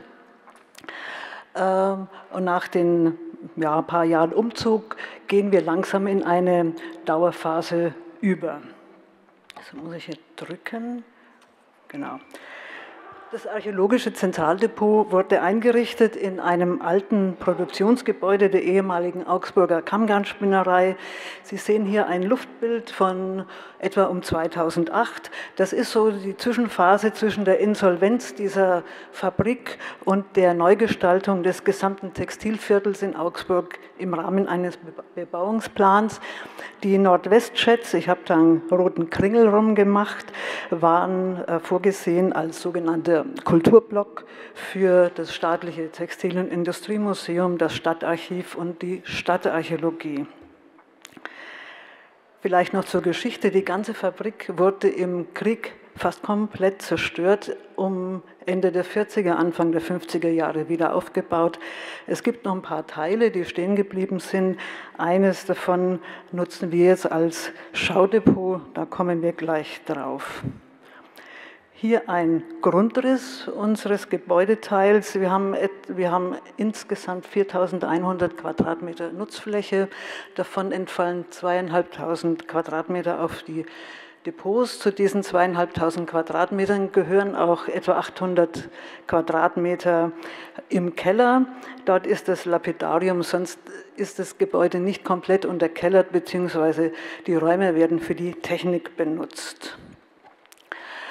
Die Schnitte gerade durch diese Schetthallen, Sie erinnern sich vielleicht noch an das Bild vom Wiederaufbau, sollen einen Eindruck vermitteln, dass es auch eine Aufgabe ist, bei einer Scheitelhöhe von über 8 Meter den Raum auszunutzen für die Lagerung. Also es ist nicht nur der Platz, sondern auch die Höhe. Unten der Schnitt durch diese historische Stahlschetthalle, die den Krieg überdauert hat. Wir haben in dem Gebäude nicht nur die Depots untergebracht, sondern wir haben alles unter einem Dach. Das war immer so unser Konzept und deswegen gibt es auch verschiedene Funktionsbereiche. Im Inneren, also fast nur mit einer Außenwand, die Depots, hier so leicht rosa, im Süden Arbeitsräume und Werkstätten und im Osten des Gebäudes den Verwaltungsbau. Der ist sehr großzügig gestaltet, damit man auch so eine Schnittstelle zur Öffentlichkeit hat. Wir haben eine kleine Fachbibliothek, die wir mittlerweile sogar über den OPAC zu recherchieren ist. So, als sich herausgestellt hat, nach der Leidenszeit, dass dass wir in der AKS die Möglichkeit haben, ein Depot zu bekommen, muss man natürlich schon mal prüfen, ob das Gebäude überhaupt geeignet ist. Das heißt, haben wir genügend Platz, auch für den Zuwachs künftiger Jahre. Im Gegensatz zu vielen Sammlungen graben ja Archäologen immer noch weiter aus. Wir wissen nie, was kommt. Dann geht es natürlich auch um das Raumklima, auch wenn unsere Objekte nicht so empfindlich sind, wir haben kaum organisches Material, muss man natürlich schauen, wie ist das Gebäude, wie ist die Substanz, muss man viel Technik einbauen. Und der wichtigste Punkt auch bei den politischen Entscheidungen, was kostet das Ganze und woher kommt das Geld? Das haben wir geprüft im Rahmen zunächst einer Machbarkeitsstudie, dann kamen verschiedene Planungsschritte bis zu einer Ausführungsplanung und tatsächlich nach 15 Jahren war es dann soweit, wurde das alles umgesetzt. Was ist dabei herausgekommen? Ein paar Einblicke ins Depot, in das Hauptmagazin, der größte Depotraum mit 1135 Quadratmetern, eine zweigeschossige Fahrregalanlage und noch in einem Shed, das sind also umfasst 3 dieser Shed-Abteilungen, haben wir noch Platz für den Ausbau. Diese Freifläche war auch immer sehr wichtig für die Umzüge. Wir haben da mindestens 700 Paletten mit Fundkisten hereingeschoben und dann langsam verteilt. Das sogenannte Schaudepot, immer mit dicken Anführungsstrichen zu sehen. Wir haben da keine Kasse, dass man automatisch rein kann. Es ist auch ein bisschen so adressiert an die Fördergeber, vor allen Dingen an die Städtebauförderung, die uns da sehr unterstützt hat. Das ist die historische Stahlschätthalle. Darunter befindet sich ja der Keller, deswegen also hier Standregale, die wir doch ein bisschen aufpeppen. Ja, hier der Keller, das Lapidarium mit einfach handelsüblichen Palettenregalen. Erschlossen wird er über einen Aufzug. Und dann noch im östlichen Bereich 2 Magazinräume und ein Archiv mit etwa 100 Quadratmeter Grundfläche, dieselbe Raumgeometrie wie die Hallen, diese Schalenschätthallen. In einem der Kleinfundmagazine für Metall haben wir eine Klimakammer eingebaut. Das ist das einzige konditionierte Klima im ganzen Haus. Zu der komme ich dann gleich nochmal. Aber nochmal zurück zum Platz. Also unser Fazit ist, wir haben noch genügend Platz. Wir haben Ausbaukapazitäten. Also wir haben Platz in den Regalen und wir können noch welche aufstellen auf den Freiflächen, die wir aber sehr schätzen. Ja, jetzt zum Raumklima. Das ist ja immer so eine Geschichte. In diesen leerstehenden Hallen wurden Langzeitmessungen durchgeführt und da das ja wahnsinnig große Räume sind, hat sich doch das Raumklima auch ohne energetische Dämmung als sehr stabil entwickelt. Also schon in diesem Rohzustand herausgestellt, in diesem Rohzustand gab es nur so langsam, also keine Ausschläge nach oben und unten. Und das war für uns ja auch wichtig, auch wegen der Kosten. Machen wir eine Klimaanlage oder bauen wir keine ein? Wir haben ein bisschen diskutiert und haben dann gesagt, wir versuchen es ohne. Wir versuchen das mit Universalklima. Jetzt ist ja das Gebäude energetisch gedämmt. Die Heizung funktioniert, die Röhrchen, die sehen Sie dann auch gleich bei mir, die Sie heute schon öfter gesehen haben. Das Gebäude ist energetisch gedämmt. Und wir haben auch eine Lüftung in den Depots, muss aber sagen, die brauchen wir immer weniger. Also dieser große Raum mit über 1000 Quadratmeter und 8 Meter Höhe, der ist so stabil, dass wir im Sommer und Winter keine großen Unterschiede merken. Dann noch die Trockenkammer.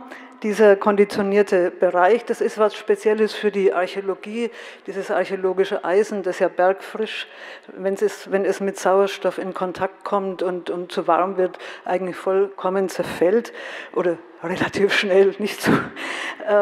Diese haben wir mit 28 Quadratmeter so Raum in Raum mit einer Splitanlage eingebaut. Wir schaffen da eine Luftfeuchtigkeit von unter 20% bei etwa 8 bis 10 Grad. Hier nochmal der Eingang, da gibt es so einen Vorraum dazu und die Messwerte, die wir dann ablesen können. Ja, hier die berühmten Röhrchen, 6 Kilometer haben wir Kupferröhrchen im Haus. Das hat durchaus auch einen ästhetischen ja, alles in allem funktioniert das mit dem Universalklima gut. Das liegt auch daran, dass die Magazinräume wirklich innen sind, außen in den Arbeitsräumen, gerade nach Süden. Das ist nicht schlimm, es wird nicht richtig warm. Da haben wir noch Heizkörper, in den Depots haben wir keine Heizkörper. Wir haben keine Probleme mit den Klimakorridoren. Von den Kosten ist natürlich keine Klimaanlage viel günstiger als eine Klimaanlage. Und das läuft deswegen auch störungsfrei. Wo keine Technik ist, kann sie nicht kaputt gehen. Das Einzige, wo wir immer Ärger mal hatten, das war eben die Trockenkammer. Wenn da mal was kaputt geht, und dann kommt kein Handwerker und dann funktioniert das nicht. Nachbessern mussten wir ein bisschen im Keller. Da gab es durch die Umbauten einfach kleinere Räume und es war dann doch mehr Feuchtigkeit drin, als wir gedacht haben. Durch eine einfache Lüftung haben wir das weggebracht und so im Großen und Ganzen haben wir das Gefühl, dass sich so Langzeiteffekte einfach jetzt schon bemerkbar machen durch diese Temperierung. Ja, das ist unser Trampelpfad, da sage ich gleich mal was dazu. Wir sind ja beim Thema Bauen im Bestand und da ist einmal schwierig, wie sind die Raumfunktionen, die Raumfunktionspläne, machen wir alles richtig? Wir haben es fast alles richtig gemacht, aber wir haben noch einen Trampelpfad, haben wir dann doch. Sie kennen das ja im Park, kaum ist er fertig, stöhnt der Landschaftsarchitekt, weil jemand da durchläuft. Eine Tür, die am häufigsten benutzt wird, das haben wir in der Planung nicht so gesehen. Auf der anderen Seite geht von einem Bearbeitungsraum dann ins Depot. Auf der anderen Seite ist aber kein Lichtschalter, was jetzt nicht so schlimm ist, wir haben ja Fenster. Aber sonst sind wir eigentlich ganz zufrieden und das ist auch so dieses Bauen im Bestand. Da denkt man immer, hat man Einschränkungen, man muss sich mit dem Gebäude so arrangieren und ich kann dieses und jenes nicht machen. Auf der anderen Seite sollte man die Vorteile nicht unterschätzen. Es ist halt so, wie es ist. Wir müssen uns nicht rechtfertigen, dass das Depot jetzt 1000 Quadratmeter hat und wenn das Mengengerüst nur sagt, ihr braucht noch 500, sondern wir haben einfach diese Rahmen, wir haben einfach definiert, dass das genau richtig ist für uns und dann fragt auch keiner mehr nach. So. Das ich noch kurz, bevor ich gleich zum Schluss komme, zu meinem kurzen Fazit, noch ein paar Bilder durch die Depots, die wir jetzt schon in Benutzung haben.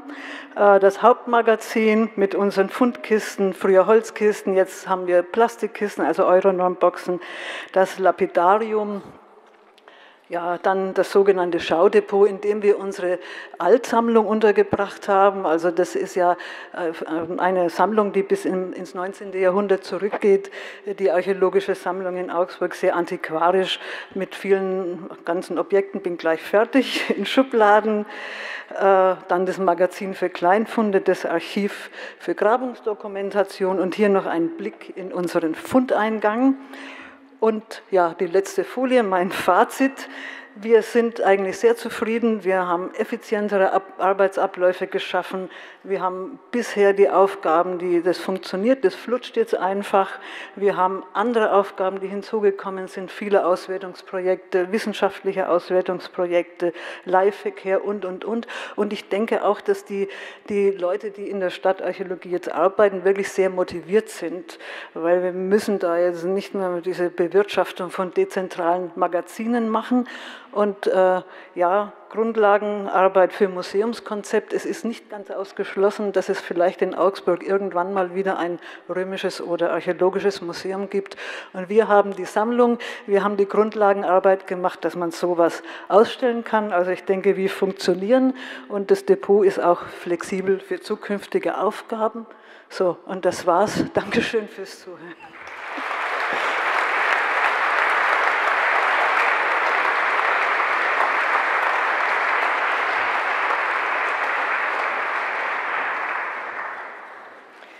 Ja, vielen Dank, Frau Herrmann, auch für diese interessanten Ausführungen.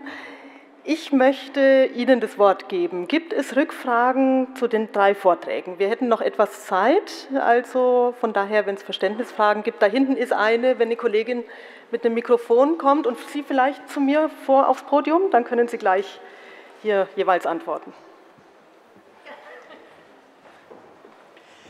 Es ist eigentlich mehr eine allgemeine Frage zu den Depotneubauten von Assel Kunstmuseum Bayreuth. wenn man so aufwendige Depots baut, die so weit weg von den Museen liegen, zum Beispiel an einer Autobahn oder in anderen Gebieten, wo viel Platz ist, warum setzt man nicht noch eine Etage drauf und baut ein neues Museum? Denn eigentlich hat man ja alle Funktionen, die ein Museum braucht. Man hat die Sammlung, man hat die Werkstätten, man hat die Verwaltungen dort. Es fehlt eigentlich nur noch Ausstellung und Museumspädagogik. Das ist vielleicht eine freche Frage.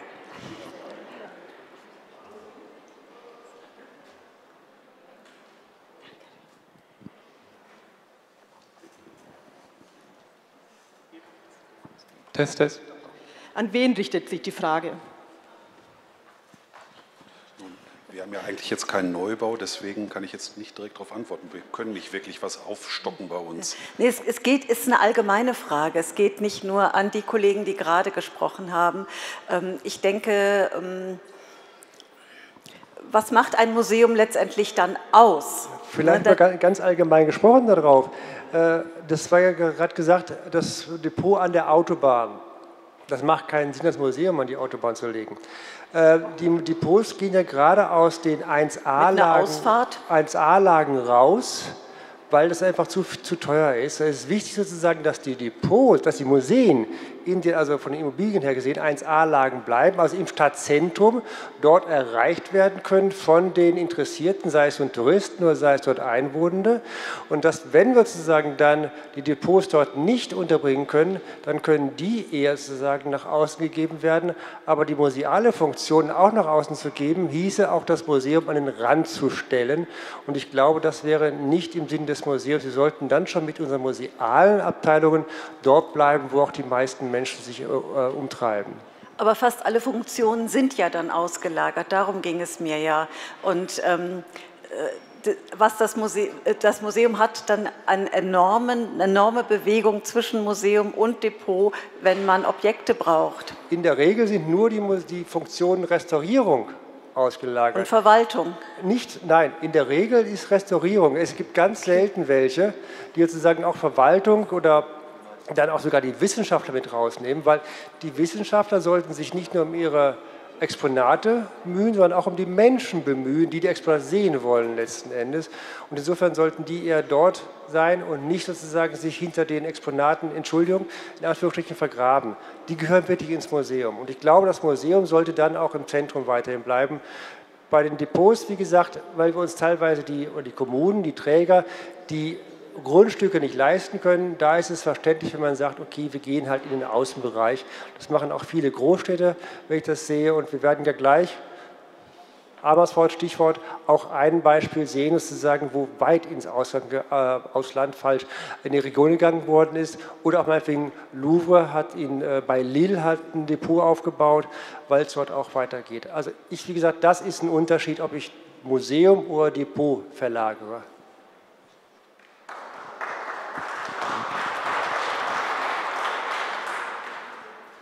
Da hinten ist eine weitere Frage. Genau, das. Ja. Alice Arnold-Becker, Museum Friedberg.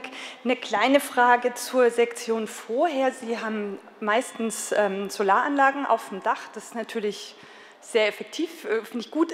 Haben Sie auch darüber gesprochen, welche Brandgefahr da im schlimmsten Fall ausgehen kann? Das brennt mir unter den Nägeln, diese Frage. Ich weiß nicht, ob ich gleich an Sie weitergeben darf. Frau Baumann, oder weil Sie ja auch eine Solaranlage, glaube ich, auf dem Dach. Oder so. Ja, also das war bis vor 10 Jahren Vorbehalte von der Feuerwehr mit der Brandgefahr, explodierende Photovoltaikanlagen. Inzwischen gibt es diese Vorbehalte nicht mehr. Die Power wird einfach abgeschaltet im Brandfall. Und ansonsten natürlich, wenn ein Brand entsteht, gibt es Rauchgase, die giftig sind. Aber das betrifft nicht nur die Photovoltaikanlage, sondern alle Bauteile. Also aus meiner Sicht ist das Problem eigentlich gelöst und der Brandschutz ist überhaupt kein Grund, keine Photovoltaikanlage zu bauen. Ich muss jetzt nochmal nachfragen nach dem Begriff partizipative Inventarisierung. Das interessiert mich jetzt doch sehr. Was ist es? Ja, wir können uns halt für unser Haus durchaus zum einen eine offene Sammlungsarbeit, eine partizipative Sammlungsarbeit vorstellen, allerdings auch den Besucher oder den Nutzer halt direkt freiwillig an die Objekte heranzuführen und dass es halt eine gemeinsame Wertschöpfung dadurch gibt, also dass wir dadurch was gewinnen und dass Besucher halt auch quasi ihr Objekt selbst inventarisieren können und dann auch gegebenenfalls, wenn es halt 3D gescannt ist, auch mit in die Sammlung integrieren können. Also die direkte Benutzerbeziehung wollen wir dann zum Objekt und zur Sammlung wollen wir halt durch solche Maßnahmen stärken. Halt natürlich unter Anleitung und gemeinsam arbeiten. Also das ist so ein Gedanke, den wir durchaus verfolgen möchten. Das verstehen wir darunter.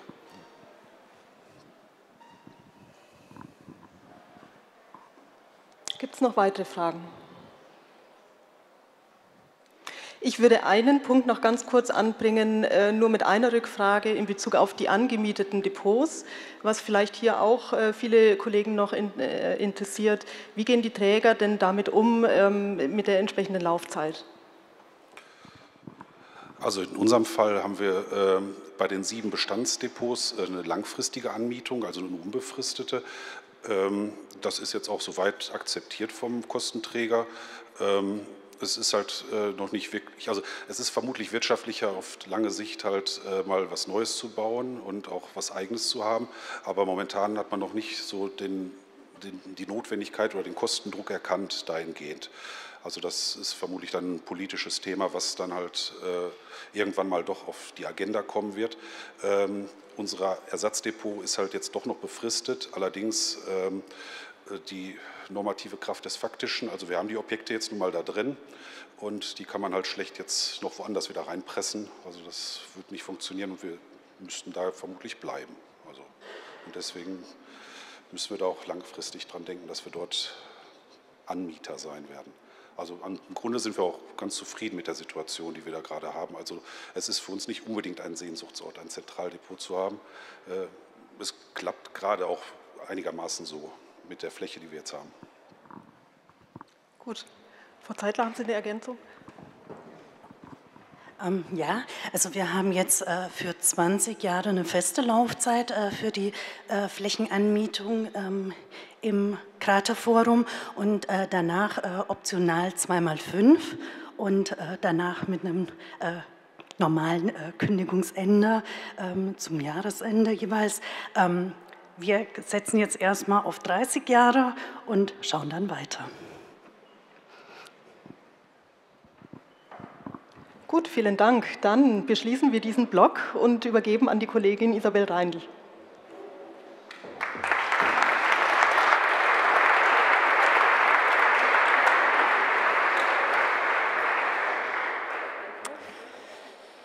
Ja, nach diesem sehr spannenden Panel möchte ich die nächsten beiden Referenten vorstellen. Meine sehr geehrten Damen und Herren, ich habe nun die Ehre, Ihnen den nächsten Referenten, Herrn Stefan Simon, anzukündigen. Professor Dr. Simon ist seit 2005 Direktor des Rathgen-Forschungslabors der Staatlichen Museen zu Berlin, Stiftung Preußischer Kulturbesitz. Er ist ausgewiesener Spezialist auf dem Gebiet Konservierungswissenschaften mit Lehraufträgen in China und Berlin. Unter anderem ist er auch Gründungsdirektor des Institute for the Preservation of Cultural Heritage sowie Mitinitiator der seit 2010 höchst erfolgreichen, von mir auch schon besuchten Veranstaltungsreihe des Grüne Museum. Wir freuen uns ganz außerordentlich auf seinen sicher spannenden Vortrag zum Thema der seit der Energiekrise endlich ernsthaft diskutierten Aufweitung restauratorisch gesetzter Grundwerte im Hinblick auf gleitendes Klima. Für uns alle ein ebenso finanziell relevantes, vor allem aber auch dem Klimaschutz und damit dem Erhalt unserer unmittelbaren und globalen Lebenswelt dienendes Thema. Ich darf Sie bitten.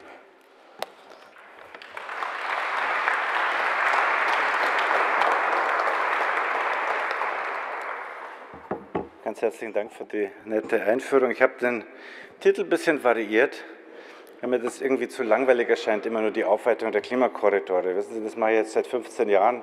Ich denke mir, das ist ein bisschen langweilig. Ich dachte mir, heute kommen so viele Vorträge über Museumsneubauten, über Depotneubauten, über Tonnen von Beton, die man in die Welt setzt. Ich wollte es ein bisschen allgemeiner halten, diesen Nachmittag. Museen in der Klimakrise. Es ist inzwischen fast 30 Jahre her, gut 30 Jahre eigentlich, seit die Konferenz der Vereinten Nationen über Umwelt und Entwicklung, die UNCED, den Weltgipfel von Rio de Janeiro ins Leben gerufen hat, um, Zitat, gefährliche menschliche Eingriffe in das Klimasystem durch die Stabilisierung der atmosphärischen Treibhausgaskonzentrationen zu bekämpfen. Und 7 Jahre, 8 Jahre jetzt, seit das Pariser Klimaabkommen eine gesamtgesellschaftliche Anstrengung zur Bekämpfung des Klimawandels eingeleitet hat. Damit eine Begrenzung der globalen Erwärmung auf 1,5 Grad Celsius oder 1,5 Kelvin gelingen möge, müssen die Menschen, die durch den Menschen erzeugten CO2-Nettoemissionen bis 2030 gegenüber 2010 um etwa 45% fallen und 2050 den Netto-Nullpunkt Net Zero erreichen. Was wir heute gehört haben, steht da in einem gewissen Widerspruch. Ambitioniertere Emissionsziele übrigens erhöhen darüber hinaus die internationale Gerechtigkeit, Climate Justice, ein weiteres essentielles Desirat der Klimabewegung. Schon heute behindert die Klimakrise Menschen auf der ganzen Welt in ihrem Menschenrecht auf Kultur und Wissenschaft. Es ist zu befürchten, dass sich diese Probleme weiter verschärfen. Trotz dieser Bemühungen, um mal den Rahmen noch mal ein bisschen zu setzen für meinen Beitrag, trotz dieser Bemühungen sinken die Emissionen nicht im notwendigen Umfang. So sind sie in Deutschland nach Angabe des Umweltbundesamts 2021 gegenüber dem Vorjahr sogar um 4,5% gestiegen. Die notwendige transformative Anpassung bleibt also für viele eine ferne Perspektive. Der Generalsekretär der Vereinten Nationen, Antonio Guterres, hat den Status quo als, Zitat, eine vernichtende Anklage gegen eine gescheiterte Führung im Klimaschutz bezeichnet. Und die Leiterin oder ehemalige Sekretärin des Klimapanels hat gesagt, wir laufen blindfolded in a minefield, wir laufen blind in ein Minenfeld. Und das ist die Realität nach jedem Klimagipfel, den wir haben. Wir planen gerade die 28. Klimakonferenz, steigen unsere Emissionen an. Letztlich, und das Bild, ich sage mal, ich bin Deutsch-Amerikaner, ja, das Bild ist von Nantucket, das ist so das amerikanische Sylt. Die letzte Generation ist noch nicht da, aber vielleicht kommt sie hin. Haben massive Probleme mit der Küstenerosion in Nantucket und jedes dieser Häuser kostet irgendwie so ab $10 Millionen aufwärts, aber egal. Letztendlich wird es darauf ankommen, dass wir verstehen, dass all diese Prozesse in einem eng vernetzten System ablaufen, mit Auswirkungen auf das kulturelle Erbe und die weitere Gesellschaft, die sowohl schwierig einzuschätzen sind, als auch entsprechende Ressourcen benötigen, um in ausreichender Tiefe erforscht zu werden. Sie haben gehört, ich bin Direktor des Forschungslabors der Staatlichen Museen zu Berlin. Das ist wirklich manchmal eine schwierige Aufgabe in Deutschland. Heute nicht das Thema, aber das Fehlen der nationalen Forschung auf diesem Gebiet ist ein Riesendesaster. Das spüren wir ja auch in der Politik. Viele Wissenschaftler mahnen seit langem an, dass wir schneller ins Handeln kommen müssen und immer mehr Ländern sammeln sich Gruppen, die sich dafür einsetzen und immer häufiger auch zu zivilem Widerstand gegen eine Politik aufrufen, die sich der zunehmenden Zerstörung unserer Lebensgrundlagen zu unentschlossen und zu langsam entgegenstellt. Ganz klar ist, die Lösungen für die Klimakrise werden nicht in denselben nicht nachhaltigen Modellen zu finden sein, die den Planeten in den letzten Jahrzehnten in immer akutere Gefahr bringen. Vielleicht eine Zahl, 60% des CO2, was wir hier oben haben, was für Tausende von Jahren oben bleiben wird, das ist in den letzten 40 Jahren eingebracht worden. Das ist so, happened on my watch, ja, das ist meine Zeit. Und vielleicht auch noch eine weitere Zahl, die auch nicht uninteressant ist in dem Zusammenhang. Als ich in die Grundschule ging, 1971, war der Earth Overshoot Day in Deutschland, also der Tag, an dem Deutschland seine Ressourcen verbraucht hat, am 29. Dezember. In diesem Jahr war er am 4. Mai. Das ist die Realität. Nach Aussagen namhafter WissenschaftlerInnen haben wir nur noch dieses Jahrzehnt, um in Bezug auf die bröckelnden Planetary Boundaries, und ich verweise auf den bahnbrechenden Artikel von Johan Rockström von 2009, die Planetary Boundaries, das sind ja mehr, das ist ja nicht nur die Klimageschichte, das ist auch die Biodiversität, die Bevölkerungsentwicklung und so weiter. Wir haben nur noch dieses Jahrzehnt, um eine radikale Wende herbeizuführen, nicht, wie es aus der Politik neulich verlautet ist, wir brauchen eine 360-Grad-Wende, ja?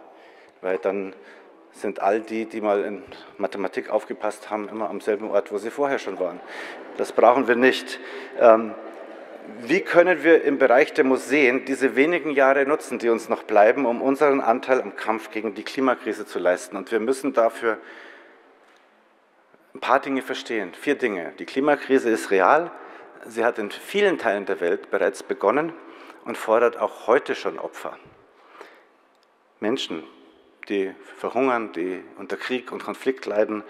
Sie ist nicht weit weg. Sie ist eine reale Bedrohung. Wir haben sie selbst verursacht. Wir Menschen haben diese Krise selber verursacht. Es handelt sich bei ihr um eine noch nie dagewesene, sehr ernste Bedrohung der Zivilisation insgesamt. Und sie wird alles, was uns vertraut ist, verändern. Und glauben Sie mir, sie wird nicht vor den Türen der Museen und Kultureinrichtungen Halt machen. Und wenn wir das verstanden haben, und wohlgemerkt, es geht ums Verstehen, es geht nicht um das Glauben, ich rede hier nicht über den Weihnachtsmann. Wenn wir das verstanden haben, dann können wir uns fragen, was können und was müssen wir in unseren Museen tun, was müssen wir ändern, welche Stellschrauben gibt es. Und da steht für mich ganz oben, wir brauchen dringend eine Einbindung des Kulturgutschutzes in die politischen Nachhaltigkeits- und Klimastrategien. Auch da fällt Deutschland im europäischen Vergleich weit zurück. Ich sage nur ein Beispiel, was gerade aktuell ist. Ja, mein Träger BKM wird vielleicht sich nicht freuen, wenn ich das so sage, aber es gibt von der Europäischen Union eine Joint Programming Initiative, es gibt ein Forschungsrahmenprogramm zum Thema Klimawandel und Kulturerbe. Das ist Joint Programming Initiative, die einzelnen Länder zahlen ihre Beiträge dazu. Inzwischen wurden über 17 Millionen Euro eingesammelt. Das bevölkerungsreichste und überhaupt das reichste Land der EU ist nicht dabei. Deutschland. An der Schnittstelle zwischen Klimawandel und Kulturguterhalt ein Forschungsprogramm zu unterstützen. Und warum? Könnte man jetzt spekulieren, die Zeit haben wir in den 15 Minuten nicht, aber das ist natürlich der Föderalismus, ist die Frage, spricht das Kulturstaatsministerium, was ja eigentlich kein Ministerium ist, auch mit dem Bildungsministerium? Ja, vielleicht schon, aber kommen Sie zu einer gemeinsamen Haltung? Eher nicht. 2019 haben wir, also eine Gruppe von DirektorInnen deutscher Kunstmuseen, unterstützt von Wissenschaftlern, in einem offenen Brief an die Bundesbeauftragte für Kultur und Medien geschrieben und mehr Anstrengung zur Bewältigung der klimapolitischen Herausforderungen in den Museen gefordert. Eine unserer Kernforderungen war die Einrichtung einer zentralen Taskforce, die sich einzig und allein den klimapolitischen Herausforderungen in Museen und anderen öffentlichen Ausstellungshäusern widmet. Eine Antwort aus dem Ministerium haben wir weder 2019 noch 2020 noch überhaupt erhalten. Gut, das Ministerium hat dann auch gewechselt, aber immerhin wird ja diskutiert die Einrichtung einer Green Culture Desk, das ist auch im Koalitionsvertrag der Ampel enthalten. Das ist sicherlich ein guter Schritt in die richtige Richtung, wenn sie nur endlich mal gemacht würde. Ja, sie war ein Antrag der Opposition 2021 mit 50 Millionen Euro. Es ist auf 5 Millionen Euro geschmolzen, aber wenn sie dann nun mal kommt. Worüber reden wir denn bei den Museen überhaupt? Und wir haben heute an vieler Stelle, es war für mich schon ein bisschen anstrengend zu hören, wie viel hier alles gebaut wird. Ja, man kann sich vorstellen, wenn man da zuhört, wo überall gebaut wird.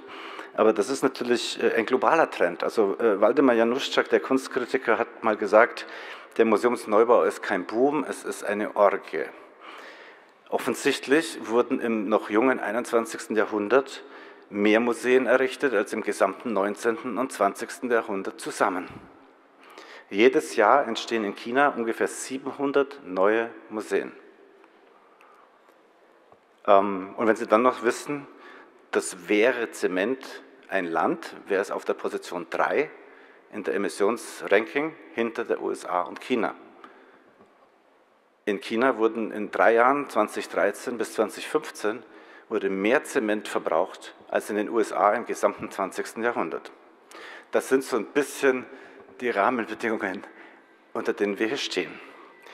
Dabei ist es ganz klar, die Kultureinrichtungen in Deutschland werden auf sich allein gestellt keinen Erfolg haben.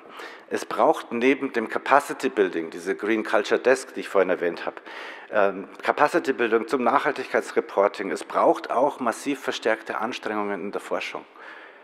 Wenn wir gerade von dieser Museumsneubauorgie gesprochen haben, lohnt es sich zu erwähnen, dass es viele Jahrzehnte dauert, bis ein neues Museum, selbst wenn es nach den besten Nachhaltigkeitsstandards errichtet wurde, die es gibt. In den USA ist das LEED, in Deutschland ist es das BNB, in England ist es das BREEAM. Ja, BNB gibt es leider noch kein Modul für Museen, Archive und Bibliotheken. Wir sind gerade dabei, so ein Modul vorzubereiten mit Partnern im Radkin-Forschungslabor für das Bauministerium. Aber nicht vergessen, es dauert viele Jahrzehnte, auch wenn Sie dieses Museum oder dieses Neubau so ausrichten, dass er praktisch keine Energie verbraucht durch die graue Energie, die in ihm drin steckt. Dauert es viele Jahrzehnte, bis er mit einem Bestandsbau auf Null gekommen ist. Bis er einen wiedergenutzten Altbau in der Emissionsbilanz eingeholt hat. Denn einfach zu viel CO2 entsteht beim Brennen von Zement, beim Schmelzen von Stahl, von Aluminium, von Glas und all der damit verbundenen Logistik in Neubauten. Diese graue Energie, schade, dass die Lichtverhältnisse irgendwie nicht so toll sind, aber okay, diese graue Energie ist langfristig wirklich auch schwer abzuschätzen, muss man eingestehen, da die nicht erneuerbaren Energieinhalte von Ersatzmaterialien, von Ersatzsystemen schwer vorhersagbar sind. Wie intensiv wird die Herstellung von Baumaterialien in einigen Jahrzehnten verlaufen? Wer weiß das heute? Dazu kommt auch noch, dass es kaum ein gängiges System gibt, die Nachhaltigkeit in der Nachhaltigkeitsbewertung die Beiträge der grauen Energie zu berechnen, die bei Abriss und Entsorgung anfallen. Und von einer angemessenen Quantifizierung für historische Gebäude, geschweige denn Denkmale, kann schon gar keine Rede sein.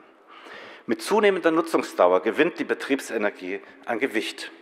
Strategien zur Reduzierung des Energieverbrauchs, wie wir sie heute auch gehört haben, während des gesamten Lebenszyklus, sollten demnach zuallererst auf Konstruktionsüberlegungen basieren. Das Haus ist die erste Kontrollinstanz für das Spätere, nicht die Technik. Ja, nicht die Technik, die man reinbaut, sondern das Haus muss die erste Kontrollinstanz sein, die Betriebsenergie des Gebäudes dann erheblich reduzieren. Auf der anderen Seite, wenn wir immer weniger Energieverbrauch haben, steigt natürlich die graue Energie prozentual wieder an über den Lebenszyklus von Gebäuden in ihrer Bedeutung. Wenn die Hälfte der Grünhausgase im Zug von Bau, Abriss und Betrieb von Gebäuden entstehen, so ein Kollege von mir aus Boston, Max Page, werden die Anstrengungen zur Erhaltung bestehender Gebäude zu einem Eckpfeiler jeder Nachhaltigkeitsstrategie. Der Grund für den hohen CO2-Fußabdruck, ich habe meine Uhr gar nicht gestartet, Entschuldigung, deswegen habe ich hier so eine super tolle Zeit. Ich habe mich schon gewundert, das gibt es ja nicht, die Zeit vergeht gar nicht. Irgendwie bin ich da drauf gekommen, Entschuldigung. Sie geben mir ein Zeichen, oder? Wenn ich noch 3-4 Minuten habe, wäre es gut. Der Grund liegt in den Kellern und Dächern verborgen. Es ist die aufwendige, meist am technisch möglichen und nicht am konservatorisch notwendigen ausgerichtete Klimatisierung. Ich spreche mal ein bisschen über unsere eigenen Häuser in Berlin.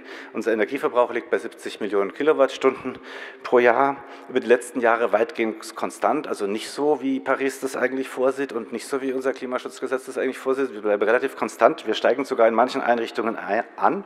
Und dadurch, dass wir ständig neue Museen eröffnen und bauen, wird die Statistik auch nicht besser. Ja?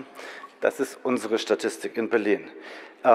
Wir haben ein Projekt mit der Deutschen Bundesstiftung Umwelt, das Projekt Grünes Museum und klimagerechte Kultur.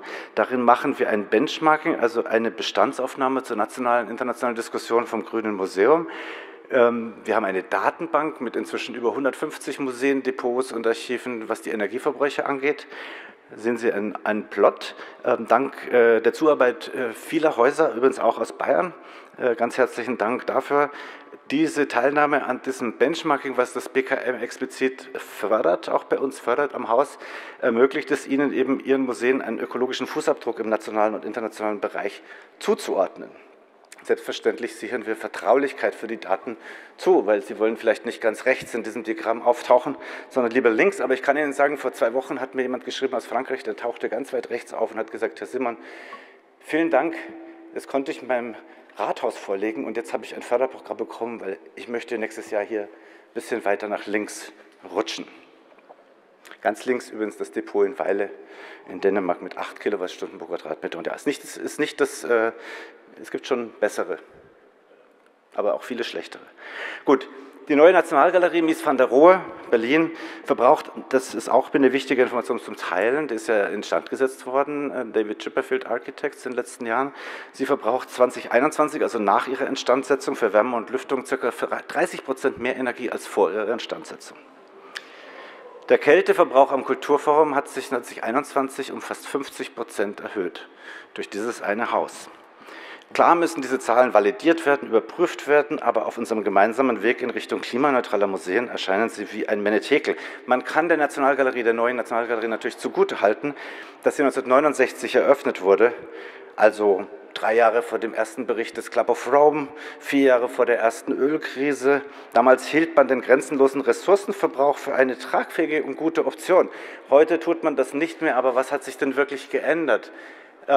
Falls Sie das lesen können, schon Anfang des 20. Jahrhunderts wusste der Architekt des MFA, des Museum of Fine Arts in Boston, Clipston Sturgis, dass man die Anzahl der Fenster in einem Museum so gering wie möglich und ihre Größe klein halten sollte, auch wenn das führt, dass es ein paar dunkle Tage gibt.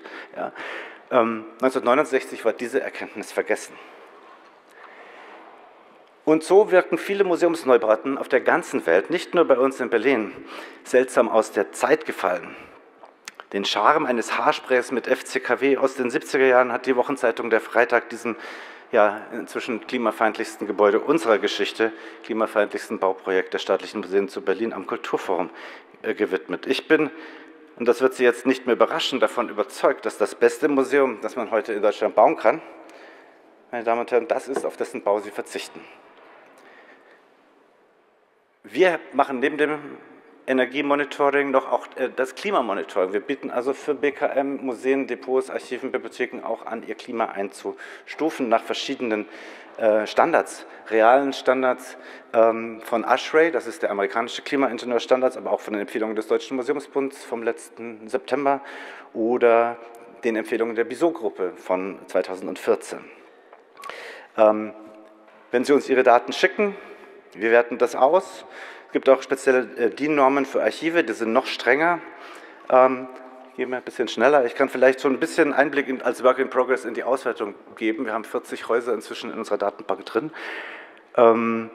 Die meisten Museen in Deutschland fallen in die ASHRAE-Klasse C. Ich meine, ich weiß, jeder will Doppel-A sein, ja, ist aber nicht so. Es gibt nur wenige, es gibt sehr viele, die Doppel-A sein wollen und auch sagen, dass sie es sind, aber dass sie es wirklich sind, nein. Manche sind auch in der Klasse B. Zwischen den Empfehlungen und der Realität in den Museen besteht also eine gewisse Diskrepanz. Feuchte Schwankungen unter 10% zu halten oder wie der Museumsbund im September fordert, am Tag unter 5% zu halten, das ist eine echte Challenge. Es gibt ganz wenige Museen, die das schaffen. Es gibt solche, ja, aber diese sogenannten erweiterten Korridore, die allermeisten Museen schaffen das nicht. Nur 10% der untersuchten Museen schaffen das.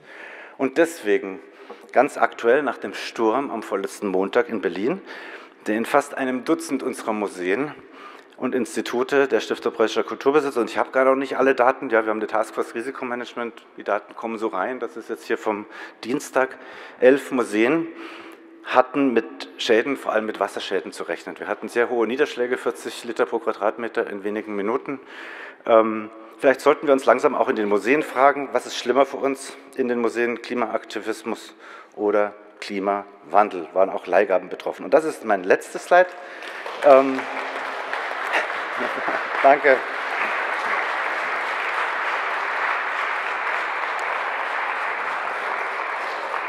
Das sehen Sie jetzt leider nicht, dieses letzte Slide, weil so dunkel ist. Ist schon weg.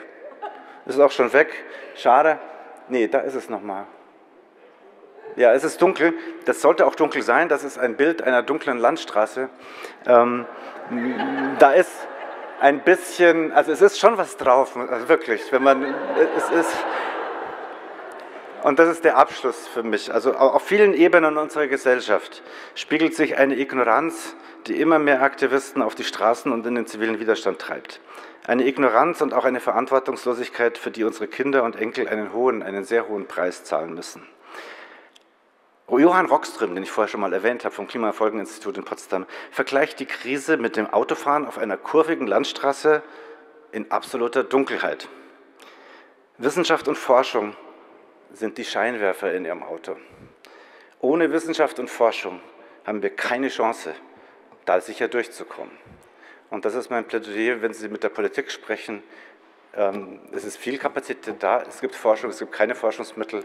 Wir müssen uns mit diesem Thema ganz anders auseinandersetzen, denn die Zeit läuft ab. Vielen herzlichen Dank.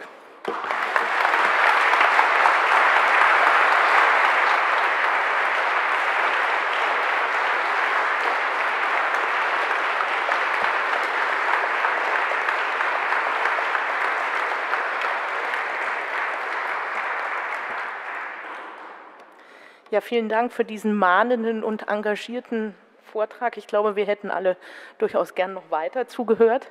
Vielleicht können ja die Museen auch die Leuchttürme sein auf diesem Weg, den Sie beschrieben haben. Den nächsten Referenten möchte ich gerne vorstellen. Der hat folgendes Lebensmotto: Wherever you go, go with all your heart. Diese vor allem im erfolgreichen Kultur- und Museumsbereich absolut grundlegende Einstellung ist das Lebensmotto unseres nächsten Referenten, Herrn Henrik Hecker. Herr Hecker ist kaufmännischer Direktor des Deutschen Museums, das als eines der ganz großen Flaggschiffe in der nationalen und internationalen Museumslandschaft sicherlich nur mit einem ausgewiesenen Finanz-, Marketing- und Statistikexperten wie ihm auf Kurs gehalten werden kann. Wir dürfen uns nun auf seinen Beitrag freuen, indem er uns Fundamentales zum Werden und der Finanzierung eines nicht nur für die bayerische Museumslandschaft wahrlich zentralen Depotprojektes berichtet.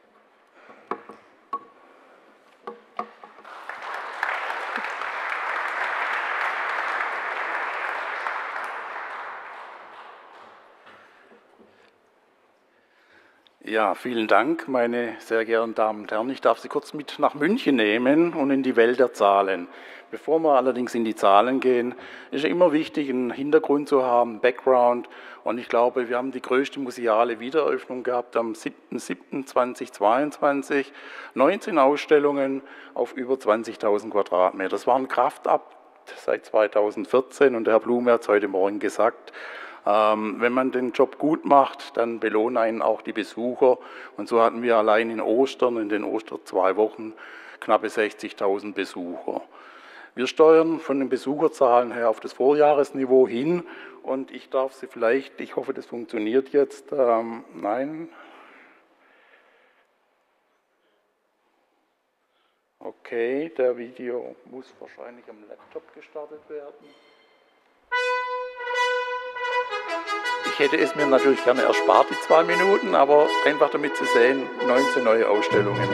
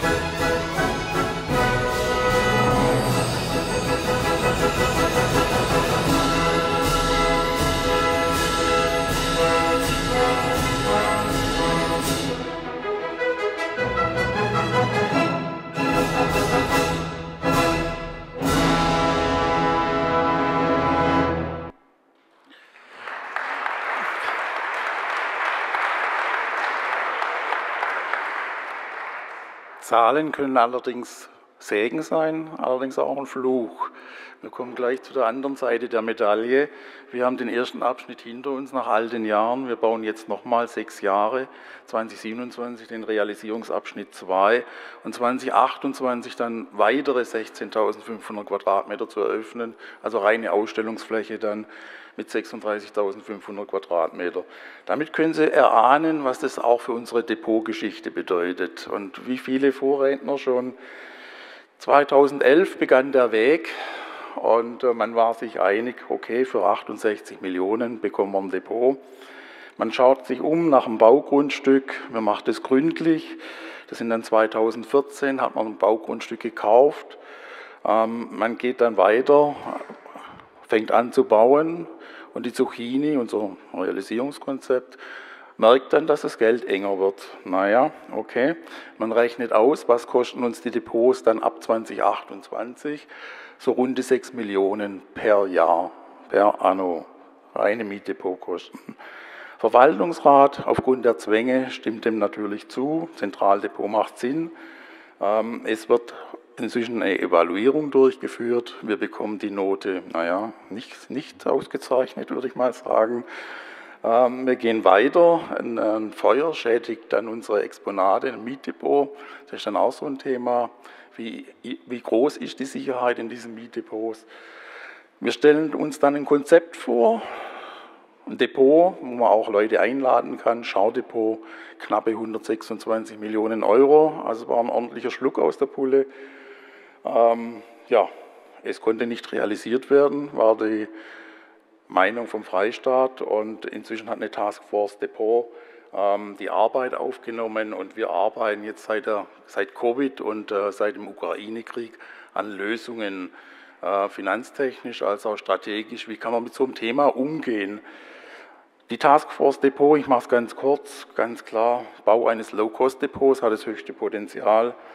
International natürlich Benchmark-Analysen, wir machen es nicht einfach. Wien war das beste Modell als Low-Practice-Geschichte. Wir haben uns aber auch für die Zukunft orientiert, wie müssen eigentlich Mietverträge ausschauen und das flächenneutralen Sammeln. Also eine Bohrinsel geht rein, eine Bohrinsel geht raus. Wir haben ja auch größere Exponate. Das muss man einhalten und das ist nicht immer einfach. Also das ist oft eine Diskussion. Dann war der Zins recht günstig bei 1% und man hatte die vage Vorstellung, man könnte das selber aus dem Haushalt finanzieren. Ja, dann kamen leider andere Ereignisse wie der Ukraine-Krieg und die Inflation, die das dann ganz schnell überholt haben.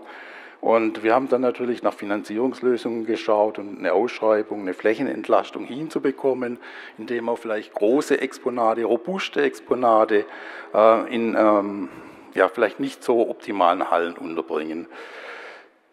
Im Januar 2022 waren wir noch zuversichtlich, 1% der Finanzierungssatz, da hätte es der Haushalt noch geschafft, sage ich mal, und dann kam aber vieles anders. Und auch der Weg, wie wir die Ausschreibung und die Vergabe vorbereiten mussten, man sieht es, die Vergabe war dann im September, oder Zuschlagsenteilung Anfang Oktober an die Kanzlei Luther und da war die Welt eine andere, muss man ganz klar sagen. Wir haben schon gehört von den Kollegen, 9 Depots scheint hier ein Standard zu sein. Wir haben 122.000 Exponate, ein bisschen mehr. 53.000 Quadratmeter Depotfläche aktuell, davon bezahlen wir 38.000 Quadratmeter. Aktuell 3,6 Millionen dieses Jahr, ich habe mich schon gefreut, steigt wieder weiter an, auch nächstes Jahr. Und vielleicht die Zahl, wo dahinter steckt, wir zeigen nur 4% unserer Exponate, 96% stecken in unseren Depots. Und deswegen ist es für uns von der Größe her ein echtes Thema. Es holt uns nachher ein, Sie sehen es jetzt eigentlich schon, wenn wir ein Depot gehabt hätten, konjunktiv, 2026, die Mietkosten für 50 Jahre, 421 Millionen Euro. Ich bin Schwabe, mir bricht das Herz. Also, das kann nicht sein, ein verlorener Aufwand, leere Kilometer, Entschuldigung. Aber naja, wir haben bisher noch niemanden gefunden, der uns da hilft. Schaut man sich die Auswirkungen Ukraine, Inflation an, dann selbst unser Low-Cost-Depot, was wir dann notgedrungen entwickelt hatten mit 72 Millionen, also ein reiner Zweckbau, kein Schaudepot, reiner Zweckbau, sind die Kosten inzwischen auf 100 Millionen angestiegen. Auch das packen wir jetzt nicht mehr. 100 Millionen ist schon eine ordentliche Summe und unsere Politik hält sich vornehm zurück momentan. Schaut man sich die Rahmenbedingungen an. Jeder von Ihnen hat den Haushalt. Wir haben wahrscheinlich andere Zahlen wie Sie, aber man kann das runterbrechen. Inflation vorher 2, jetzt aktuell 6,4. Unsere Mietverträge von den Depots, die steigen permanent an. Wir rennen nur noch hinterher. Der Tarifvertrag steht Ende des Jahres an. Ich freue mich immer für alle Kolleginnen und Kolleginnen und selber natürlich auch. Aber bei uns ist das eine ordentliche Steigerung im 7-stelligen Bereich. Und wir haben kein Geld mehr bekommen. Also von daher alles gut, ich kann gut jammern. Die Anlagenmehrung in unserem Realisierungsabschnitt 1, wir haben es vorher gehört, man ertüchtigt was und ist erstaunt, dass man dann 40% auf einmal mehr Energie braucht und mehr Anlagen hat. Das ist wieder die Schattenseite der Modernisierung, Fluchtwege, Brandsicherheit und so weiter, aber die Kosten steigen an und bei dem zweiten Abschnitt wird es genau das Gleiche passieren. Die Baupreisindexsteigerung tut das Übrige und wenn ich mir jetzt den Haushalt anschaue, ich mache mal gleich das komplette Bild, wir haben 7,3 Millionen, was in Summe der Haushalt mehr belastet wird und haben einen Aufwuchs der Zuwendungen von 1,6 Millionen. Ja, der Gap, wir müssen sparen. Also ich versuche mich jetzt auch demnächst, wir müssen den Gürtel enger schnallen. Es wird schwierig und die Situationen sind wirklich für den Haushalt herausfordernd. Und wenn man auf den Markt geht und sich anschaut, wie kann ich denn ein Großprojekt umsetzen, muss ich immer schauen, bin ich überhaupt kreditwürdig? Möchte die Bank überhaupt mit mir ein Geschäft machen? Kann ich überhaupt mit der Bank ein Geschäft machen? Oder wie schaut die Leistungsfähigkeit des Haushalts aus? Der Immobilienmarkt hat sich leider komplett gedreht. Vorher war Geld im Überfluss da, man konnte relativ viel leicht finanzieren. Der Immobilienmarkt hat sich komplett verändert dahin, dass die Leute vorsichtiger geworden sind. Banken achten auf Drittverwendbarkeit, falls es dann doch mal so zu einer Schieflage kommt. Wir sind ja eine ADÖR per hoheitlichem Dekret und nicht per Gesetz. Die Banken und Juristen differenzieren hier sehr wohl dazwischen. Und wir sagen auch, wir probieren es jetzt nicht aus, um zu testen, ob der Freistaat uns dann im Ernstfall beiseite springt. Aber das zeigt das Standing, was wir auch haben bei Finanzgebern. Und die Gewährträgerhaftung, also die Verpflichtungsermächtigung, ist eigentlich ein grundlegender Basic, was man jetzt heutzutage braucht. Die Herausforderung, ich habe es vorher schon gesagt, die Mehrkosten, also setzen auch unseren Haushalt ordentlich unter Druck. Wir sind wirklich dran, nur noch Optimierungen, Effizienzverbesserungen durchzuführen, um den Haushalt am Laufenden zu halten. Die Zinsanhebungsschritte zur Inflationsbekämpfung, Sie kennen sie alle. Wenn Sie heute privat was finanzieren möchten, sind Sie mit 4,4%, glaube ich, gut beraten. Im Vergleich zu 1% für 2022 Beginn, also eine fast 4,5-Verfachung des Kapitaldienstes, den Sie leisten müssen, fürs Gleiche eigentlich. Und die Rahmenbedingungen, jetzt ein Depot zu bauen oder ein Museum, denkbar schlecht. Denkbar schlecht. Schaut man sich die Finanzierungsoptionen an. Ich möchte Ihnen nicht ÖBP und BBP, das kennen Sie alle. Das sind die beliebten Modelle. Welche Möglichkeiten hat man denn eigentlich? Dann ist es diese idealtypische Struktur, indem man sich, sage ich mal, mit der Privatwirtschaft zusammenlegt, um hier ein Lösungsmodell zu finden. Ich habe es vorher angesprochen, wir haben das Thematik, ja, sind wir wirklich per Gesetz eine Anstalt des öffentlichen Rechts, sind wir gleichwertig mit dem hoheitlichen Dekret und wie schaut es entsprechend mit unseren anderen wirtschaftlichen Komponenten aus? Wir haben, kreativ wie wir sind, versucht, Alternativen aufzubauen. Das eine ist, wir haben das Grundstück in Erding und der Wunsch wäre ganz klar, darauf zu bauen, aber dazu brauchen wir das Geld. Zweite Option, wir fassen die 9 Mietdepots zusammen an einen Standort, hat mehr Nachhaltigkeit, ist zielführender, ist effektiver, effizienter. Dritte Variante, wir machen eine Mischlösung. Wir bauen nur ein Teil, nur ein Modul, versuchen es erweiterbar zu erhalten und mieten eine Standardhalle an, um unsere robusten Exponate unterzubringen. Die vierte Lösung ist dann ein Mix von allem, also Erding zu halten, eine teilweise Nutzung selber durchzuführen, am liebsten ein Rechenzentrum, die machen wenig Ärger, in den Keller oder ins Obergeschoss zu setzen, Mieteinnahmen zu erzielen, Querfinanzierung zu erreichen und eine Anmietung an der Standardhalle. Jetzt komme ich noch in den Bereich der Finanzen. Ich hoffe, es wird nicht zu, ich mache es ganz schnell. Natürlich Kauf, Sales und Leaseback, Leasingmodell, Erbbaurecht mit Heimfall oder über einen geschlossenen Immobilienfonds, das sind so die Standards, was man so hat. Kauf der Immobilie, die Voraussetzungen, klar. Sie sehen es, die Vorteile, GMP funktioniert nicht immer. Können wir gerade nach München schauen, das Gasteig, für 350 Millionen Euro hat sich keiner gefunden, wo das bauen möchte oder sanieren möchte.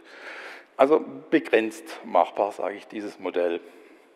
Forfaitierung, eigentlich tritt man nur den Werklohn ab gegen eine Bank.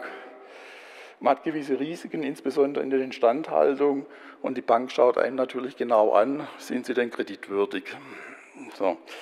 Sales und Leaseback, Sie haben die Zahlen schon gehört, Mietvertrag bis maximal 30 Jahre, Nachweis Bonität, hat natürlich viele Vorteile, Nachteile. Sie sehen, Indexierung muss gesichert sein und vor allem die Drittverwendbarkeit. Die erfordert dann große Kompromisse, weil wir können nicht das konservatorisch gewünschte Modell verwirklichen, sondern müssen industrieartig denken. Die Wiederverwendbarkeit muss garantiert sein, weil sonst kriegen Sie nie Geld dafür. Das Leasingmodell allgemein, im Prinzip die gleichen Voraussetzungen. Hier der Nachteil, dass es ein Triple-Net ist, dass die Instandhaltungen, die Instandsetzung auch von Dach und Fach beim Mieter liegt. Das haben wir beim vorherigen Modell nicht, das wäre der Charme noch gewesen vom vorherigen Modell. Das Erbbaurecht mit Heimfall, das haben wir vorher, glaube ich, auch schon angesprochen, 33, 66 Jahre. Hat einen richtig schönen Vorteil. Nachweis wieder der Bonität. Das Risiko liegt eigentlich auf fremder Hand. Der Nachteil ist natürlich, dass man die Indexierung der Miete sicherstellen muss, dass man einen Teil der Immobilie selber natürlich refinanzieren muss. Und der Investor hat halt sein Maximierungsprinzip und das heißt Minimierung der Instandhaltungskosten.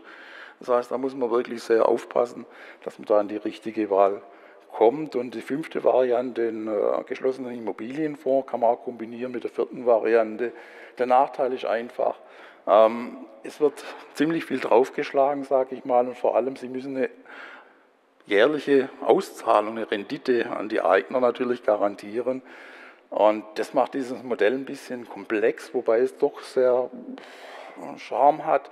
Aber es macht halt, wie soll ich sagen, auch hier nicht davor Halt, dass man entsprechend Kapital nachweisen muss und die entsprechende Rendite nachzeigen muss. Schaut mal kurz über die Grenze, ich hoffe, ihr habt noch 1-2 Minuten. Rotterdam, klassisches Beispiel für ein wunderbar schönes Schaudepot, ist jetzt schon eine Ikone in Rotterdam. Schaut man sich mal die Zahlen an. 2021 wäre ich gerne auch fertig gewesen mit dem Bau. 92 Millionen, okay, ein Drittel davon von einer Stiftung, mehr wie ein Drittel dann von der Stadt und von weiteren Spenden. Und dann waren die Kollegen natürlich noch intelligent und clever unterwegs und haben so eine Glass-Panel-Action gestartet, wo sie die Glaspanels dann quasi verkauft haben, wo man das entsprechend die Patenschaft übernehmen konnte. Und das Depot, Entschuldigung, kostet extra Eintritt und generiert 150.000 Besucher zu den 300.000 Besuchern im Museum. Sehr gelungenes Konzept, nicht übertragbar.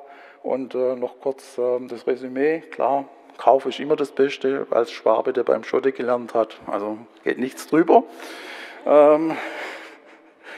Es ist immer die Frage, was kostet es, was bringt es? Und Design to Budget, muss man auch ganz klar sagen, ist notwendig. Wir haben oft Vorstellungen, die muss man back to the roots, wieder zurück auf die Erde kommen. Manchmal ist auch das Zweitbeste für uns noch ausreichend. Es muss nicht immer das Beste sein. Vor allem haben nicht alle Exponate die gleichen Anforderungen. Da muss man zwangsweise in Modulen rechnen und arbeiten. Wenn wir ein Exponat mit 50 Tonnen Traglast irgendwo hinstellen, dann kann sich jeder vorstellen, dass wir da eine andere Bodengründung brauchen. Aber die ganze Fläche im Erdgeschoss damit so auszugestalten, wäre finanziell oder kaufmännisch nicht sinnvoll.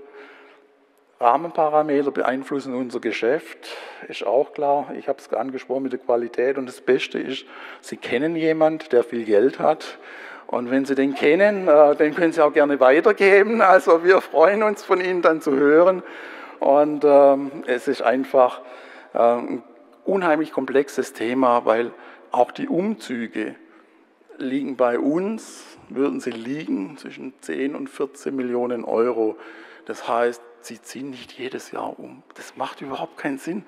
Und wenn Sie ein Mietdepot haben über 5 Jahre, 10 Jahre, da kommen Sie auch nicht hin. Das heißt, Sie müssen wirklich 30, 50 Jahre Kategorien andenken und nur dann ist es eine Variante, aber die Miete insgesamt, wie gesagt, ich erinnere an die 421 Millionen Euro verlorenen Aufwand. In diesem Sinne herzlichen Dank.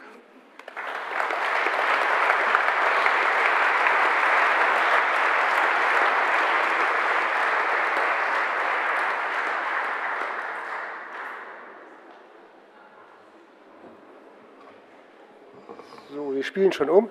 Ja, herzlichen Dank. Es war ganz interessant jetzt zu hören von auch de Pot in Rotterdam. Nur wenn Sie die Betriebskosten davon sehen, wird Ihnen schwindelig, sage ich Ihnen gleich. Schönes Gebäude, aber pro Exponat ist es schon interessant. Jetzt noch eine Zielkurve und dann haben wir es geschafft. Und wir wechseln nochmal das Thema und jetzt darf ich begrüßen Herrn Stefan Satzker von der Versicherungskammer Bayern. Er kommt aus dem Bereich der Versicherung und was haben wir jetzt hier noch? Sicherheitstechnik, Gefahrenabwehr und Risikomanagement und ist auch Mitarbeiter oder ist dabei bei der Überarbeitung des VDS-Museumsrichtlinie, also Sicherheit, ist im Expertennetzwerk Einbruchsdiebstahl des Gesamtverbandes der Deutschen Versicherungsgesellschaft und er wird uns jetzt einiges über Notfallpläne und herausfordernde Lösungsansätze erzählen. Herzlichen Dank.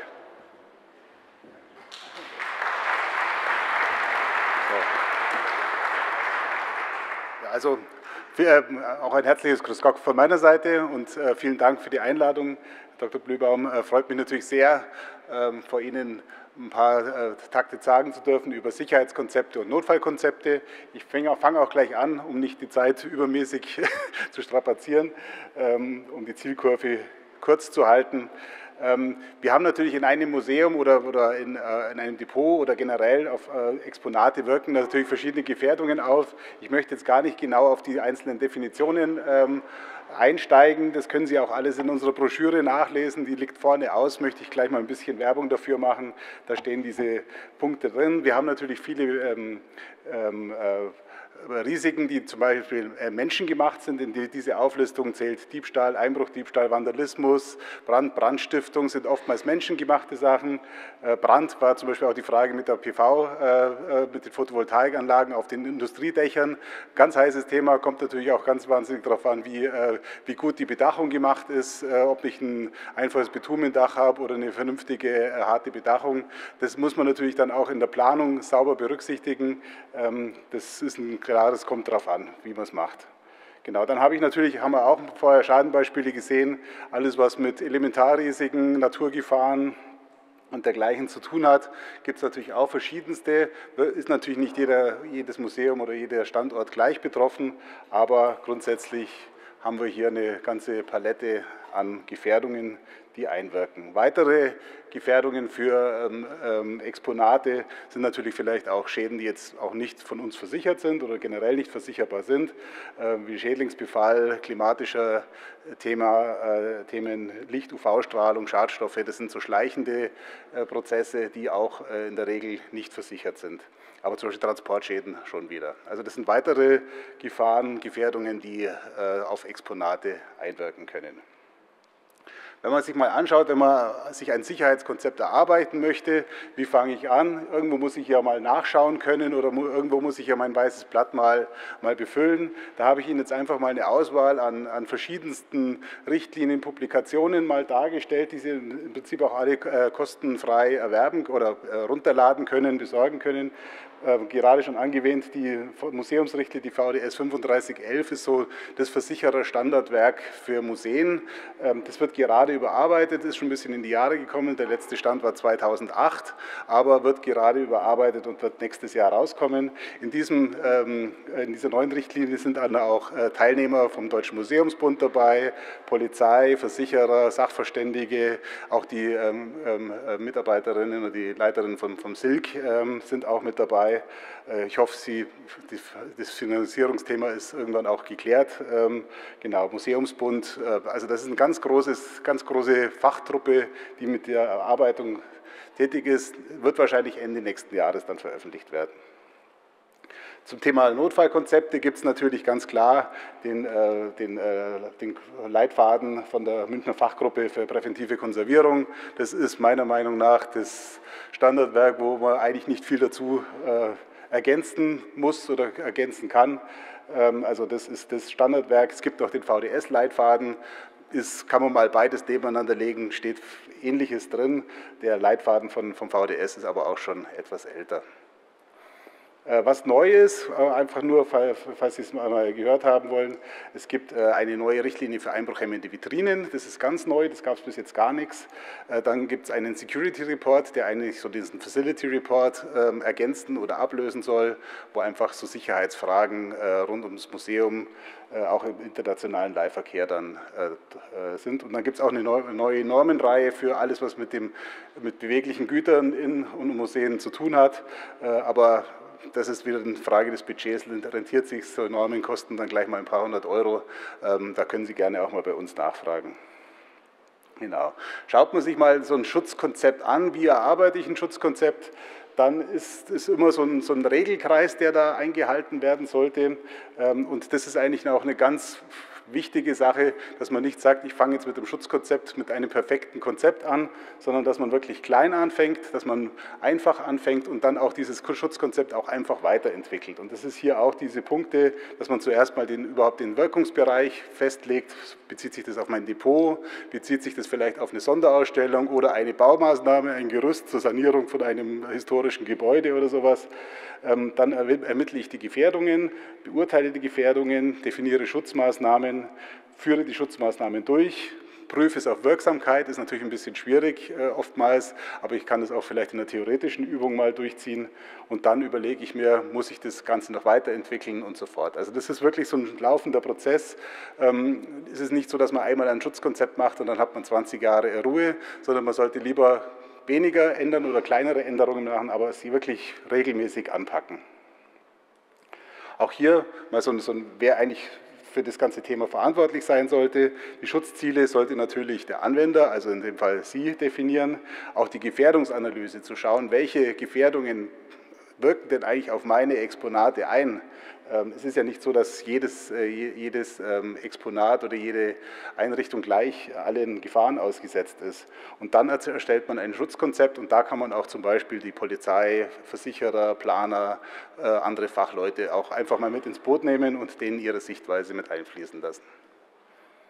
Ein optimales und integrales Schutzkonzept beinhaltet immer mehrere Komponenten, also einmal die organisatorische Maßnahmen, mechanische Sicherungen und elektronische Sicherungen. Das ist so dieser Dreiklang, den man überall in allen Richtlinien liest und im Risikomanagement. Bei mechanischen Sicherungen, da habe ich verschiedenste Sicherungsmöglichkeiten, also Wände, Decken, Böden schaue ich mir an, ist es eine feste Bauweise, besonders feste Bauweise und so weiter. Bei Fenstern und Fassaden, da kann ich zum Beispiel im Neubau geprüfte einbruchhemmende Elemente verwenden oder Nachrüstungen oder im Bestand zum Beispiel Kastenfenster, das ist so mein Lieblingskind.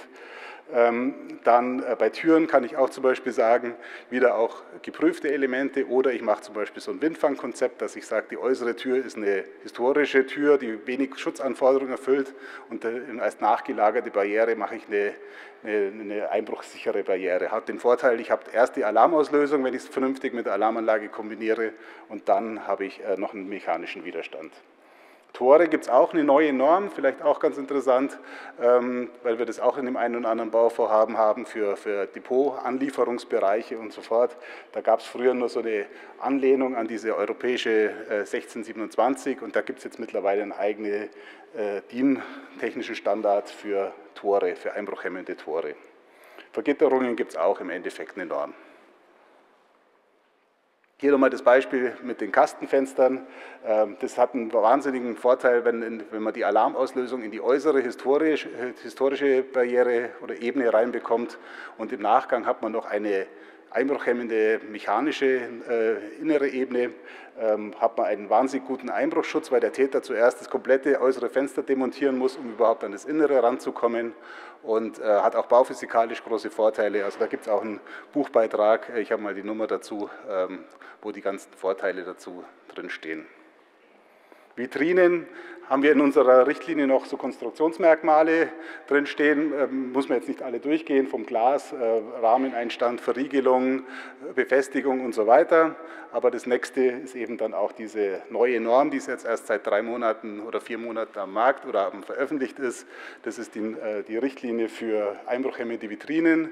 Da gibt es auch 4 verschiedene Klassen. Das ist von der einfachen Vitrine, die einen Zugriff oder ein einfaches Berühren im Tagesbetrieb verhindern soll, bis hin zu Hochsicherheitsvitrinen, die auch wirklich einer heftigen Attacke standhalten können. Das ist ähnlich wie bei Wertschutzschränken, bei Tresoren haben Sie auch so eine Prüfplakette, und das ist da auch. Es ist aber keine Konstruktionsnorm, da steht jetzt nicht drin, wie genau das gemacht werden muss, sondern es ist eine Prüfnorm. Also der Vitrinenhersteller muss wirklich die Vitrine in das Labor bringen und zerstören lassen, und wenn es eine bestimmte Zeit standhält beim bestimmten Werkzeugsatz, dann kriegt es das Zertifikat. Genau. Elektronische Sicherung ist klar, haben wir Einbruchmeldeanlagen, Videoüberwachungen, Wassermelder ist auch zum Beispiel ein Thema. Wenn ich im Depot diese Temperierungsrohre gesehen habe, ist manchmal so ein Leckagemelder vielleicht auch kein Luxus. Hier habe ich die klassischen Einbruchmeldesysteme, kennen Sie alles. Was vielleicht auch noch ein wichtiger Punkt ist auch immer wieder eine Frage, auch im musealen Bereich, wie lange darf denn eigentlich eine Einbruchmeldeanlage betrieben werden? Und da gibt es eigentlich relativ klare Aussagen aus den VDS-Richtlinien. Alle 10 Jahre muss die auf aktuellen Stand gebracht werden, muss überprüft werden. Sollte es gravierende Abweichungen geben, muss man das mit dem Versicherer besprechen. Wenn man keine VDS-anerkannte Einbruchmeldeanlage hat, dann gelten die DIN-Normen, und da steht drin, dass der Betreiber dafür verantwortlich ist. Also man kommt aus dieser Nummer eigentlich schlecht raus. Das heißt, schauen Sie mal, wie alt Ihre Anlage ist, und alle 10 Jahre mal auf den Stand bringen lassen. Da haben wir dann so Themen wie, dass die Alarmübertragung vielleicht abgedatet werden muss, oder die Scharfschaltung mit einem veralteten Chipsystem arbeitet, was gehackt ist und was leicht mit einer Handy-App kopiert werden kann. Also das sind so Sachen, muss man einfach mal nach 10 Jahren auf den Prüfstand stellen. Genau, organisatorische Maßnahmen, das ist dann quasi der dritte Kreis. Da auch mal wirklich dran denken, dass man sich mal auf eine Haus- und Benutzungsordnung macht, auch für eine Depotordnung und dergleichen. Inventarisierung, ganz wichtig. Zutrittsregelungen, wer darf wann die Räume betreten, wer verwaltet auch diese Berechtigungen, wo steht der PC, auf dem das Schließsystem programmiert wird, wer hat Zugriff zu diesem PC und so weiter. Wirklich da schauen. Umgang mit und Sicherung von Bargeld und diebstahlgefährdeten Objekten. Da sind wir wirklich auch wieder im Bereich Personenschutz, Arbeitssicherheit, Arbeitsanweisungen, regelmäßige Unterweisungen auch wichtig. Fremdfirmenrichtlinie, das wird auch gerne vergessen. Wenn Sie Fremdfirmen haben, müssen Sie wirklich sehr detaillierte Regelungen treffen, auch was ihren Schutz und ihre Rechte betrifft. Auch das Thema Arbeitnehmerüberlassung, Dienstanweisungen und dergleichen, ein ganz heißes Thema. Also da muss man wirklich aufpassen, wenn Sie mit Fremdfirmen arbeiten. Regelmäßige Wartungen und Kontrollen und dann Notfall- und Evakuierungspläne, genau, womit wir schon beim zweiten Schwerpunkt wären. Also hier ist ja auch wieder in aller Munde, dass man hier eigentlich auch für den Notfall vorsorgen sollte und auch insbesondere der Feuerwehr eine Handreichung oder dementsprechende Hilfestellungen geben sollte, dass man auch eine schnelle und in Ihrem Interesse befindliche Evakuierung der Exponate hinbekommt. Hier ist wieder die zwei Leitunterlagen dazu. Was hier eine sinnvolle Verknüpfung mit dem Schutzkonzept und Sicherheitskonzept sein kann, ist, dass man im Endeffekt schon auch von der technischen Seite darauf achtet, dass man auch eine Gefahrfrüherkennung in dem Depot und in dem Museum hinbekommt und da zum Beispiel zusätzliche Rauchmelder einbaut, Wassermelder, die einfach ein Schadenereignis, auch wenn sie nicht vor Ort sind, rechtzeitig erkennen kann. Natürlich macht es keinen Sinn, wenn es nur vor Ort pfeift, sondern das sollte natürlich möglichst auch an eine ständig besetzte Stelle geleitet werden. Von dort aus kann dann zum Beispiel auch ein Notfallteam schon mal voralarmiert werden oder informiert werden. Und was auch eine Notrufzentrale zum Beispiel machen kann, dass die Kontaktdaten halt immer auch aktuell hält, indem sie einfach jährlich eine Erinnerungsschreiben bekommen, wo sie ihre Kontaktdaten aktualisieren sollen. Was auch noch ein Thema ist, was gerne vergessen wird, sollten Sie wirklich Exponate oder Notfallpläne haben, die auch für einen Täter interessante Informationen beinhalten, also wo sind die wertvollsten Exponate, wie löse ich die, wo ist das Werkzeug, um die Vitrinen zu öffnen und sowas, da auch wirklich mit dem Versicherer Kontakt aufnehmen. Unter Umständen kommt dann einfach so Forderungen in Anführungszeichen raus, dass man den Schrank alarmsichert, in dem diese Notfalldokumentation drin ist. Oder zum Beispiel auch den Personenkreis einfach gering hält, der mit diesen Dokumenten umgeht. Weil wenn das in der ganzen Welt rumgeschickt wird, ist das natürlich auch keine besonders sinnvolle Sache. Also da ist ein Informations- und Datenschutz auch noch beachten. Vielleicht hier noch eine kleine Information, eben das Thema mit der Aufschaltung, mit den Alarmweitermeldungen. Also wirklich, da bieten wir auch als Versicherungskammer einen Service an, seit diesem Jahr auch zu 100% bei uns im Haus, vorher über eine Tochter GmbH, dass wir die Alarmaufschaltungen von diesen Wassermeldern, Einbruchmeldeanlagen und dergleichen auch für unsere Kunden anbieten. Also sollten Sie da mal Fragen haben, genau. Hier nochmal eine Liste, was wir so alles, was so eine Notrufzentrale alles kann, aber das können Sie sich auch gerne dann mal machen. Hier nochmal zusammenfassend die wichtigsten Punkte, auch wenn es darum geht, so ein Notfallkonzept zu erarbeiten. Nehmen Sie rechtzeitig Kontakt mit Ihrer örtlichen Feuerwehr auf. Das ist der Personenkreis, der mit dem Thema dann umgehen muss. Ich bin selber seit über 30 Jahren aktiv und auch, wir haben da auch eben unsere Einsatzgrundsätze und unsere Einsatzleitsysteme da. Und da macht es wirklich Sinn, wenn da auch aktuelle Informationen da sind. Scheuen Sie sich nicht, einfach mal mit einem Notfallkonzept anzufangen, also nicht ewig warten oder meinen, ich muss das jetzt perfekt starten, sondern starten Sie klein, wirklich, Hauptsache Sie fangen an. Es muss nicht, oder es ist eben auch wieder dieser Verbesserungszyklus, schauen Sie, dass Sie es verbessern. Einfach halten, Sie können wirklich nicht jede Individualität regeln. Wichtig ist, dass Sie die Zuständigkeiten und Verantwortlichkeiten sauber geregelt haben, dass auch im Notfall klar ist, wer darf was und wer darf was nicht. Nutzen Sie auch vorhandene Leitfäden, wie gesagt, den von der Umgang mit Kunst und Kulturgut. Tauschen Sie sich mit anderen Museen aus, vielleicht haben Sie auch in Ihrer Nachbarschaft oder befreundete Museen, die es schon angefangen haben oder die es auch gerade anfangen. Tauschen Sie sich mit denen aus, bilden Sie irgendwo eine kleine Arbeitsgemeinschaften und dann auch nutzen Sie auch die Erfahrung von externen Partnern, also Feuerwehren. Auch, Sie können uns auch als Versicherer mal um Rat fragen oder unsere Meinung fragen, das ist gar kein Thema. Genau. Wenn Sie in den Anspruch von unseren Beratungen kommen wollen, ich denke mal, die meisten von Ihnen haben ja auch bei uns einen Versicherungsschutz. Jede Kommune hat einen Kundenbetreuer, einen Direktionsbevollmächtigten, wie der so heißt, und der kann mich dann beauftragen oder uns beauftragen.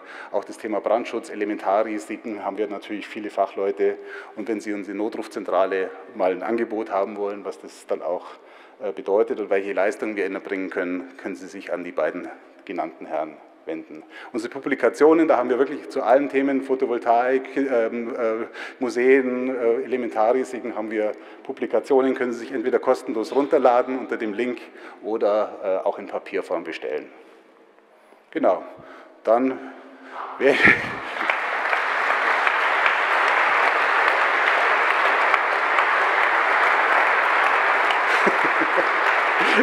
ich hoffe, ich habe Ihre Zeit nicht wahnsinnig überschritten. Herzlichen Dank, Herr Satzker. Herzlichen Dank, Herr Satzker. Und da haben Sie kurz gesehen, zu sagen, welche Pflichten wir auch haben, Stichwort Erneuerungszyklus, von EMAS zum Beispiel und Ähnlichen. Und Versicherer können auch ein Partner sein, er hat es auch gesagt. Übrigens, Silk ist, soweit ich weiß, gesichert, die sind bei der SMB untergeschlupft inzwischen, also bei den Berlinern. Jetzt sozusagen kurz vor Abschluss kommt nochmal das, was auch schon ein bisschen genannt worden war, Amersfoort, CCNL. Es freut mich ganz herzlich, dass es uns gelungen ist, den Kollegen Wim Huben, den Leiter von CCNL, nicht nur, muss ich sagen, es ist der Location Manager und es ist der Initiator von Amersfoort, dass wir ihn hier haben. Er hat Kunstgeschichte in Leiden studiert und Museologie. Und Amersfoort wurde September 21 eröffnet und hat ungefähr 500.000 werden dort aufbewahrt an Objekten vom Freilichtmuseum Arnheim, vom Amt für Kulturerbe, vom Rijksmuseum, vom Schloss Het Loo in Apeldoorn. Und das Gebäude hat eine Fläche von 31.000 Quadratmetern. Und es freut mich, dass Sie kommen konnten und meinen ganz, ganz herzlichen Dank. Sie werden auf Deutsch sprechen zu uns. Danke sehr.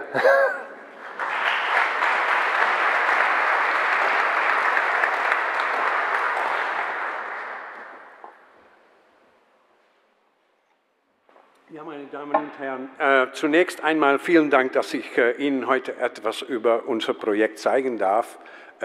Entschuldigung dafür, dass es mehr Lesen sein wird als Erzählen. Mein Deutsch ist ein bisschen rostig, aber ich versuche es. 4 große kulturelle Einrichtungen in den Niederlanden beschlossen vor einigen Jahren, ihre Kräfte beim Bau eines neuen gemeinsamen Depots zu bündeln. Dieses Projekt basierte auf 4 Schlüsselkonzepte: Nachhaltigkeit, Kooperation, Zugänglichkeit und Schlichtheit. Doch wer glaubt, dass Nachhaltigkeit und Schlichtheit zu wenig Gebäudetechnik führen, wird enttäuscht. Im September 2021, nach 10 Jahren von Planung und Umsetzung, wurde das CCNL offiziell eröffnet.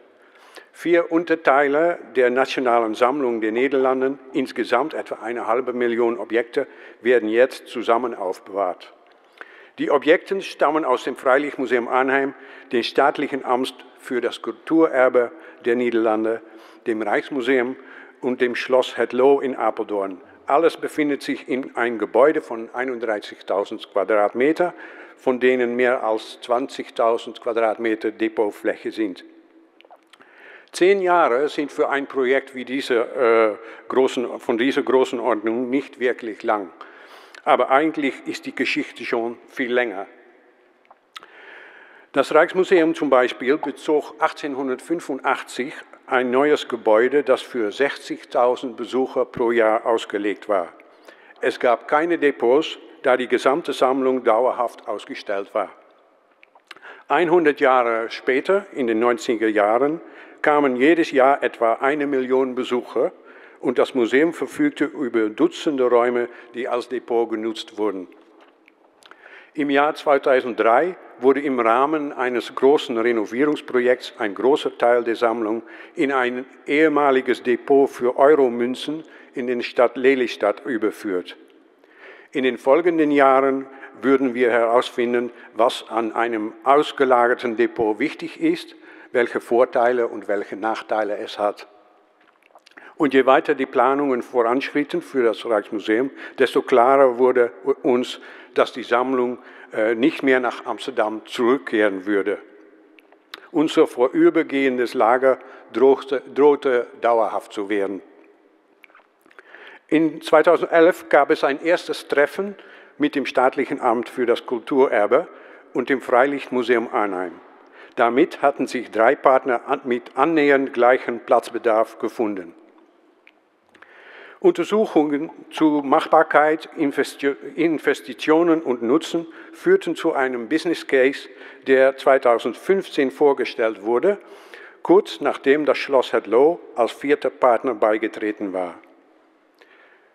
Der Business Case führte 2017 zu einem Architekturentwurf und der Bau konnte in dem darauf folgenden Jahr beginnen. 2 Jahre später, im Mai 2020, erfolgte die Schlüsselübergabe an den Eigentümer.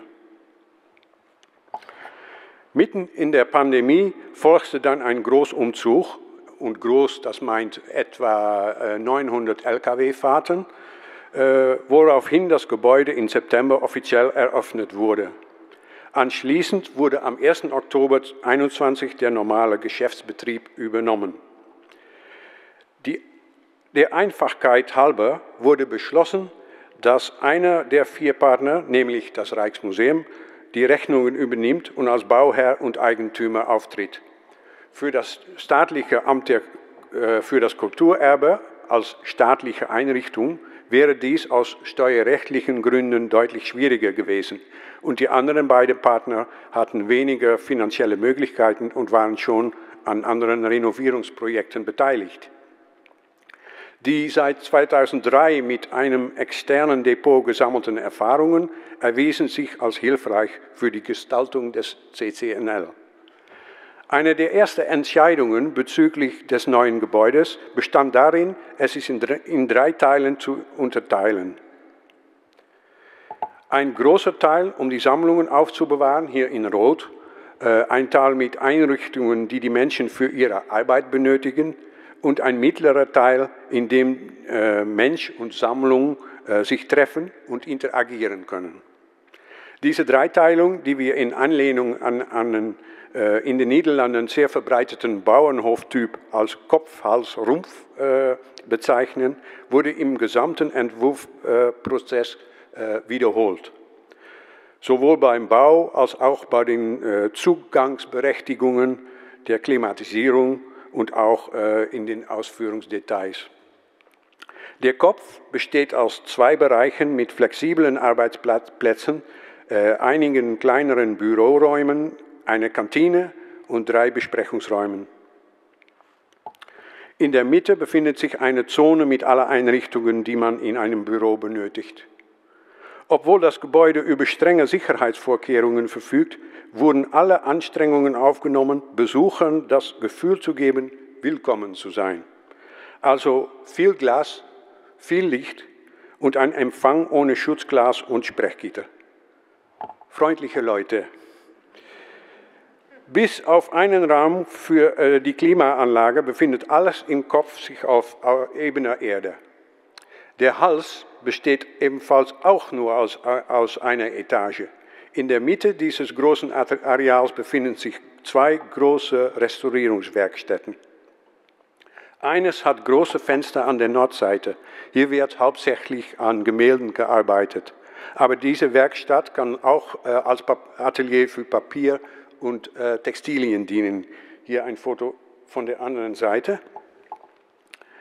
In der anderen Werkstatt wird hauptsächlich an Möbeln, Skulpturen und Keramik gearbeitet. Ebenso wie im Kopf gibt es in dem Hals einen zentralen Bereich mit notwendigen Einrichtungen, die hier eine Trennung zwischen den beiden Werkstätten bietet. Hier befinden sich Abzugshauben, ein Raum zum Versprühen von Firnissen, ein kleines Studio für Dokumentationsfotografie und ein Lager für besondere Holzarten.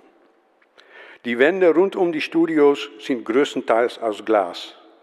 Wer sich durch die Gänge des Halses bewegt, aber auch wer dieses Teil des Gebäudes vom Kopf aus betrachtet, hat einen direkten Blick auf die Restaurierungsaktivitäten. Diese Transparenz ist bewusst gewählt und gilt nicht nur für die Restaurierung.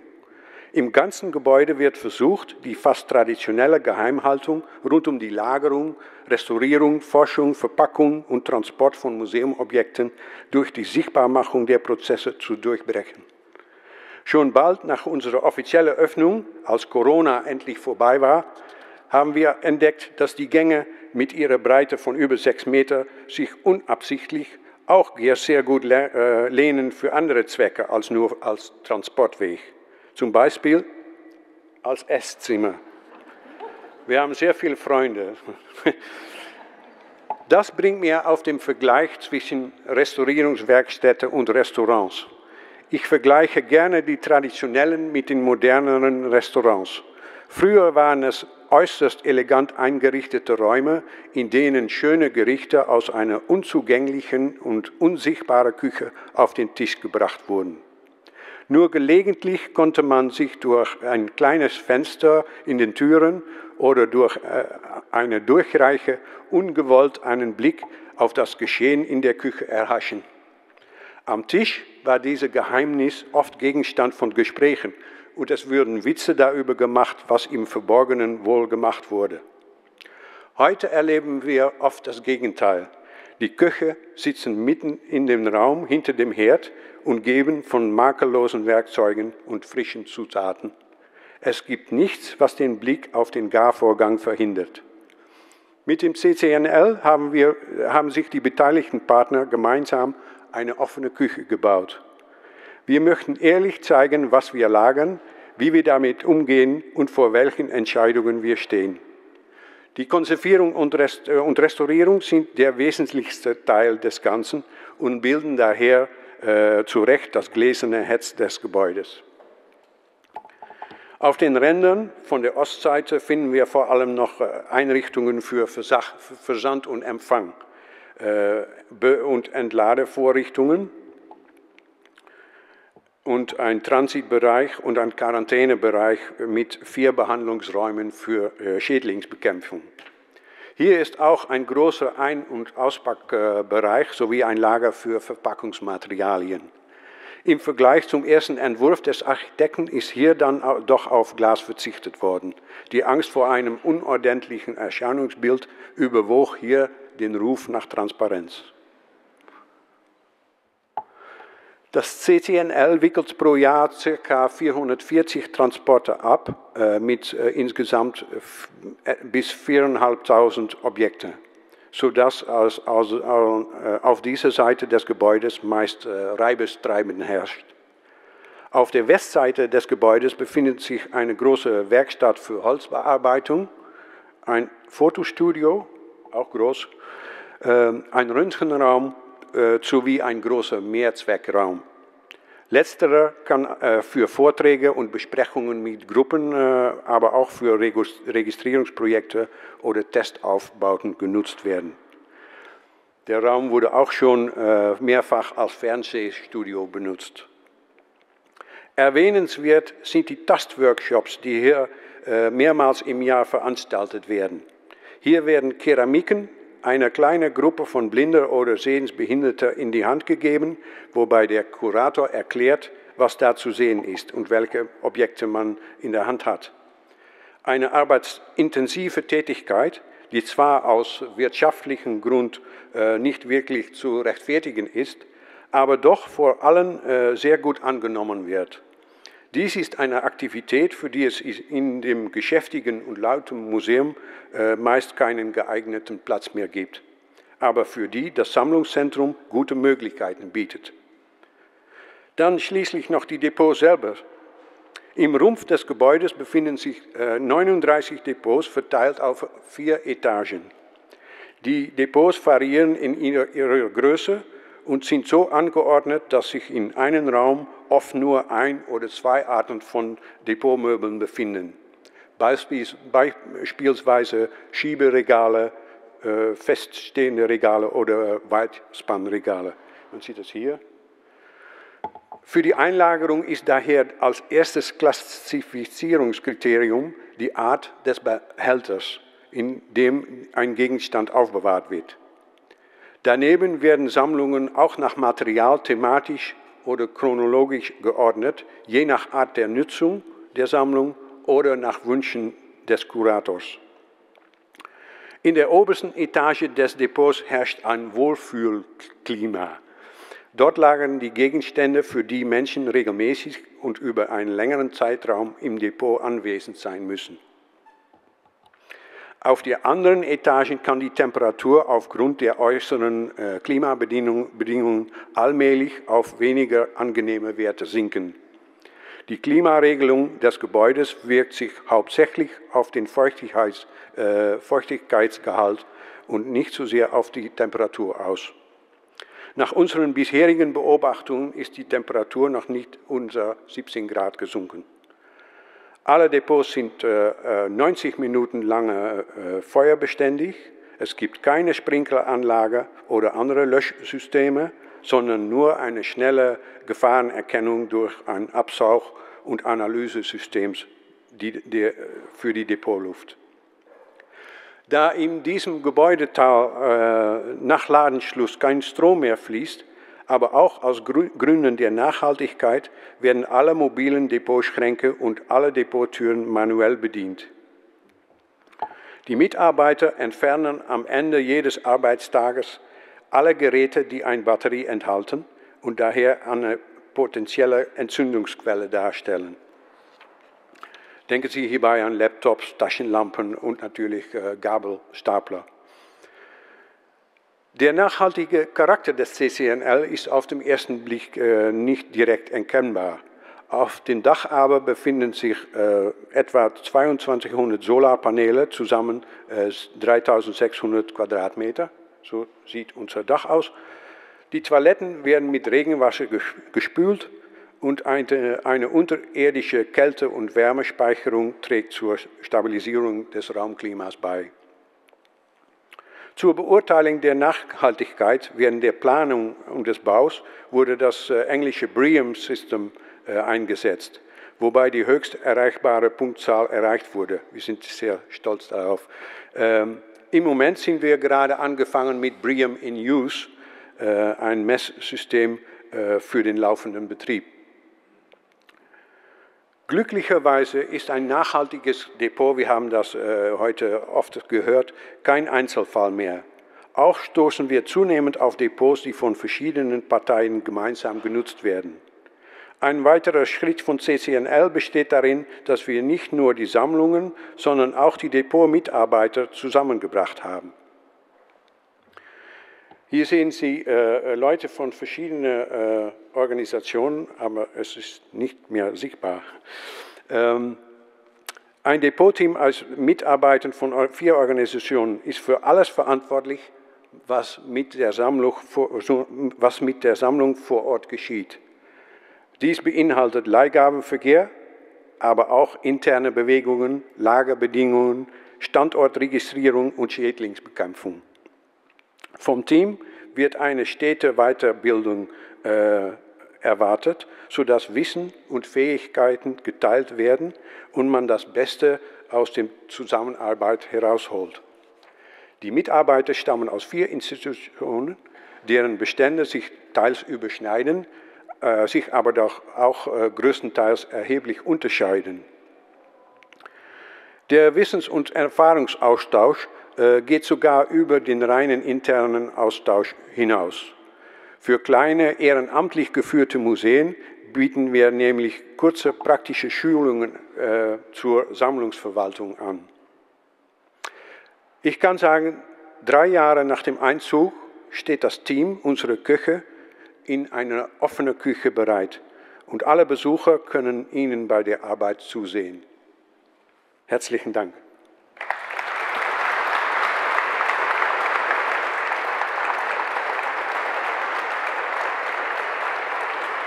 Oh, ich bin noch was vergessen. Und die Kosten waren 54,7 Millionen Euro.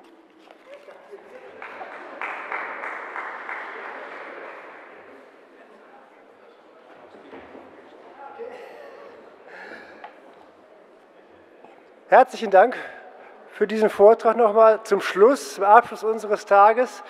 Und ich denke, wir haben jetzt einige sehr interessante Depotansätze, Ideen, Herausforderungen gehört, von ganz klein. Aber was da gemacht werden kann letzten Endes, einfach nicht nach dem Motto, ich habe keine Möglichkeiten, ich kann nichts machen, auch gerne bei uns anfragen. Es gibt auch im kleinen Bereich Möglichkeiten, einfach Standards zu setzen, um das Kulturgut zu erhalten, bis hin zu einem solchen Grad gesehenen Großobjekt, Großprojekt letzten Endes für den CCNL, wo natürlich ganz andere Rahmenbedingungen gesetzt sind. Aber ich denke, auch sowas ist für uns wichtig kennenzulernen, wie in anderen Ländern mit Depots umgegangen wird, wie darüber gedacht wird, auch gerade das Thema Zusammenarbeit, dass man halt nicht jeder sein einzelnes Depot hat, sondern es gemeinsam nutzt und versucht auch dort Synergien aufzubauen, um auch diesen sehr wichtigen Bestand, wir haben es gehört, beim Deutschen Museum sogar 96% des Bestandes sind im Depot, nur 4% auf der Ausstellung. Bei Ihnen mögen es in der Regel, wie gesagt, 80% sein, schätze ich mal. aber auch diesen Bereich einfach wirklich zu schützen und zu bewahren und nicht einfach zu sagen, ich hoffe, er überlebt. Nein, ich denke, wir haben da mehr Aufgaben, aber in einem geänderten Umfeld. Und mich würde es freuen, wenn dieser Tag heute zusammen mit dem, was wir auch morgen noch sehen und gestern schon gesehen haben, bei Ihnen einfach vielleicht die eine oder andere Idee weckt, wie Sie in Ihrem speziellen Fall weiterarbeiten, weitermachen können, vielleicht auch mal neue Wege gehen, neue Ansätze ausprobieren. Und ich denke schon, dass wir da sehr bereit sind, Sie zu unterstützen. Und in dem Fall möchte ich jetzt nochmal 2 neue Mitglieder, Mitarbeitende der Landesstelle nach vorne bitten. Ich hoffe, Sie sind noch da. Kurt Brune auf der einen Seite.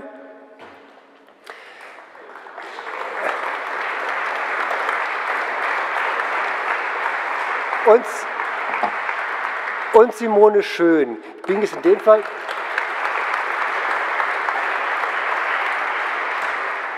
Ich bin in dem Fall jetzt mit dem Herren, mit dem Mann angefangen, weil sein Arbeitsgebiet, nämlich die energetischen Konzepte für Museen und Depots, näher an dem letzten Vortrag oder an den letzten Vorträgen sozusagen hinkt. Also Kurt Brune ist jetzt seit dem 1.7. auch bei uns, erst einmal für 4 Jahre auf jeden Fall, um mit Ihnen zusammen einfach nach neuen Wegen zu suchen. Und wir hoffen, dass wir eventuell auch zusammen vielleicht mit der SMB da weiterkommen können, weil vielleicht wird es sich nicht nur auf das Zusammentragen von Best-Practice-Beispielen und den genauen Anpassungen auf Ihre Anforderungen beschränken, sondern vielleicht müssen wir auch noch weitergehen, um einfach für die nächste Generation andere Grundlagen zu legen, damit sie bessere, im Sinne von energetisch besseren Museen bauen können, damit wir sie auch weiterhin betreiben können. Das ist eine. Die werden beide noch etwas sagen. Und die Simone Schön, das ist jetzt die neue Ansprechpartnerin für museale Sicherheit bei uns. Koordinierung. Das heißt, sie kommt aus dem Bereich Schutz und Sicherheit und soll Sie im Grunde, ich sage es mal jetzt ein bisschen flapsig, was der Herr Satzka gerade sagte, daran erinnern, dass Sie alle 10 Jahre Ihre EMA überprüfen müssen. Sprich, dass Sie wirklich die Sicherheit auf dem Laufenden halten, dass Sie an Notfallpläne denken, dass Sie mit den Katastrophenschutzbehörden, also Blaulichtbehörden, Feuerwehr, THW, Polizei in Kontakt treten, damit die Sie überhaupt kennen und wissen, was sind Ihre Anliegen, wer sind die Ansprechpartner, was sind die Besonderheiten.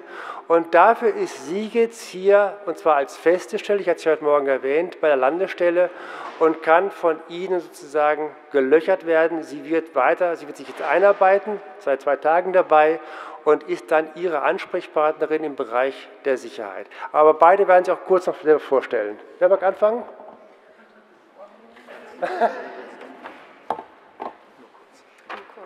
Ja, schönen guten Tag. Ich kann jetzt gar nicht mehr viel ergänzen. Ich denke, dass ja gut abgesteckt war, was der Herr Blühbaum gesagt hat. Ich möchte mich gerne vorstellen bei den Kolleginnen und Kolleginnen und auch danke für diesen herzlichen Empfang.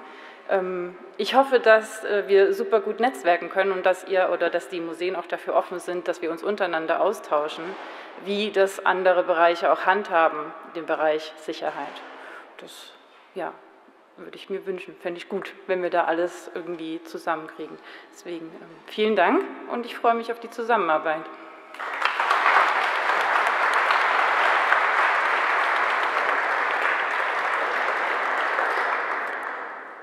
Also Kurt Brune bin ich.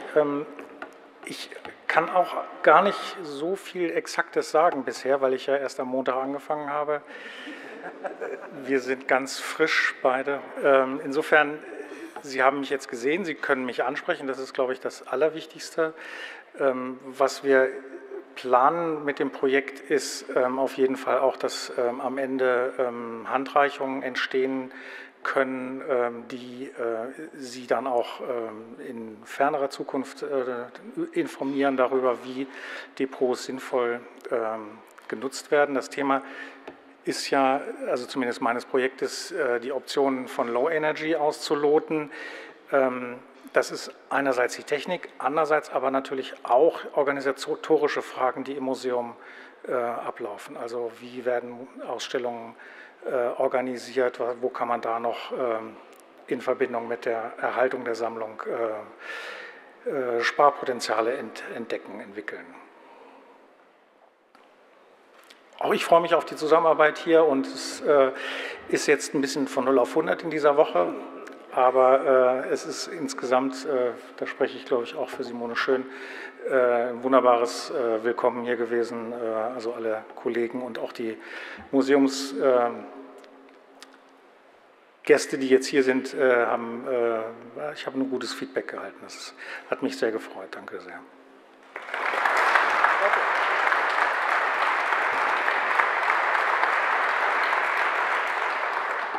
Ja, jetzt kennen Sie die beiden, haben es von Gesicht zu Gesicht gesehen im Endeffekt. Anrufen sind auf der Homepage auch hinterlegt und insofern auf jeden Fall. Und auch wenn wir heute über Depots gesprochen haben, die Arbeitsbereiche begrenzen nicht aufs Depot. Depot und Museum natürlich, ist ganz klar, können Sie beide fragen. Ja, wie heute Morgen schon gesagt wurde, Sie feiern ja nur. Jetzt geht es gleich weiter zum Empfang der Stadt. Wann ist es? 18:30 oder? 18:30, genau. Im Lindenkeller freuen wir uns, Sie alle wiederzusehen und hoffen noch auf einen schönen Abend mit vielen Gesprächen. Danke Ihnen.